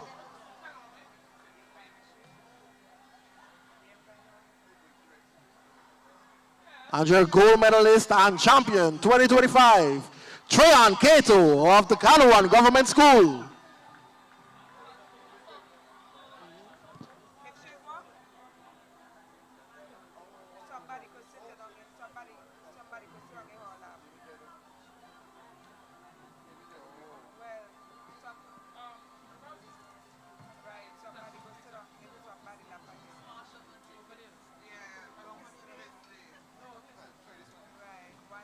We go to the girls, 9 to 10, 150-meter dash.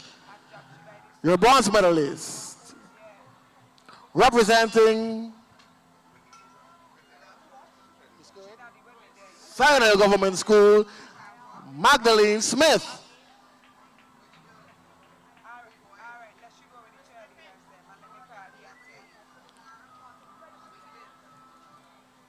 Your silver medalist from the Stubbs government, Blossom Thomas.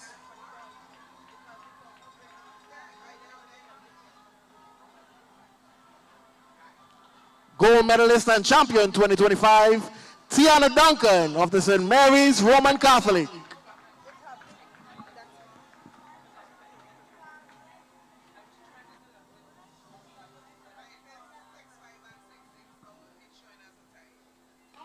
We move on to the boys, 9 to 10, 150-meter dash.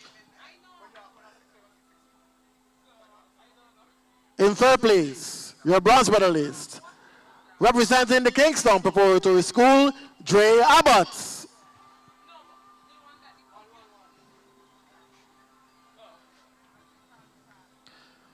Silver medalist from the Barley government, Kyrie Gloucester.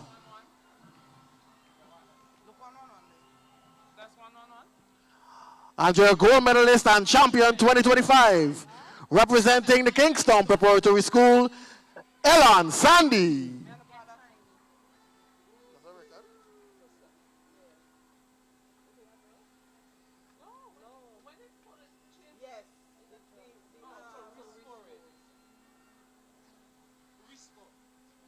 We go to your girls, 11 to 13, 150-meter dash. Bronze medalist representing Paget Farm, Odelia Compton.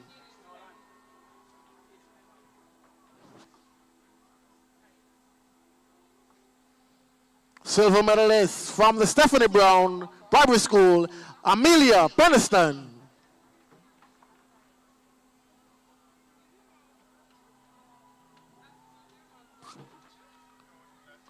And your winner and champion gold medalist, representing Georgetown, Sky Kane.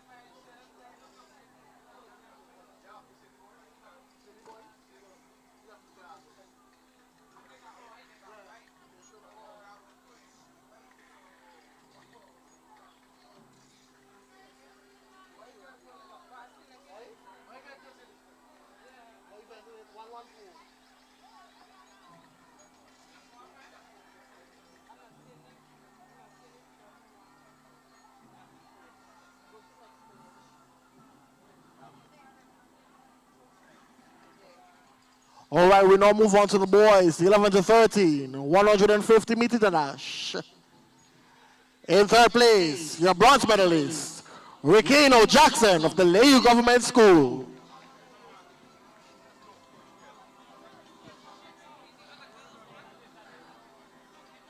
Your silver medalist from the St. Mary's Roman Catholic, Tyler Hercules.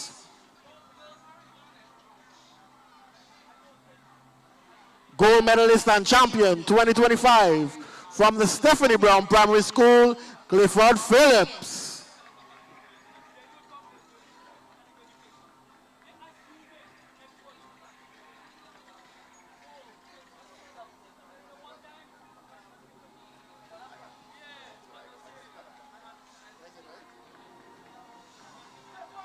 And that concludes this medal presentation ceremony.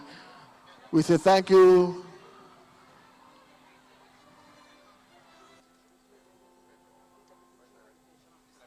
We say thank you to the Deputy Chief Chief Education Officer, Mrs. Blake Brown, as well as girl guides. Clifford Phillip, could you please report to the finish line, please? Clifford Phillip.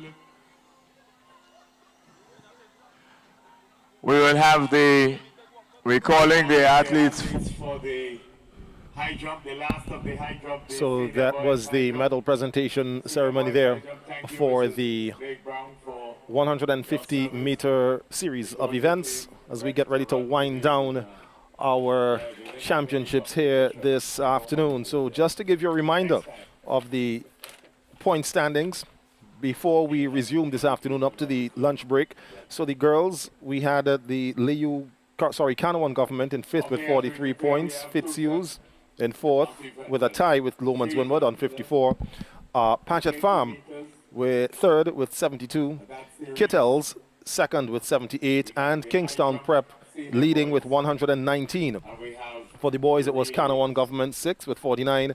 Stephanie Brown Primary 5th with 50. Leyu Government 4th with 51. Barley Government 3rd with 53. That's Chateaubriand Methodist 2nd with 62. And Kingstown Prep out front with 71. And the overall team total, Canouan Government 5th with 92. Patchett Farm 4th with 95. Chateaubriand Methodist 3rd with 99. Kittels 2nd with 118. And the Kingstown Prep out front with 190. And of course, as I said, that was before we took the lunch break. So these following the events that have taken place since we've resumed have not been factored into those points, but that is just an idea of where we are in terms of the points. We got a little confirmation, Hooper, when we were talking about Rukino being from Union Island and coming up. But I was made to understand Rukino Jackson, of course, the athlete from the Leyu Government School, that he's originally from Leyu. All right. So his father lives in Leyu. You know, he of course moved down to Union Island, and since the passage of Hurricane Beryl, he, like so many others, had to relocate. So he came back home. So he's not necessarily visiting Leyu. He came back home to Leyu after the passage of. And really contributing to the total. Yes, that's right. Indeed. Looking at the points, though, there are some surprises because, as we said, Kingstown Prep and Stephanie Brown really dominated last year. Yeah. But I'm looking at the boys. Even your own school, Chateaubriand, has almost come out of nowhere to be in 2nd place on 62 points. Yeah. You know, and we also see schools like Barley Government in the boys, who normally previously you wouldn't have seen them featured. Kittels Kittels has always been one of the teams that have always been in the region of breaking through. Well, we see that it seems like they have broken through this time to be in 2nd place overall with 118 points. Chateaubriand Methodist in 3rd with 99. So it's still all to run for here, as we see on our screen. We see the under 11 boys high jump is in progress. That would have been Elon Sandy. Yes, we saw him just run the 150, so that was a field attempt there at that height. But coming up next on the track will be the under 7 girls 80-meter dash. So we'll have the under 7 girls and boys, followed by the under 9 girls and boys. The reason why these races didn't run with the regular 80-meter series is because they were so close to the 50 meters. Yeah. So we had the 50s, then we had the 80s. So to give our little ones a little break. Tusty water break. A little tusty water break. the events for these young ones, these little ones, have moved to after the 150s. So we're getting ready to bring to you the under 7 girls, the under 80 9. Meters, under 7 followed under by 7, the under 9. Yes, under 7 followed by the under 9. That on your screen is Madison Ledger of Kittels Government School. She's in lane 1. In lane 2, it's Kimia Bino, Patchett Farm Government. In lane 3, those are the Hornets. The Red Hornets, that's right. The Red Hornets. Kayla Stevens of C.W. Prescott. She runs in 3. In lane 4, this is Xavier James of Lomans Winwood Anglican. In lane 5, Jamalia Dixon there of Bookament. In lane 6, we have Navia Humphrey. She's from Lomans Winwood. Another one there from Lomans Winwood. We also have, after her, Riley Patterson. Riley is from Fitzhugh's Government. And then on the outside, we have Nova Byron of Langley Park Government. There she is. That's Nova. Running out in lane 8 there. School number 32, the Langley Park Government School. Your finalist for the Groove, you have to really commend the officials. They have been doing a marvelous job out there today. You can see things are going very smoothly. And they're well attired. You can see they have their headgears on and so Oh yes, on. that's right. You know. And it's something that is always stressed to them. You know, your hats if needed, and of course your sleeves, because I cannot.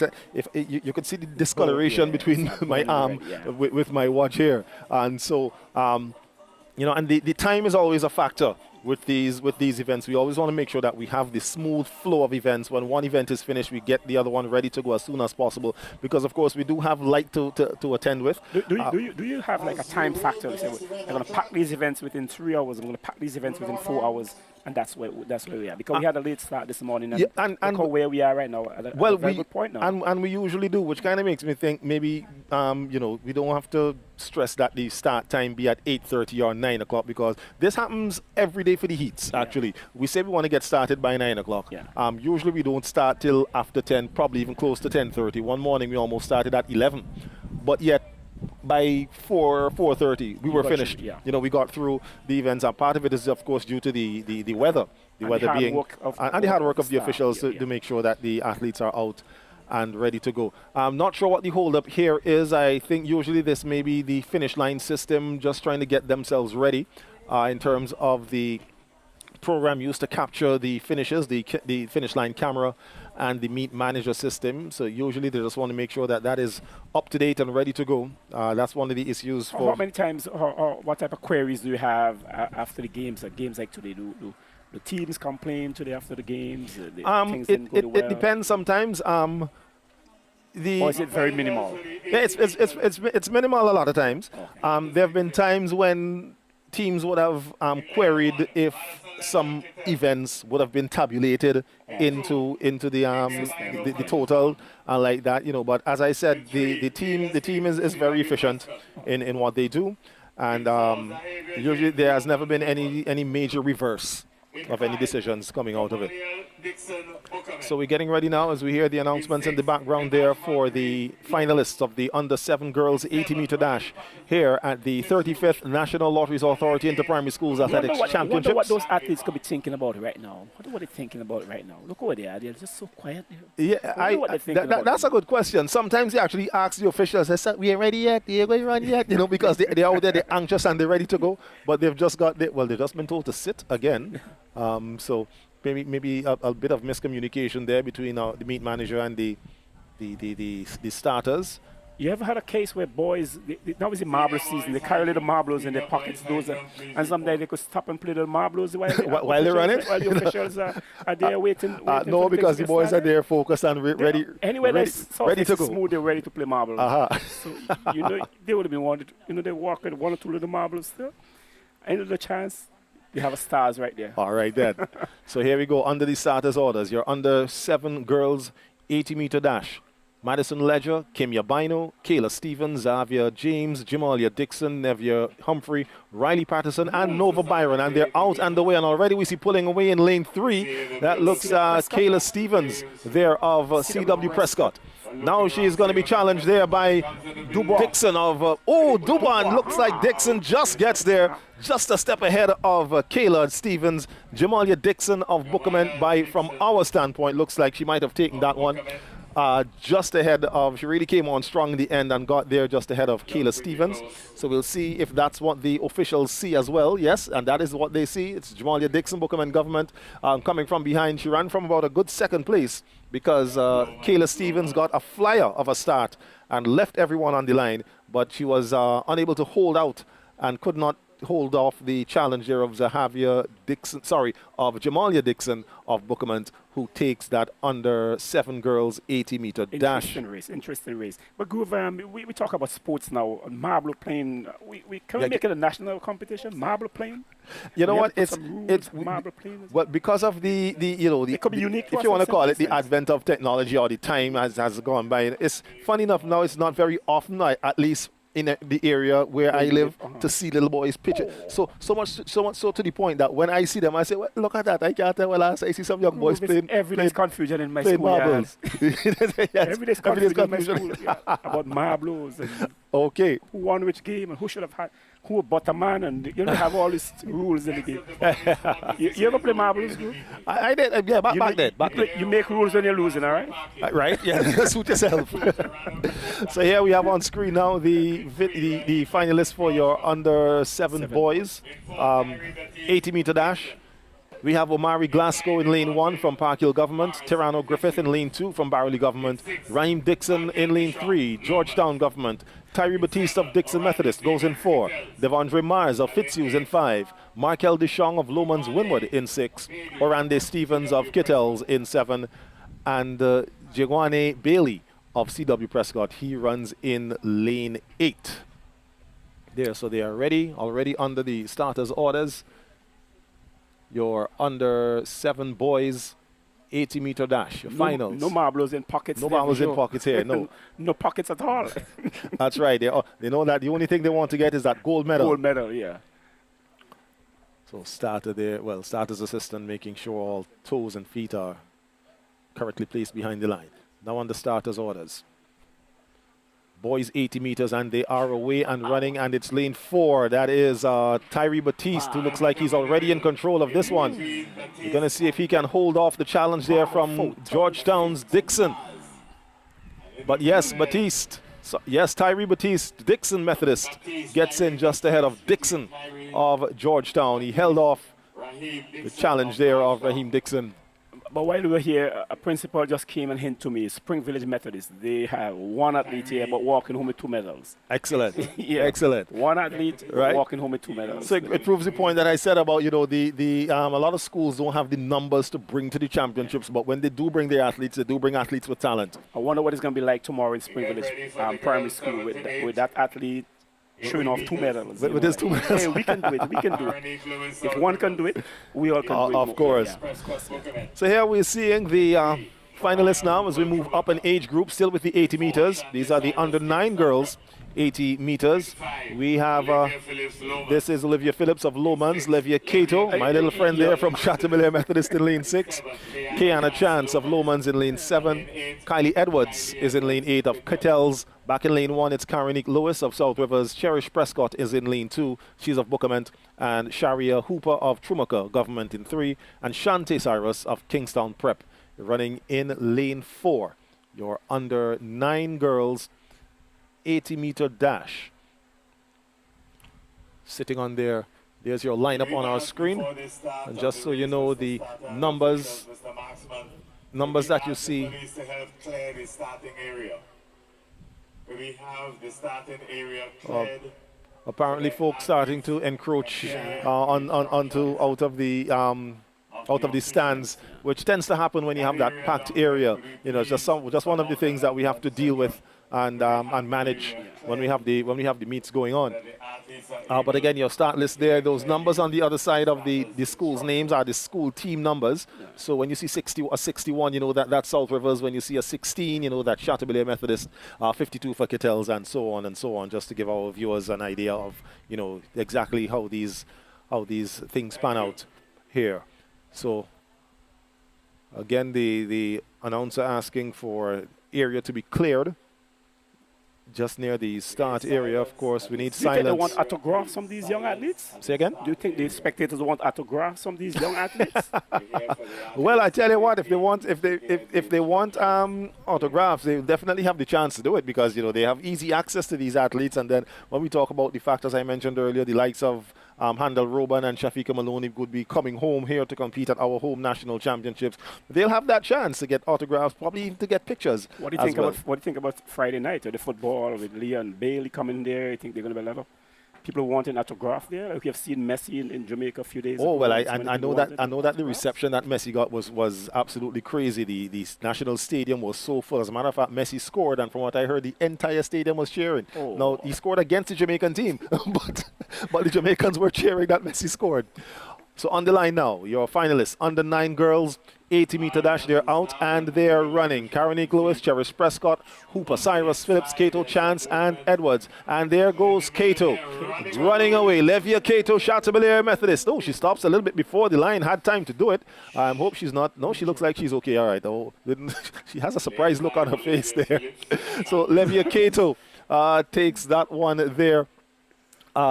She has a surprised look on her face, like she's almost surprised herself. Yeah, like she got a late start. Yes, she did. Didn't come out the block as she wanted to, I believe. And here we're going to see, well, from one Cato to the next, because I see Treon now taking. Treon is now coming up here. He'll be running in lane number 6, like Leah Kit. Lane 4. Let's see. He's sitting on the lane 3 marker. But our lane assignments have him in lane 4. But anyway, in lane 1 should be... Oh, so they're not in their correct lanes. So they'll have to get that organized. But in South Rivers, Kadero Campbell is in lane 1. Malachi Roban from Pamela's Burke is in lane 2. Javed Anthony from Connery is in lane 3. Treon Cato, Sonic, he says to call me, is in lane 4 from Canawan Government. Jamal Lamkin of Barley Government in lane 5. Omarian Arthur Leyu Government in lane 6. Cale Williams of Canawan is in 7. And Kazari Simon of Stubbs is in lane 8. So it seems like lane 2 is going to be vacant, as we see the runner sitting there on the lane marker for 1 and on 3, but there's none in lane 2. So I guess we have a vacant lane. So it will be Campbell, South Rivers 1, Anthony, Connery 2, Cato, Canawan in 4. Sorry, Anthony's in 3. Anthony of Connery is in 3. Cato of Canawan is in 4. Lamkin of Barley Government, lane 5. Arthur, Leyu Government, lane 6. Williams of Canawan, lane 7. And Simon of Stubbs in lane 8. But Groove putting an activity like this together causes a lot of work in the background. Who does all this work in the background? Well, of course, we have the staff of the Division of Physical Education and Sport, along with other partners like the National Lotteries Authority, members of the Ministry of Education as well, and Housing, Youth and Sports. You know, so it's an entire effort, and of course input from Team Athletics SVG. So it's an entire effort that's put on there, as we're going to check the effort being put out here now by our finalists of your under-9 boys 80-meter dash, and they're out and they're running, and already it's Treon starting to move away. That's right, Sonic in full flex. He's going to get some competition there from Lamkin, but he's going to hold him off.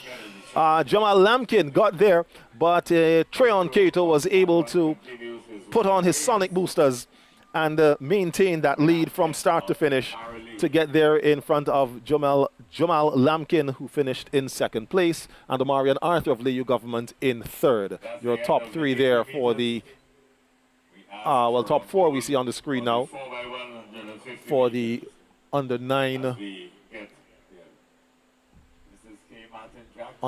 boys 80 meters. I'm just, while I'm seeing that, trying to listen to what the stadium announcer is saying. See, we're going to have a slight hold. Oh, so they're getting ready to do now, Hooper, another medal ceremony. So they're going to do, I guess, the 80 meters and some of the field events.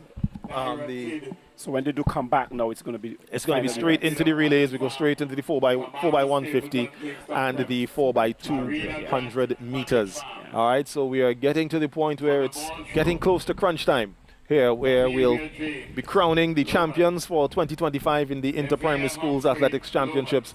And we go home, take a break, eat some food, get a rest, and we're back out here again tomorrow for the turn of the big folks, the Secondary Schools Championships, as we see the boys under, well, it's the boys high jump. This looks like they might be the, yes, this is the over 11 boys. So I had to look to see if I recognized anybody. I do recognize that's Kevison Kidd there with 46 from Patchett Farm Government. And also Prescott just cleared the bar. Okay, and then I see the 63 there, who looks like he might be the next competitor there. Did I say C.W. Prescott? Yes, Azaniah Webb. So I just recognize those. So this is the over 11 boys high jump. This is Kidd with his attempt. All right, that's a successful clearance. He gets over the bar. Unable to say for sure what height the bar is at the moment. But this is a final. And of course, at each height, on a day like tomorrow, when there's so many people, tune into the sport, you have someone putting up something. This is the height of the bar this time. So there was an apparatus that had that there earlier today. So I don't know if maybe they would have repositioned it. I'm looking now and I don't see it. So I don't know if they moved it for some reason. But I'm not seeing that apparatus there now. But they did have something out there that was showing the heights that the bar was at. Not sure why it would have been moved, but nonetheless. So here is Webb from CW, sorry, not CW Prescott, St. Mary's. St. Mary's. Yes, St. Mary's Roman Catholic. That is himself and Seals of Kingstown Government, Jurain Seals, standing there. So Webber there with an approach, but he doesn't have himself a good clearance. So if he goes back to the top, he will have one more attempt at that height because he would have done one before. That was his second. But now it's Seals. Jurain Seals getting ready to make his attempt. So here he comes. Over 11 boys high jump. Again, not successful with that one. So we see might be some prayer that Webb is trying to summon some divine intervention to help get him over the bar. Third position, You talk about triple jump and high jump. What about the pole vaulting? Any efforts to get that going here? Well, the thing with the pole vault is we have one active pole vaulter in the country, and that's a successful clearance there by Webb, so he's through. He passes that height. We have one active pole vaulter here, but he doesn't do the event here because, well, one thing, historically we haven't had the pole vault equipment here. And he did the event while he was in St. Lucia. There's a sports academy in St. Lucia. So when he was a member of the student body there, that's where he did the pole vault. By the way, O'Neill, or is O'Neill his surname? O'Neill is his surname. I'm not thinking of his first name right now. But he is qualified for the Curfew Games as well. He went to to Martinique, sorry. But we're going to try to see if we can get the audio from the medal presentations. We see, well, on one of our screens, we see and we hear the music for the medal presentations. And on one of our screens, on our preview screen, we see the three girls there getting ready for their medals. So we're going to take you now to the medal presentations for the 80 meters and I believe some of the high jumps. While the previous high jumps, while the over 11 boys high jump is in progress. So as soon as we can, we take you to the medal presentations for the 80 meters.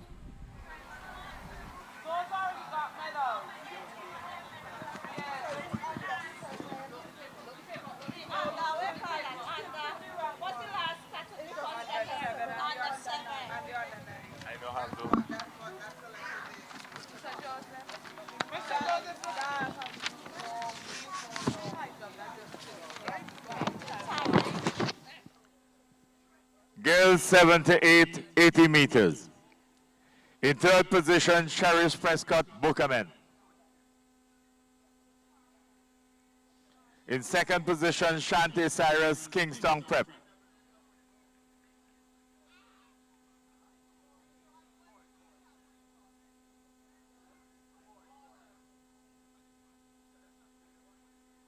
And the winner, Levia Cato, Chatebele Methodist.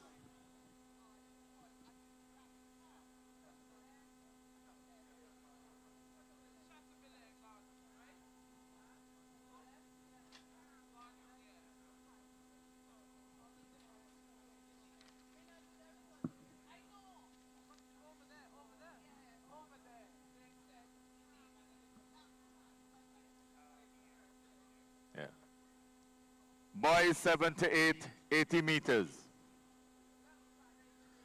In third position, Omarion Arthur Leyu.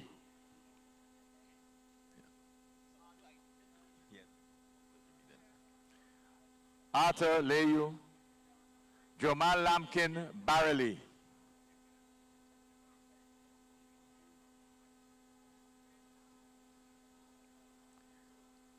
Champion 2025, Treon Cato Canoan.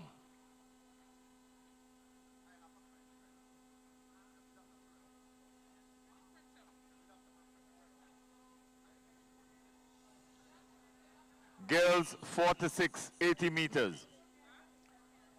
In third position, Zahavier James, Lomans. Zahavier James.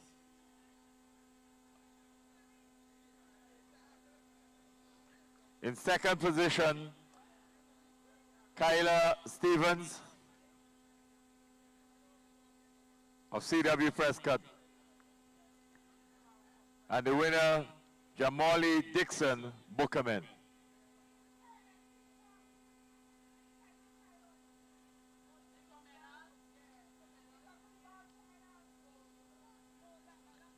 Boys 46.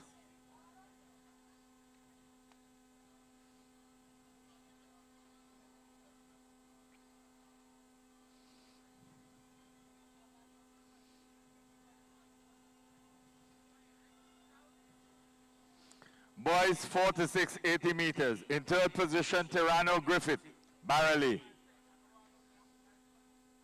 Terrano Griffith, Barrelly. In second position, Raheem Dixon, Georgetown.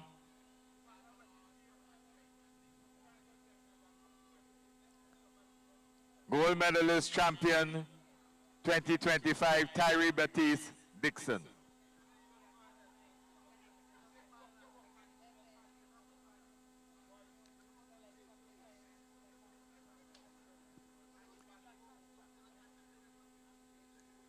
We have the athletes for the high jump.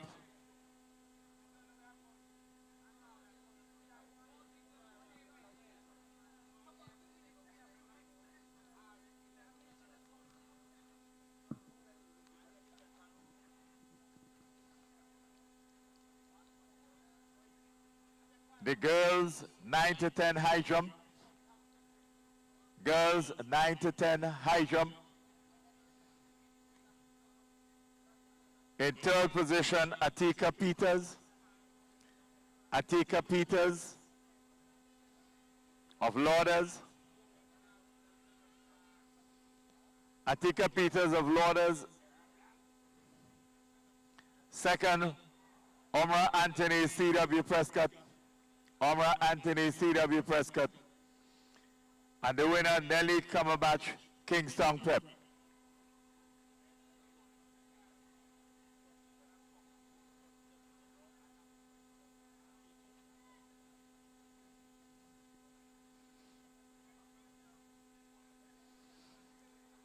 Third position, Atika Peters. Second, Omra Anthony. And first, Melik Cumberbatch.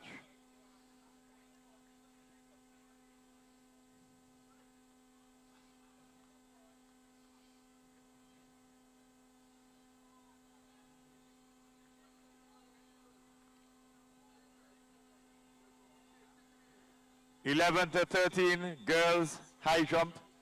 11 to 13 girls high jump.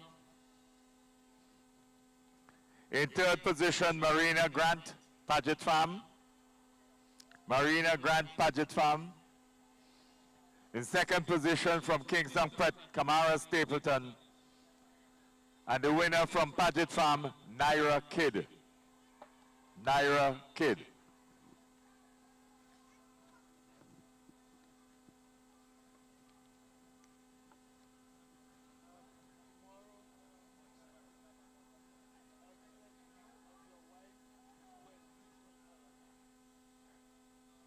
Under 9, 80 meters, girls. In third position, Cherish Prescott from Bookerman. Cherish Prescott from Bookerman.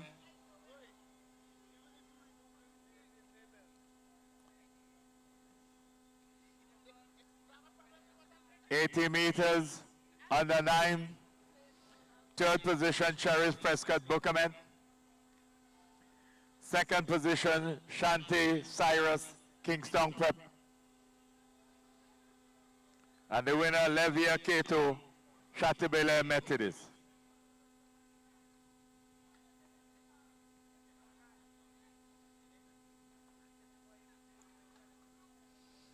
Under 9 boys, 80-meter dash. Under 9 boys, 80 meter.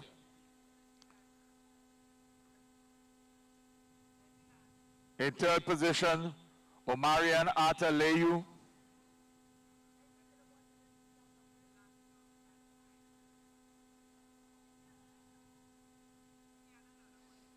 In second position from Barley, Jomal Lampkin.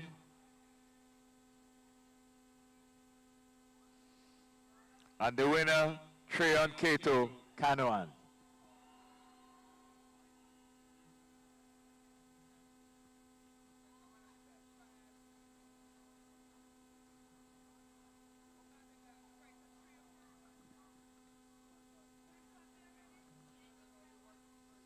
Do we have the long jumpers?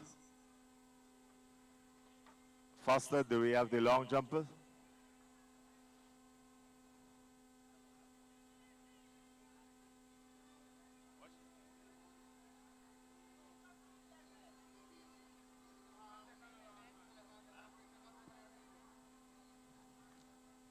Girls long jump under 11.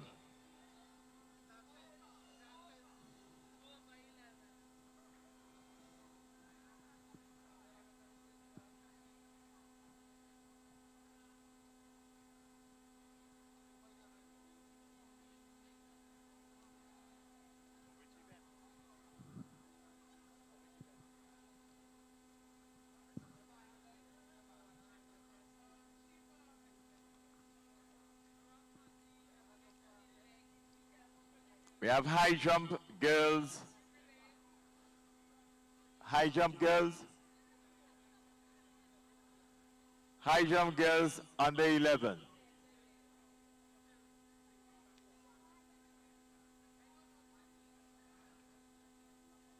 High jump girls 11 to 13.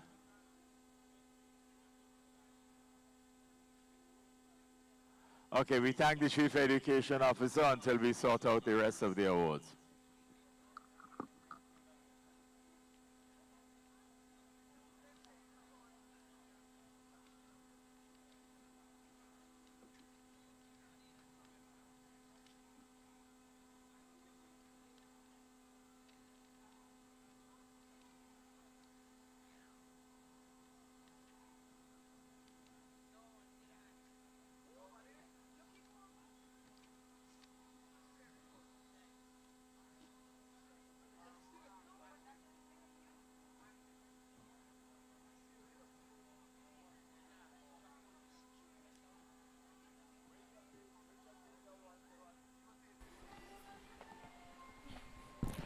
Okay, so that was the medal presentation there, Lawrence, for the 80 meters events for the under 7 and under 9 boys and girls. And I also think they were hoping to have some high jumpers, but it doesn't look as though that they were there in that mix for this particular time. So we hear them still calling some of the events because usually this tends to happen every year. While you try to get through all of as many of the medals as possible, you still end up with some schools or some athletes who don't turn up for the medals. You have to send medals to the schools. So you're really trying to get through the process. And we always realize that because of the constraint of time and so many events happening at the same time, that you tend to find when you're doing, an athlete might have just done something, now you're calling them for medals, but they go into the courtroom to prepare for another event. So again, there are a lot of things that can fall into place if we have, once we have lights, set up, because now we don't necessarily have the constraint of daylight to try to get everything done before a particular time. So again, that's why I mentioned earlier, that's one thing that the track and field fraternity is really looking forward to when the lights are eventually erected here. But while you're saying that, you're also cognizant of time because a lot of people don't want to come into a stadium. If they know they should be spending 2 hours there, and then you're giving them 3 hours. Right. And maybe they have other obligations. So you want to fit your event in a particular time. Right. Time slot. So and especially if, as it is right now, where you have it during the day. Yeah. If you have it during the evening, so we wouldn't necessarily have to start at, let's say, 8 or 9 in the morning. We could start at maybe 2 or 3. Yeah. So you can you maybe wouldn't mind missing like the first 2 or 3 hours of it because you may be finishing up work or whatever. But then you know that later in the evening you can come and really take in the bulk of the activities happening. We see that they are wrapping up the mats at the high jump area. So the over 11 boys high jump is complete. I believe that would bring an end to all the field events here. That's something that we always strive to do, because there have been times when we would have finished all the running events but still have to wait because we have a high jump that is still ongoing. So we need to make sure that that is finished before we get into the final ceremonial aspects of the sport. So we see that the high jump is finished. They're taking down the equipment. A shot of the patrons here at the Sir Vincent Beach National Stadium for this 35th staging of the National Lotteries Authority Inter-Primary Schools Athletics Championships. And I can tell you that the crowd for tomorrow is going to be even bigger, because the stands are going to be full, and also that area back behind the start of the 100 meters and going back around that top turn is usually, you know, packed with standing patrons as they take in the secondary schools action. Well, Groove, you have seen a lot of, we have the all Leewards. We had the really classics in Adventure Park. Yes. All Winwards. What are you looking forward to tomorrow? Well, basically we're going to see the best of the best on show. And in which school is leading now in terms of the points? It's between the grammar school and Central Leeward, right? I'm not sure off the top of my head exactly, but I know I know Central Leeward is leading for the girls. Yeah. Girls High School is second. For the boys, it's either grammar school or Central Leeward. I believe it's grammar school, and I'm not sure off the top of my head again what the space, the ranges, you know, between the points, between the point standings are. But it is Central Leeward leading the girls and the grammar school leading the boys. You know, so when they come in tomorrow, I'm sure that the grammar school will be seeking to extend that gap. Central Leeward is going to try to catch them and pass them. Champion, grammar school? Our grammar school is the defending champion. So the defending champion, are they behind here, which is the Stephanie Brown? They're behind this year? Well, yeah, they are not and surprisingly, not only are they behind, but they are a good distance away from the top. I believe, you know, if I check the points again, and I remember these points, ladies and gentlemen, are up to when we took the break. Or wait, is that points that I'm hearing? Or I'm hearing third place. Oh no, could that be medals? I'm not sure what he's calling probably there. High jumps. Probably high jumps. Or that might be. Anyway, I'm not entirely sure what he's calling out there. But again, talking about the points. So overall, the Chateaubriand Methodist in third place. Kittel's Government in second. Oh, I was looking for where Stephanie Brown is. So at the point when we took the break earlier on, Stephanie Brown was actually in 8th place. You know, and usually they are up, you know, in at least the top 3 by that point. So that is surprising. What is also surprising, and I have to say, is the fact that your Chateaubriand Methodist, you know, has really climbed and gotten up into third place. Canawan is a little surprising as well, because they have been on an upward trajectory over the last few years, where they finished third last year. At the point when we took the break earlier, they were at position number 6. But again, Barley Government, a surprise there under the boys. They have moved up to third place under the boys. For the girls, I think we see some of the top schools, some of the schools that would have normally dominated. Kingston Prep being first, Kittel's Government always a strong contender in second, Paget Farm historically a strong contender as well in third place. You know, so but again, these points were right up to when we took our break after just before the 150 meters. So from the time when we resumed the 150s, the 80 meters for the under 7 and under 9s, and these relays that are about to be run along with the high jump events, these events have not been put into the point standings. So what I just call out is not the current points. All right, those were just up to our midway point there, just to give our viewers. What you think the coaches are going to be saying? Oh, we didn't make it this year, we didn't do well. You think they're going to be saying that? Or the athletes did their best, but our preparation was not up to 100% this year? Well, I don't know, because it depends on what. Well, we know that each coach will be coming in trying to get the prize, trying to get the golden prize, you know. It would vary from team to team. It would depend on where the teams built up, where they fell short. Some teams probably would not not have performed on the track as well as they could. We saw the instance there with Stephanie Brown Primary, where they were leading that 4x80 right up to the last exchange, where they dropped the baton. ended up in last place.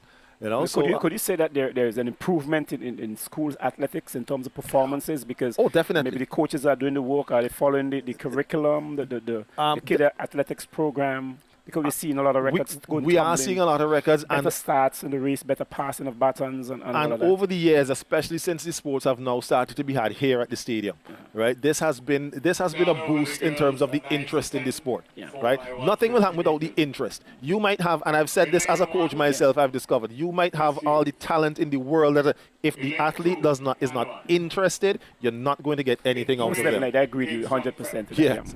So we go to back to the track as we get ready for the first of our final set of relays. We have the under 11 girls 4x150 meters. And group, this is when all the horns come out. I've passed there in the lunchtime and there was a lot of horns ready. Yes. Layu School had about a half dozen of them. And they said that they're going to move from that area and get into the spectator area because they want to blow those horns when the Layu School. So let's say if Stephanie Brown always have a lot of those horns too. Let's see what's going to happen in this race. All right. So for the under 11 girls 4x150, your lane assignments, it's Fitzhughes in lane 1, Canawan in lane 2, Kingstown Prep lane 3, Kingstown Government lane 4, Kittel's Government lane 5, St. Mary's RC lane 6, Paget Farm lane 7, and there we see the runner from Bookament in the green there in lane 8.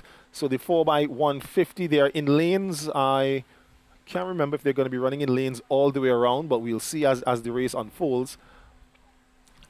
It's 150 meters going to each athlete, and then this will be followed by the boys. And then we'll have the 4x200 meters. So that's like a 600 meters. Yes, that's right. Correct is right. So these runners are actually, spread at the distance there. It looks as though they may be running in lanes all the way around. Because the first leg runner, lane 1, the run in lane 1 would be at the 200 meter start. We see the runner out in lane 8. She's actually way around the turn, almost past halfway in the turn, which tells me that all the legs should be run in lanes, but we'll of course see how that goes. So the runners have been called to their feet from sitting on the lane markers here to get ready for this final under 11 do these girls athletes event. Know the point standing for the schools at this time? Do they have an idea where it is? Is it shown anywhere in the stadium? Usually there's a technical area that is over on the far side where updates are posted. I can't see if anything is posted from our vantage point here.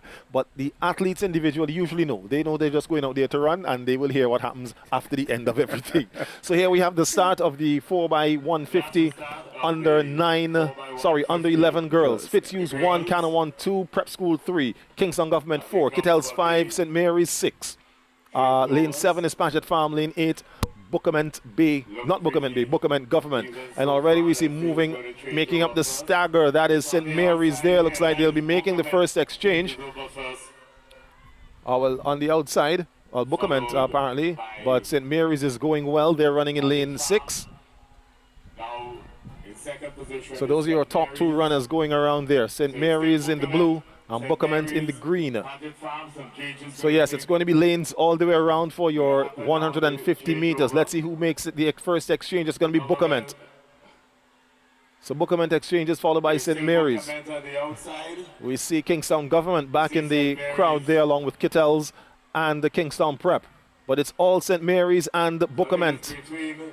Running around the turn, coming into the third and final exchange. This exchange will be absolutely crucial and critical to both teams. St. Mary's will make the first exchange. It's a clean one. Now goes Bookament. And it's going to be St. Mary's running away for this one. So it's St. Mary's RC, Bookament Government in second place. They are out in lane number 8. But it's all St. Mary's. Tiana Duncan there of St. Mary's running away with this one. Bookament is going to be second. We'll see who comes across in third. Actually, Kingstown Prep, along with Kittel's Government, making a comeback and getting by the Bookament Government School there on the outside. So that was interesting. St. Mary's was in the lead, a comfortable lead there. But we see what can happen. That's why we always tell the athletes, well, at least I always tell my athletes, don't stop until you cross that finish line. Over the finish line, yeah. Do we see a young Alfred here among our athletes here? Are we seeing potential of that here? We're seeing, and it goes to how early, our athletes start training. So Tiana Duncan, for example, has already proven to be a powerhouse, and she is just in the under 11 age group. And I know that she's one of the few athletes who actually train with a coach. And I don't mean not to knock any of the school teachers or games teachers at the primary schools, but I'm not referring to those who might do a little practice with the teachers with schools coming up. She has been training with a coach with an established club for a good while now.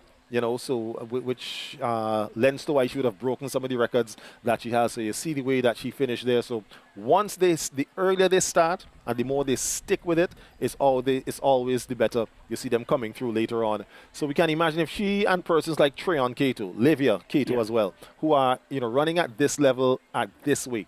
Imagine what happens when they get now into secondary school, when after the body starts to go through certain physiological changes, because that is also another aspect of that has to be taken into consideration. Tell me about your club in terms of the percentage of young people in your club and the recruiting of young well, athletes. yeah, what has started with a lot of the clubs is that we have now started looking at the primary schools.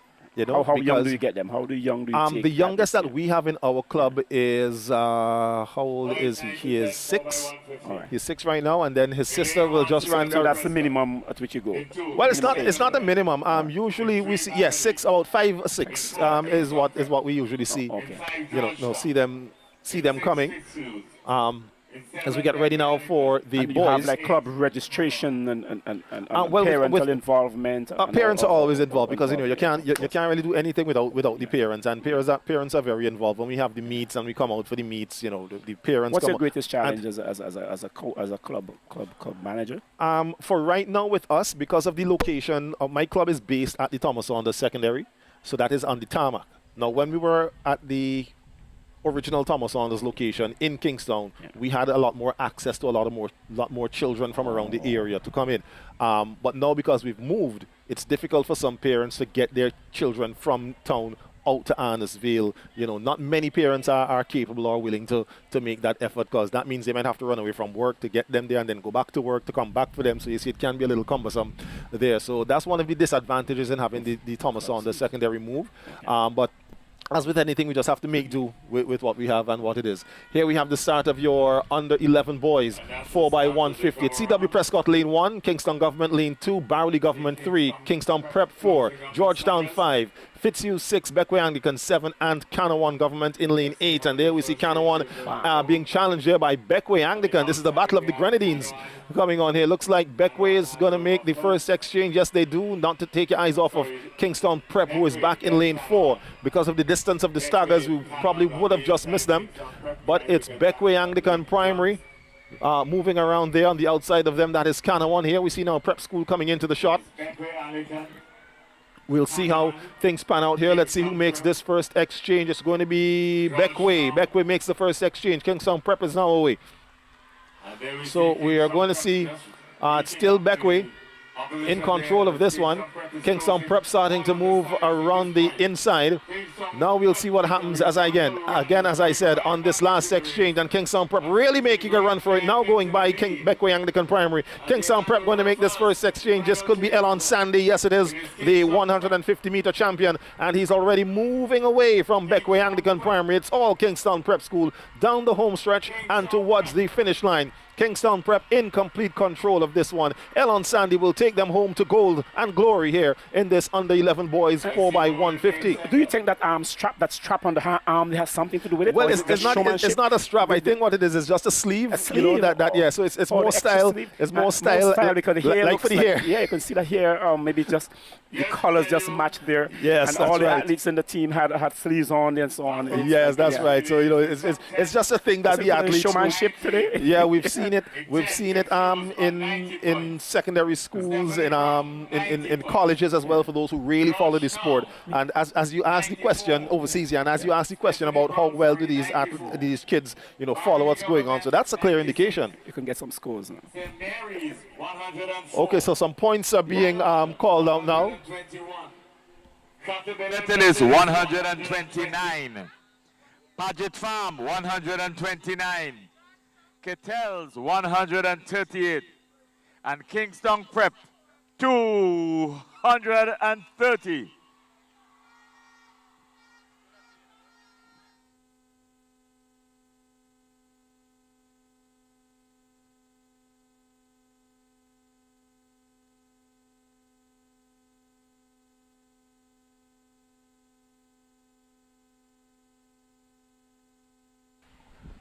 All right, so that might have been the overall standing, the combined scores called out there. We just caught the end of it there, but Kingstown Prep still with a commanding lead there of 200 plus points, good distance away from the next second-placed team.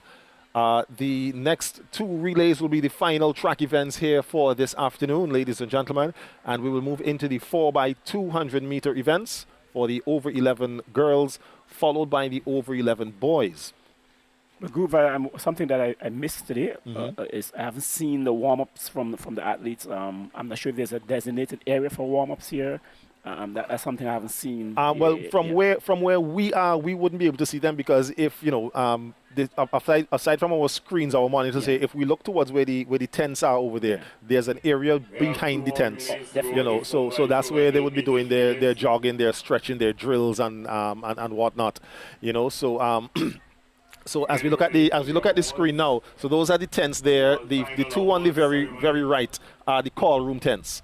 The others from the 3D sign going backwards are the athletes' village. That's where the athletes are there. So we see that whole grass area there. Of course, the toilets, portable toilets are there, and then back behind the tent. So there's a lot of grass area there for the athletes to be doing their jogging, their running around. Those two tents off by themselves, just behind where the 3D signs are change rooms. So there's one on the left, one on the right. These have enclosed so the boys and girls can change if needs be.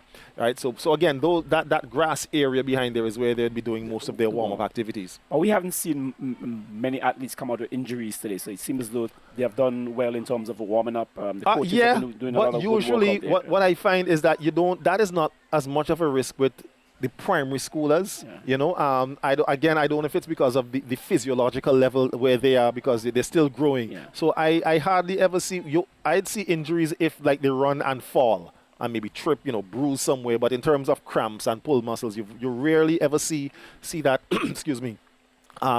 In the running events. Now, as I say, after they go through their physiological changes, when they get into secondary schools, that now is where we start to see the effect of these things and the lack of training, lack of proper warming up, lack of proper nutrition as well. So, what some kids, some children. Water could do a bit of it. Well, Tusty Water could only do so much. They're part of our sponsors today, right? Of course. But because the thing is that with the young ones, the young ones can easily get away with, as you made mention of eating the sugary snacks, because the effect it has on their bodies is not as much as it would once they get a little older. Because you would know, dealing with primary school children, they don't keep still. They're always moving, always burning up that energy. As they get a little older, it starts to get different. They tend to slow down a little bit. They don't be as active unless they are designated athletes. So that now is when you might find the overuse or the too much taking of the excess salt, excess sugars, where it can have that effect. And it's something that as we said about the Tusty Water breakfast program, it's something that can attest to. I know that there have been moves in some schools to try to limit the amount of sugary snacks or salty snacks, the fizzy drinks that they have in the schools. But then again, as I said, the schools can only do so much because... So that's why they need to take a little more Tusty Water. That's why they probably need to take a little more Tusty Water. It's just flavored, not a lot of sugar. Not a lot of sugar. And that's right. And most times natural sugar from the fruits, And what I think a lot of folks, even our athletes, don't understand is when you're thirsty, you don't really want to be drinking these sugary drinks. Drink as much water as you can. Yes, your body's going to be craving the sugar. Program on your radio show? Do you do education programs or no? But I know that there is the Health World program, which is on one of our partner platforms here, NBC Radio. There's the Health World programs where all sorts of helpful tips and hints are given. Can't remember what time it's aired on, but. Colvin or Dion might be, but I remember that being a part of the morning's regular broadcast. But I think today, in today's day and age, with the access to information so much more easily and readily available, right? People can easily find what diets work for whatever environment you're in. Right, and can make use of the different things that are available because that's what's needed. That is why the snacky foods tend to be more prevalent because they are more easily available, right? So that's why I was saying that it's all well and good for in the schools for some schools to decide they want to cut down on how much sugar or salty intake they have. But once the kids get out of the schools, when they get into their homes, get into their villages, the outsiders, you can't control that, you know. So it's just something that I notice as the athletes come across here now, I'm seeing some who are wearing shoes, the spiky shoes. I call them the spiky shoes. Spiky shoes. We call them cashy shoes back home, because if you never get mashed by cashy. Yes. You know. And then we have some who are without shoes. Yes. Any advantage for those? And tell me about the type of shoes they wear, because I think people just going to buy a spike. Which spikes for which type of races, short races have? Well, that's it, because there are different spikes for the different events that you may want to run. Yeah. Most of these athletes are doing sprints, right? So spikes that are better geared to the sprint events are what? Longer ones, longer spikes? No, short spikes. There's a limit to the length of the spikes that is allowed on the track, which is, I believe, 1/8 of an inch. You can't have spikes longer than 1/8 of an inch. Do you test athletes for that? Or are you just send it out and expect the athletes to just Well, no, usually, well, let me tell you what should happen is in the call room, they're really supposed to check the thing, but it's not always something that can happen. Because, but usually when you buy the spikes will come with the required length. Definitely. Yeah, so they don't usually come with longer. I've seen cases where athletes have come out there with inch-long spikes, because those are what you call spikes for grass. You know, so you would say to them, you can't go on the track in that, they're too long. They will dig up the track, you know. But but even shoes, one of the benefits, because I was even going through the comments, you know, on our live stream. Again, greetings to those of you taking time out to take in this live stream as we get ready to run our final relays of the afternoon. You know, folks talking about the fact that so many of these children are running barefoot, right? And sometimes they say why the teachers don't make sure that they have. Well, the teachers can't make sure the children have the shoes. They have to come with the shoes. So it's the homes that they come out of that has to make sure. And a lot of times and it's just a fact that there's a lot of information about the sport that doesn't get home to in terms of the requirements. So for example, if you come from a background where your child is accustomed to running barefoot, and that's another thing, because you're accustomed to running barefoot, when you put them in shoes, they complain. Yeah. Right. Now you come 2 weeks, maybe a week before the sports. Oh, I need a pair of sneakers. There are not many households that can say, okay, let me just go and get a pair of sneakers. And it's not just a pair of sneakers, it has to be the right pair of sneakers. Because sometimes we see children coming to train in their school shoes. The shoes that you wear for school might be too heavy. It's too heavy. It doesn't give the amount of flexibility you need. Yeah. It can do more harm than good, you know, to the athletes running. So there are a lot of things that go into it that you know, and again, this is why you need to have a collaborative effort between the schools, the clubs, coaches, and even those from team athletics. I remember team athletics once had a program where there was a shoe, an entity based in the US, you know, that was providing shoes. Okay. They would send them through and they would distribute them. But again, there's only so much that anybody can do. So it's a work in progress.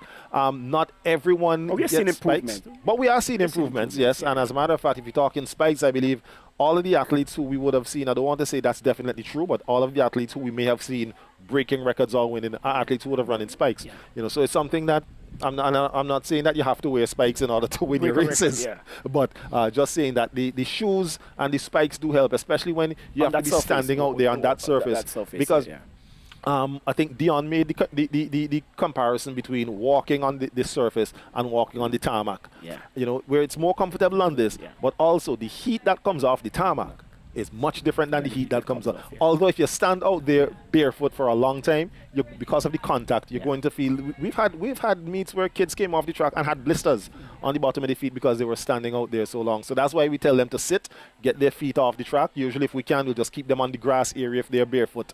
You know, in order to. Well, so much I've learned from you today. I'm sure our audience have learned so much about athletics and the requirements. That's the idea. We have to educate. We have to educate the folks out there who some people think they know, and some people think that the little that they know is all that there is to know. You know, so it's just for people to be open to the information, you know, and to be able to take it as So as we're looking on our preview screen, there's an athlete there in socks, which, by the way, is something that should be. Disallowed more or less. Would it be done tomorrow? Would athletes? Well, yeah, because we even now really. Because they're at the older. But this is why having the socks on this gives you a greater chance of slipping.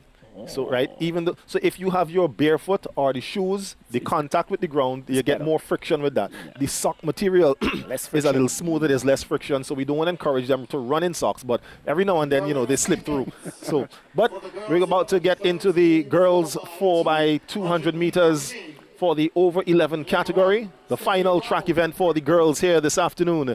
We have lane 1, Stephanie Brown Primary. Lane 2, the Red Hornets of Paget Farm Government. They've been stinging all day long. Yes, they have. Here's Georgetown's lane 3. She looks tired. She's ready to But go. they can't sting the prep school at all. And speaking of prep school, here they are. Reigning, well, you're leading in the points. Then we have CW Prescott Primary. They're running in lane 5. Kittell's Government in lane 6. We have our friends from Kanawan there in lane 7. There she is, Yona from Kanawan. And then on the outside in lane 8 should be South Rivers. Is South Rivers there? Yes, there she is. That's the runner there from South Rivers Methodist School. So these your lane assignments ready. Now for your over 11 girls, 4x200 meters. Each athlete running 200 meters. So the first leg starts at the finish line area. The second leg at the 200 meter mark. Third leg, once again, close to the finish line area. And then the fourth leg, the final 200 meters. A total race of 800 meters for the race. Group that is when all the spectators are out of their seats. You know, usually these races. And I will tell you what, if the points were any closer, because prep school is, has a mammoth lead right now, but if they were close, this kind of race would be absolute pandemonium. But here we go, down on their starters orders there for the girls over 11 4x200 meters. Stephanie Brown lane 1, Paget Farm lane 2, Georgetown lane 3, Kingstown Prep lane 4, CW Prescott lane 5, Kittell's lane 6, Kanawan lane 7, South Rivers lane 8. And the gun is set, and they're off and going. And we see already, looks like Georgetown in lane 3, and Kittell's moving well on the outside there in lane 6. But it's going to be Georgetown as they come out of the turn and into the straight. But you could already hear the uproar. That's right, that's right. Youngster came out of a lane when she should not have. That's Kittell's. She's a little confused, but she should have remained in her lane. The first two legs run in lanes until they get around. So we'll see what happens there, but nonetheless, it's still Georgetown Government, Paget Farm, sorry, not Paget Farm, Stephanie Brown in lane 1, on to the very left. Round in the turn, Georgetown, Stephanie Brown, Paget Farm coming around. Kingstown Prep is 4th, CW Prescott 5th. But at the front of your race, getting ready to make their second exchange. And the exchange is made. They stay in their lanes and then they cross. Once they get by the finish line, they go into lane 1 into a scratched running position. So it's all to be had for here. Georgetown Government, not Paget Farm. Paget Farm is in 3rd. Stephanie Brown in 2nd. Surrounding the turn, coming up the back stretch. Georgetown, Stephanie Brown, Paget Farm, Kingstown Prep. Kingstown Prep now trying to reel in the Paget Farm Government School. But still Georgetown maintaining that lead over Stephanie Brown. Coming into the third and final exchange. This is where it's all going to happen here on this final leg. It's Georgetown Government, Stephanie Brown, Paget Farm away, Kingstown Prep away. Georgetown Government rounding the turn. Long strides there for the young lady there from Georgetown Government. She's starting to extend that lead. Paget Farm has now moved into 2nd. It's Georgetown, Paget Farm. But those are the Hornets, Those are the Hornets. Kingstown Prep, that's right. Odelia Compton, they're working, trying to catch Georgetown. Georgetown looking back to make sure that she's not going to sting me today. She's going to get across the finish line. Georgetown Government gets across. Paget Farm 2nd. A close one between Prep and Stephanie Brown. From here, it looked like it might have been Stephanie Brown, but this is one race where we'll have to wait for the photo finish officials to separate them. But Georgetown taking that one basically from gun to tape from the start of the race, had control into the first leg and just maintained that all the way around. So there on your screen, it's Georgetown, Paget Farm, Stephanie Brown giving the edge just in front of Kingstown Prep. And look at the difference. 2 minutes, 5.61 seconds for Stephanie Brown. 2 minutes, 5.65 seconds for Kingstown Prep. So the excitement is on. Even though the in terms of the points, it may be over. In terms of the leaders, I can't remember how close 2nd and 3rd might be when they were announced by our stadium announcer.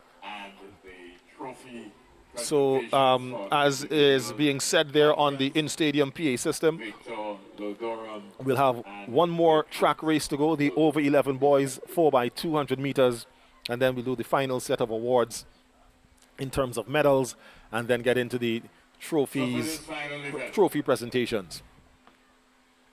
In lane 1. So your lane assignments for the final event. What's your pick in this one? We have inside there, we have Canawan, we have the Stephanie Brown. They're in lane 4 and 5. There, and then we have the Hornets. Is the Hornets down in lane 2 down there? Yes, that's right. The Hornets are in lane 2. Final sting. But we'll see what happens because Stephanie Brown comes in with the fastest time. I don't see prep school here. No, there's no prep school in lane 1. We have CW Prescott, Paget Farm in lane 2, Kittel's Government lane 3, Stephanie Brown lane 4, Canawan lane 5, Leyu lane 6, St. Mary's lane 7, and Sion Hill Government in lane 8. I believe Kingstown Prep had some difficulties during their semi-final run, so they weren't able to make it through to this grand final here today for this event. But nonetheless, the final 8 teams on the track for the final event here this afternoon, the over 11 boys 4x200 meters final. Again, CW Prescott 1, Paget Farm 2, Kittel's 3, Stephanie Brown 4, Canawan 5, Leyu 6, St. Mary's 7, and Sion Hill Government on the outside there in lane 8. One more track event to go, and then we go into the final tabulation of points, do our final medal presentations, and then, of course, trophies, which is what everyone will be anxious and waiting to see happen, of course, especially those who are vying for the individual awards, you know, in terms of under 7, under 9, under 11, and the over 11 individual categories.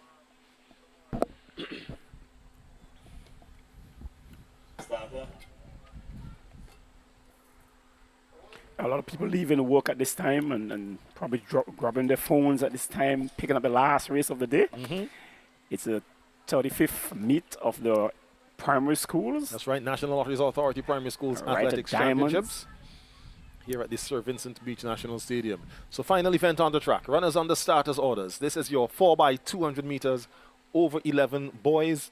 CW Prescott 1, Paget Farm 2, Kittel's 3, Stephanie Brown 4, Canawan 5, Leyu 6, St. Mary's 7, Sion Hill in lane 8. Now the athletes being asked to stand. Just a little time being taken there to ensure that the runners are positioned properly. So once again, being sent to their marks by the starter for this final event. And the gun sounds, and they are off and going. And again, as they did in the 4x80, Stephanie Brown primary with Clifford Phillips on the first leg, moving into an early lead. So it's Stephanie Brown moving away. They've got Canawan just on the outside of them in lane 5. And then there's Kittel's back in lane 3. But it's all Stephanie Brown right now. What they'll be hoping is that the other 3 runners will just be able to maintain and hold that lead that they are being given there. So it's still Stephanie Brown all the way out front.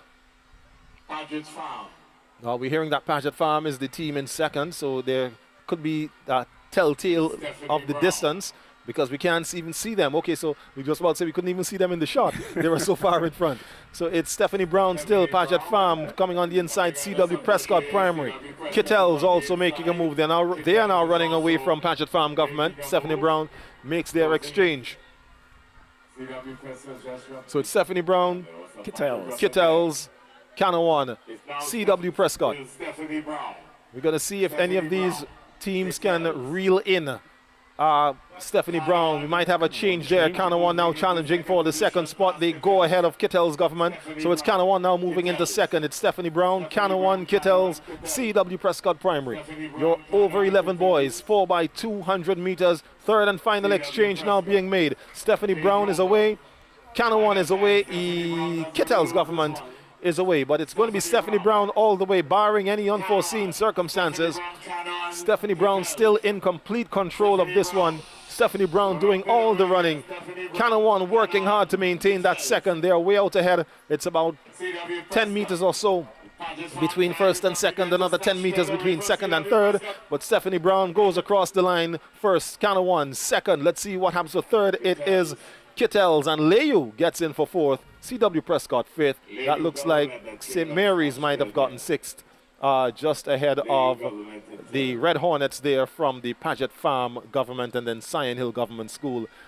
Brings up the rear. So there's your results on the screen. Stephanie Brown taking that one. It was another gun to tape lead from the start to finish. Canawan Government made a move on the second leg, well, third leg actually, to take the second spot.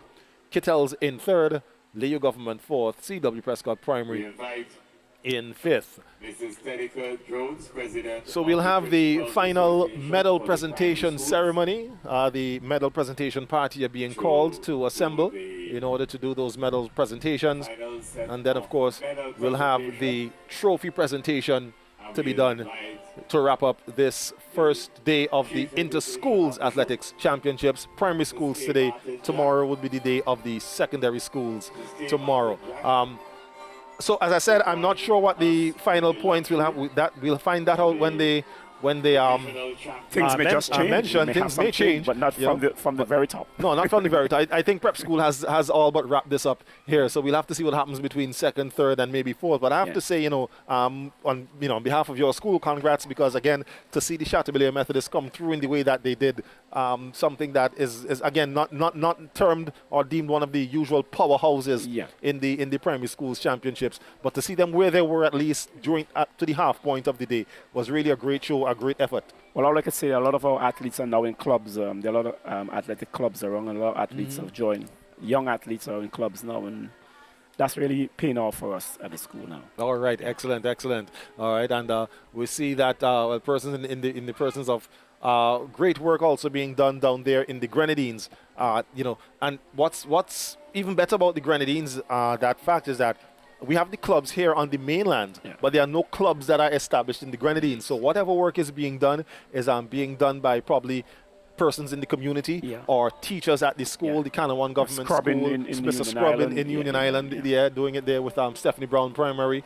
So ever since you have Tyrese and Beckway with the Paget Farm. Yes. Yes, that's right. So we've seen the efforts of training really taking hold and bearing fruit here. So we always want to urge parents or whoever, if you have a child who says, look, they want to get involved in training or being coached for some sport, and keeps them away from deviant behavior. It does. And then there's something that there's a mindset that we fight against so badly, which is the mindset of, because they just look at track and field as running. Running can't carry you nowhere. Absolutely not. Well, Absolutely not. Differently. Shafika Maloney, yes. It's just the evidence. A few months ago, we've seen what she has done for our country. And we're about to see what she can do on the World Championship stage. She's in China, getting ready for the World Indoor Championship. But right now, we have our finals. Oh, I thought they were already out there. They're just bringing out the trophy table and presentation there. But again, we want to say thanks to Tusty Water, for being able to. Grapefruit and cranberry. Yes. And you call it one? You call it grapefruit, cranberry, of course, the lychee, the dragon fruit there as well. I'm going to try the lychee when I leave here, because the way you call that word, like lychee, it just kind of add a little taste to it. Because as I say, if you remember the club soda, white juicy, I don't But this isn't no connecting Tusty Water with juicy. No, I'm just trying to, just taking you back to before Tusty Water came on board. For persons who might have a remembrance of that cream soda, the lychee has that sort of flavor, just not as sweet. And that's one of the good things about the Tusty Water beverage. It's not heavy on the sugar, which is when I started saying for kids when they are thirsty, you don't want to drink these sugary drinks. Tusty Water for me, and this is the Tusty, you get a free plug here. When there are days when I am really thirsty, you go for Tusty Water. I go for Tusty Water. Not only they have the flavored water, but they actually have the regular water. But there are times when the body, of course, when the body needs a little bit more than just regular water and different capacity of the bottles, different sizes as well. Yes, that's right. So again, we want to say thank you. We're not ready to break our transmission here from the Sir Vincent Beach National Stadium as yet. To those of you who are viewing us live on the VC3 platforms, by chance, are we live on NBC? Yes, we're also live on NBC. The NBC team is here. Matter of fact, Calvin is here telling me to hurry up because he... No, I'm just joking. He's got the news coming up on NBC Radio at 6. So, you know, you see, he's already said his keys in his hand. He got his bag on his back. Miss Dion John is here waiting and say, boy, sit down and wait here. After we get the results, API as well. We're also live on API. Thank you. Yes, they are indeed. And that's an excellent collaboration, you know, to have the media entities really bring out national events like this. And of course, it's not just sports. You know, it's a variety of different things that happen. Of course, when there's Parliament, you know, API always brings coverage of that as well. I'm quite sure the spectators are satisfied with the product that you have offered today.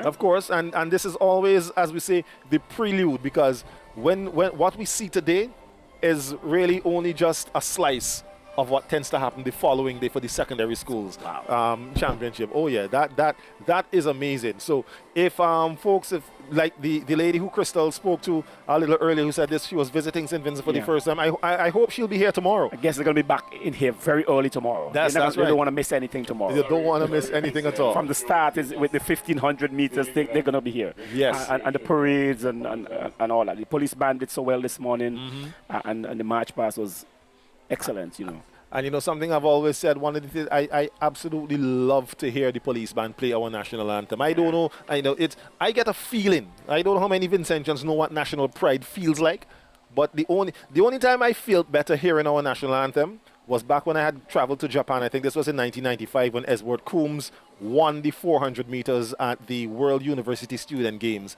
And I saw our little flag with the 3 diamonds rise above Jamaica and the USA with their stars and stripes. And you heard the music of our national anthem. I always cry inside when the national anthem is played, you know, because the words, I don't know if people listen to the words of the anthem, you know. It so much belong to you. Yes, it depicts St. Vincent and the Grenadines. Yeah, it's just so much belong to you that, you know, you just can't believe that, there's any other place as beautiful as our country. Correct. Okay, so we're now getting into the final medal presentation ceremony here for this afternoon. So we're going to take you trackside to hear the medalist for this segment. In second position, Team Kingstown Prep.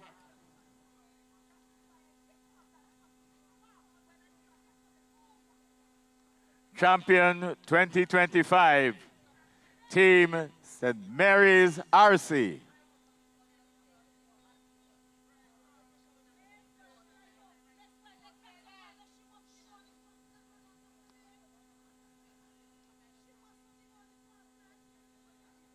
Next up, boys 9 to 10, 4x150.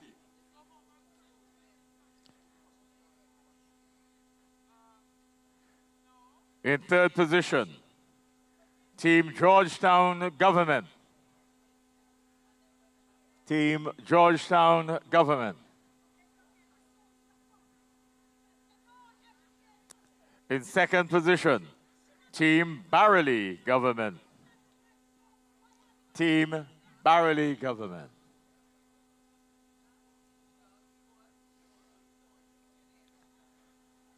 Gold medalist, champion 2025, Team Kingstown Prep.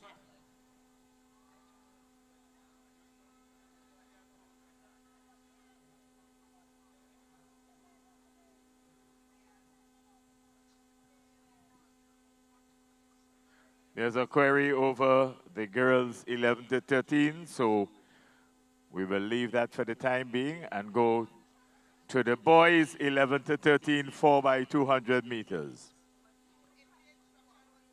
There's a query, so we will go to the boys.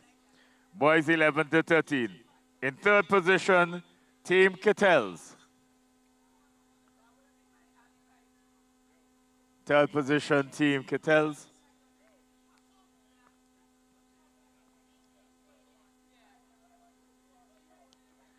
In second position, Team Canoan Government. Team Canoan Government.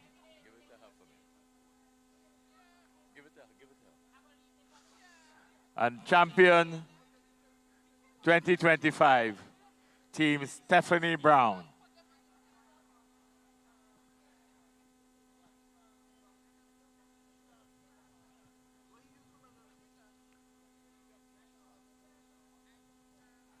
because there's a query, we will have to hold the medals for the girls. Thank you very much. Mrs. Terica Jones, President of the Primary Schools Principals Association. And now we go to the Divisional Awards. The Divisional Awards, we ask the representative from the National Lottery, as well as the Chief Education Officer, to come to the fore as we make those presentations.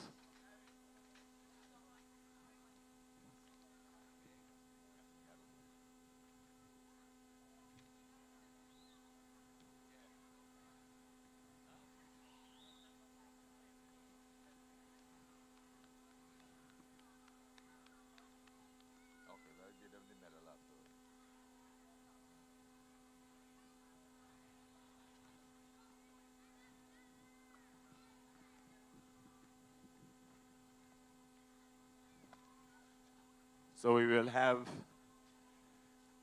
the Chief Education Officer giving the award to the males and the lottery giving the award to the females. We like gender equity and inclusion and everything. Okay. So, first up, in the under 9 category, the female champion with a total of 18 points, a total of 20 points, a total of 17 points, from Chateaubelair Methodist, Levia Keto. Levia Keto, our champion in the under 9 category. Levia Keto, could you please come to receive your award? We're asking all the schools to please be part of the closing ceremony. Levia Keto.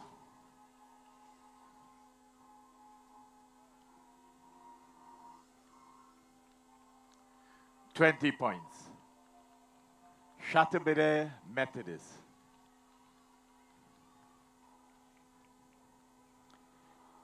In the male category,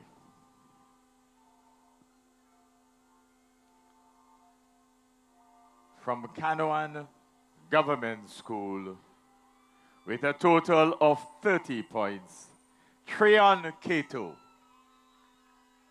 Treon Keto.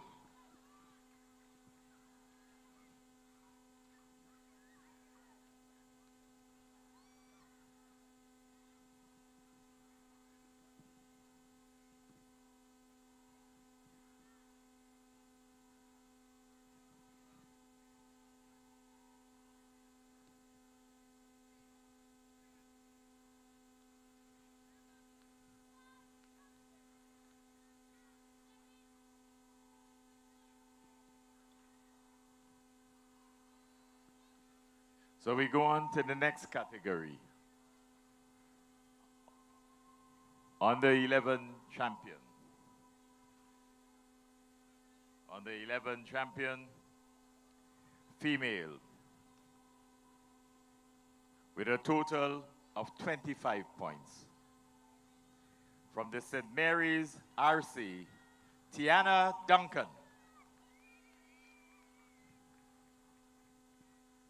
Tiana Duncan, St. Mary's RC.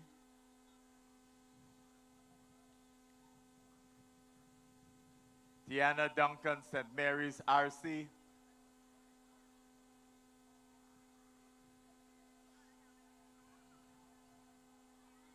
Is St. Mary's RC still here? Tiana Duncan is your champion.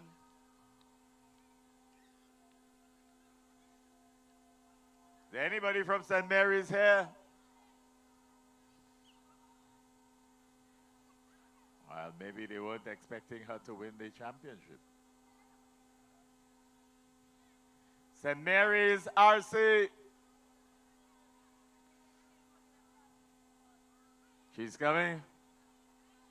St. Mary's RC.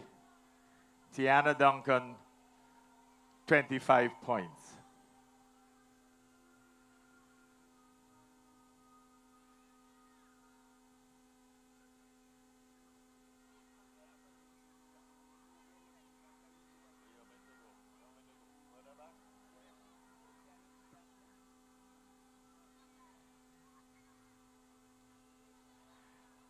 And the male divisional champ,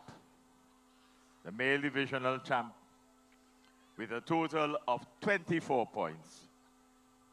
A total of 24 points.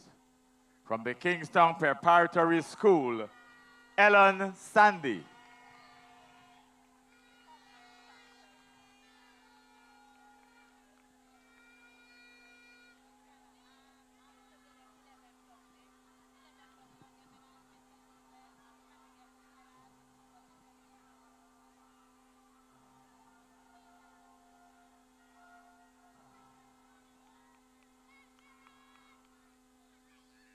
Give him a round of applause, people.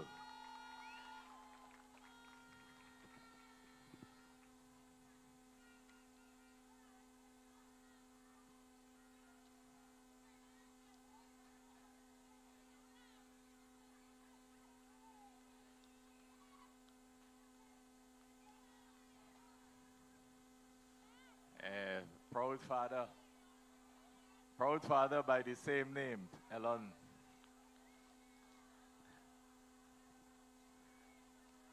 The 11+ category. You would think it's Ellen the senior who win the award. He dressed for the occasion too.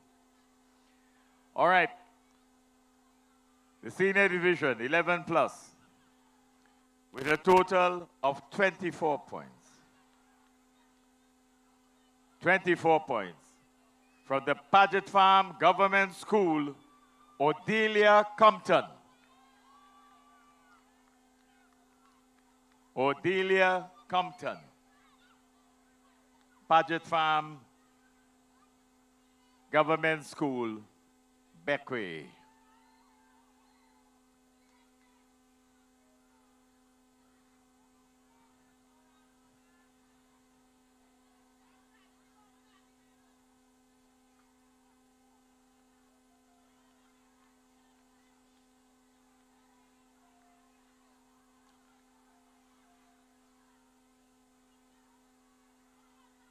The divisional champion for the 11+ category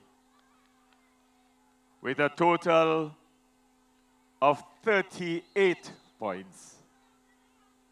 From the Stephanie Brown Primary School, Clifford Phillips.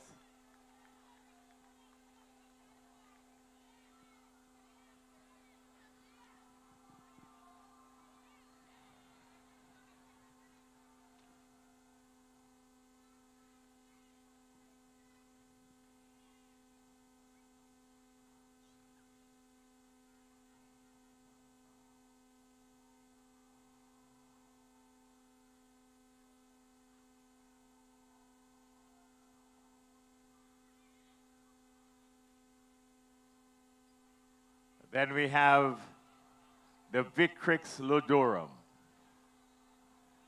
The female athlete adjudged to have accumulated the most points for this competition, the female athlete, with a total of 25 points.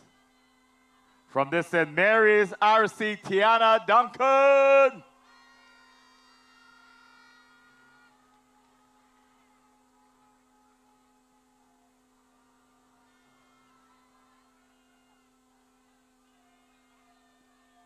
She's still running.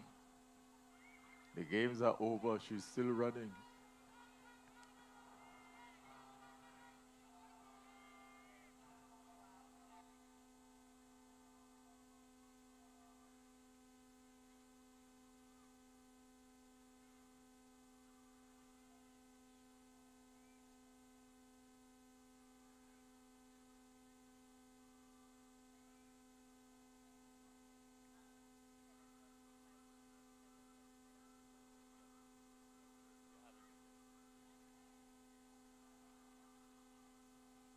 And the male athlete who would have accumulated the most points through his performances during the championships.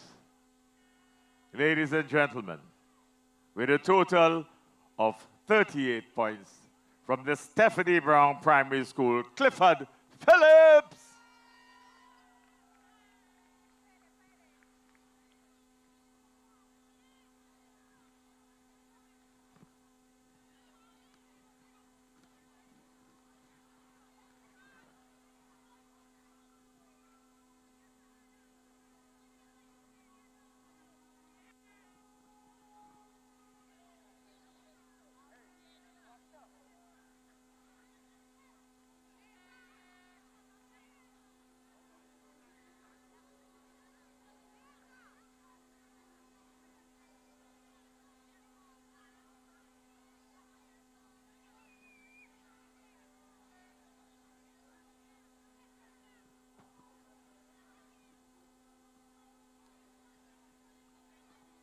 The overall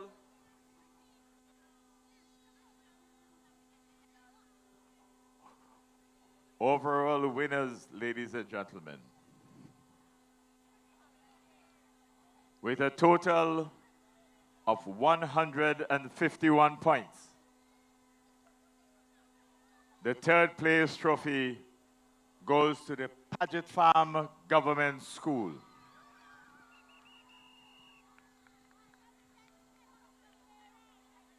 Paget Farm.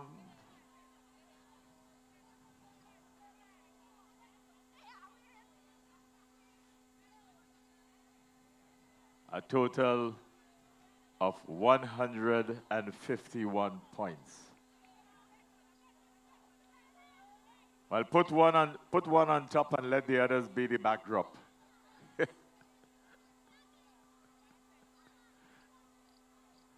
Let them go behind as part of the backdrop, yes. They're all proud that Paget Farm has finished overall third.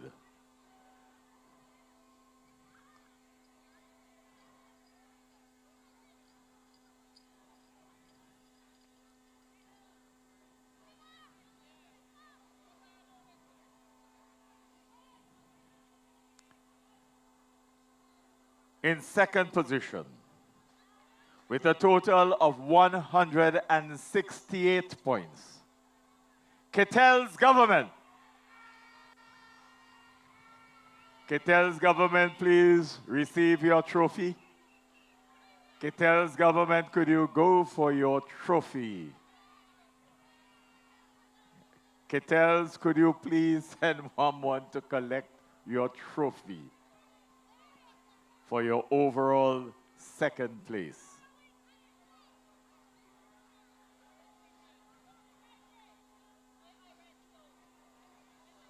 Ketel's government, everybody wants to be in this picture. The whole school is here. Wow. Well, Kay, I want to see who you're giving the trophy.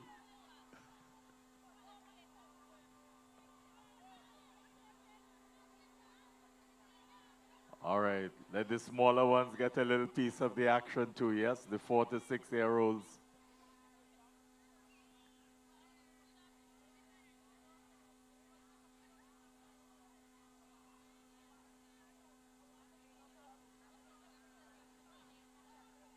Ketel's Government School, second overall.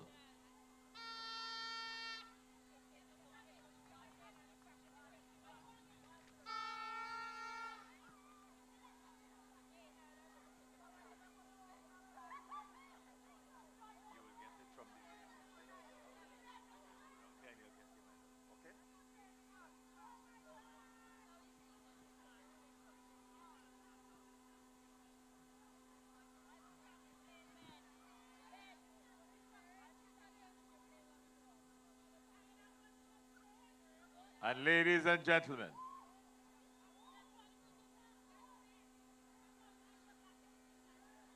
now that you have all gotten all your photos, we want to announce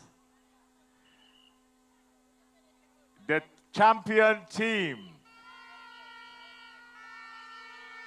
for the 35th edition of the inter-primary school competition with a total of 276 points. The Kingston Preparatory School.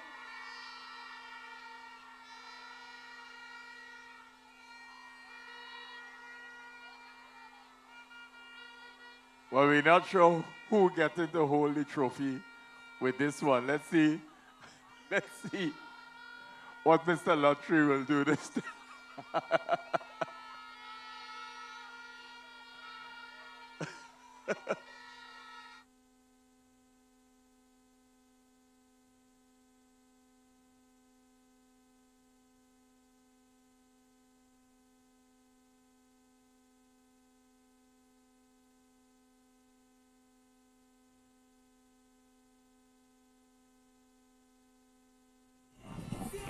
So there it is, ladies and gentlemen. As we're just here saying on our broadcast team, it seems as though every single person who is affiliated with the Kingstown Prep School has gone up there to make sure they get a piece of the action here. Are you going to join the celebration now? Well, I felt so because I went to Kingstown Prep. I feel like I need to go and join the crowd there.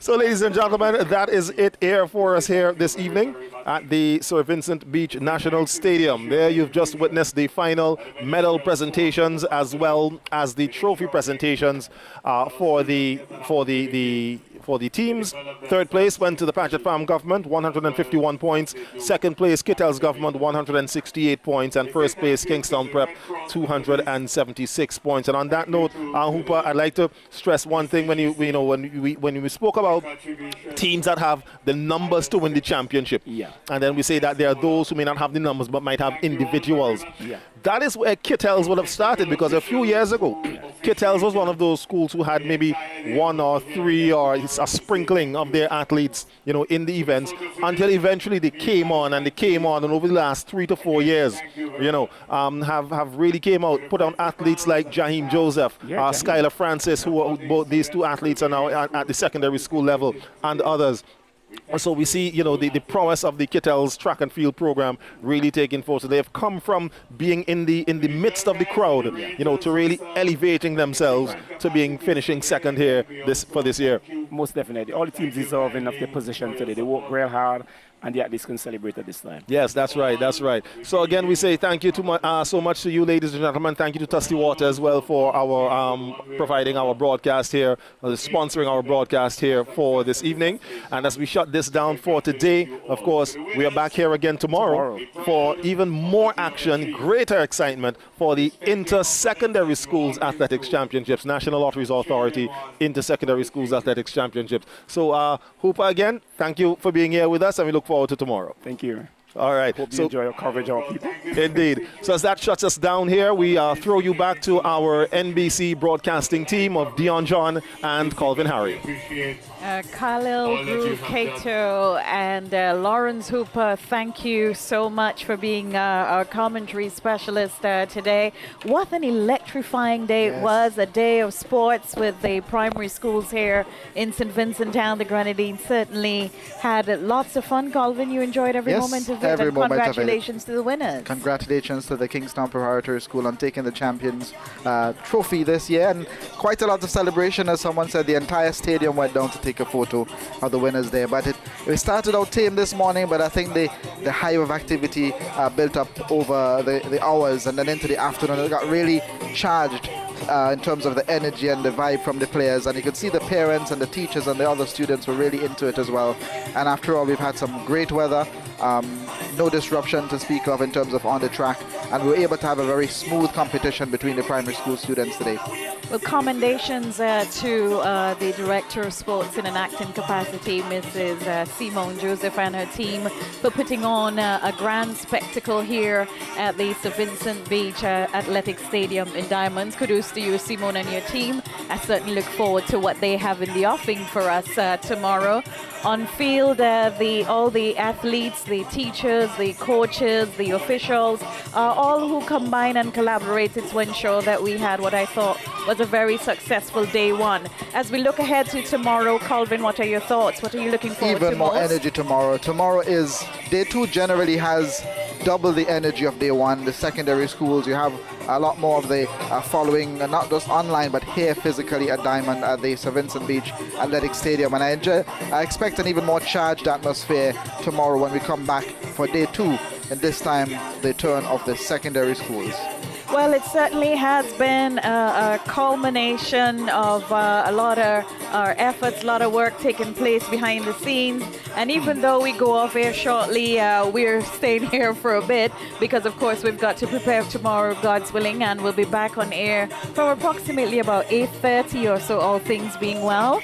And we really want to thank you so much for joining us and for being part of today's broadcast. Many thanks to our sponsors, the National Lotteries Authority, and to Tusty Water, all those who made today's broadcast special one way or the other. You know who you are. I'm hoping that tomorrow, God's willing, we'll have a at full the list. end of it, you'll have a full list of all Over those 2 who had a dozen in hand. terms of our production Well, team. in fact, I think when we were checking at just about midday, there were like 23 of us, and I anticipate that it could be very well more than that Larger tomorrow, God's willing. Yes.